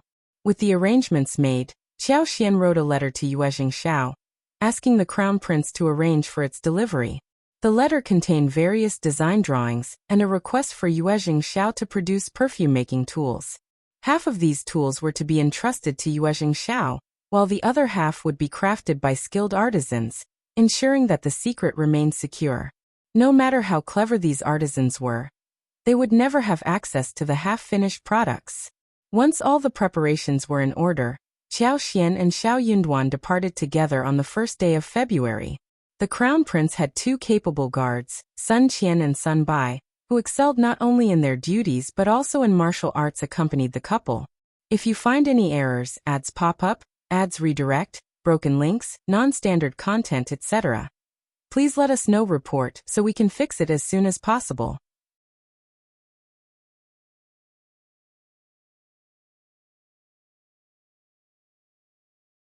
Chapter 12:20. Arriving at Yangzhou. Additionally, an undisclosed team of 10 covert guards discreetly trailed them, unbeknownst to anyone except Xiao Yinduan. His role was to assist the crown prince in resolving financial issues, and it was imperative to ensure his safety, granting him the freedom to act as needed. The 10 secret guards had been assigned precisely for this purpose. Xiao Yinduan had arranged for a double-decker ship to embark on their journey through the canal. Joining them on this voyage were Xiao Xian, Li Xia, Li Qiu, Sun Bai, and Sun Qian, along with 2 advisors from the East Palace, and a handful of assistants and servants. The chill of spring had limited Xiao Xian's outdoor activities, forcing them to only venture out in the mornings for a breath of fresh air. The demanding nature of their previous duties had left them with very little leisure time. Often, they wouldn't return home until dusk during their busiest days. Now the two of them could spend every day together, which filled them with happiness. The limited number of passengers aboard the boat provided an opportunity for Li Qiu and Li Xia to sit on the same side without arousing suspicions, allowing them to discreetly nurture their feelings for each other. Xiao Yinduan's passion for Xiao Xian knew no bounds, often blurring the lines between day and night. Fortunately, The absence of prying eyes enabled Xiao Xian to reciprocate these feelings openly. Both of them shared a desire to reach Yangzhou as swiftly as possible, opting not to make any stops along the way. However, Xiao Yinduan was considerate of Xiao Xian's potential boredom on the extended boat journey. Thus, every 2 or 3 days, he would arrange for brief stopovers at piers, taking her on strolls through the streets and indulging in delectable cuisine while scouting for unique and rare specialties and trinkets. Their most notable stopover occurred at Jining, where Xiao Xian decided to craft the remaining tools required for their mission. Occasionally, the two would venture out for shopping excursions together, an activity that went unnoticed by those around them.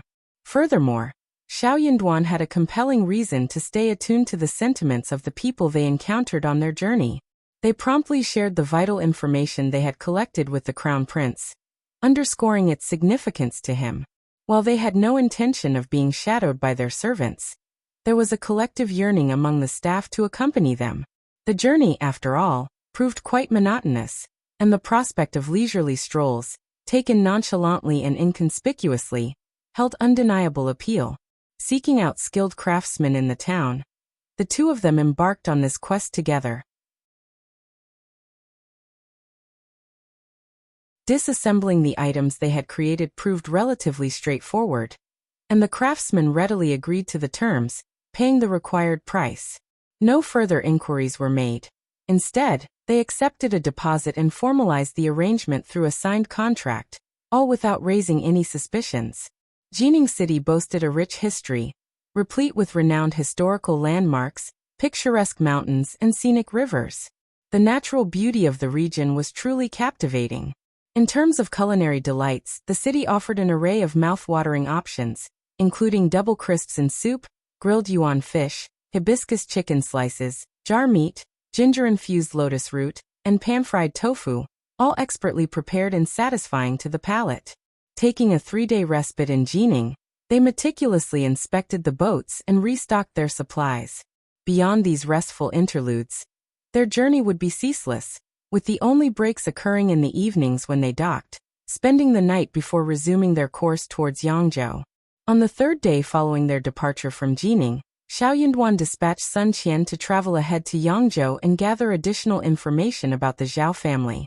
Sun Qian and Sun Bai, loyal to Officer Xiao and Madame Xiao's orders, followed instructions without hesitation. Upon their arrival in Yangzhou, Xiao Xian and Xiao Yinduan realized that it was already February 20th, marking 20 days of travel and intermittent rest, a pace they considered quite expeditious. If you find any errors, ads pop up, ads redirect, broken links, non-standard content, etc., please let us know. Report so we can fix it as soon as possible.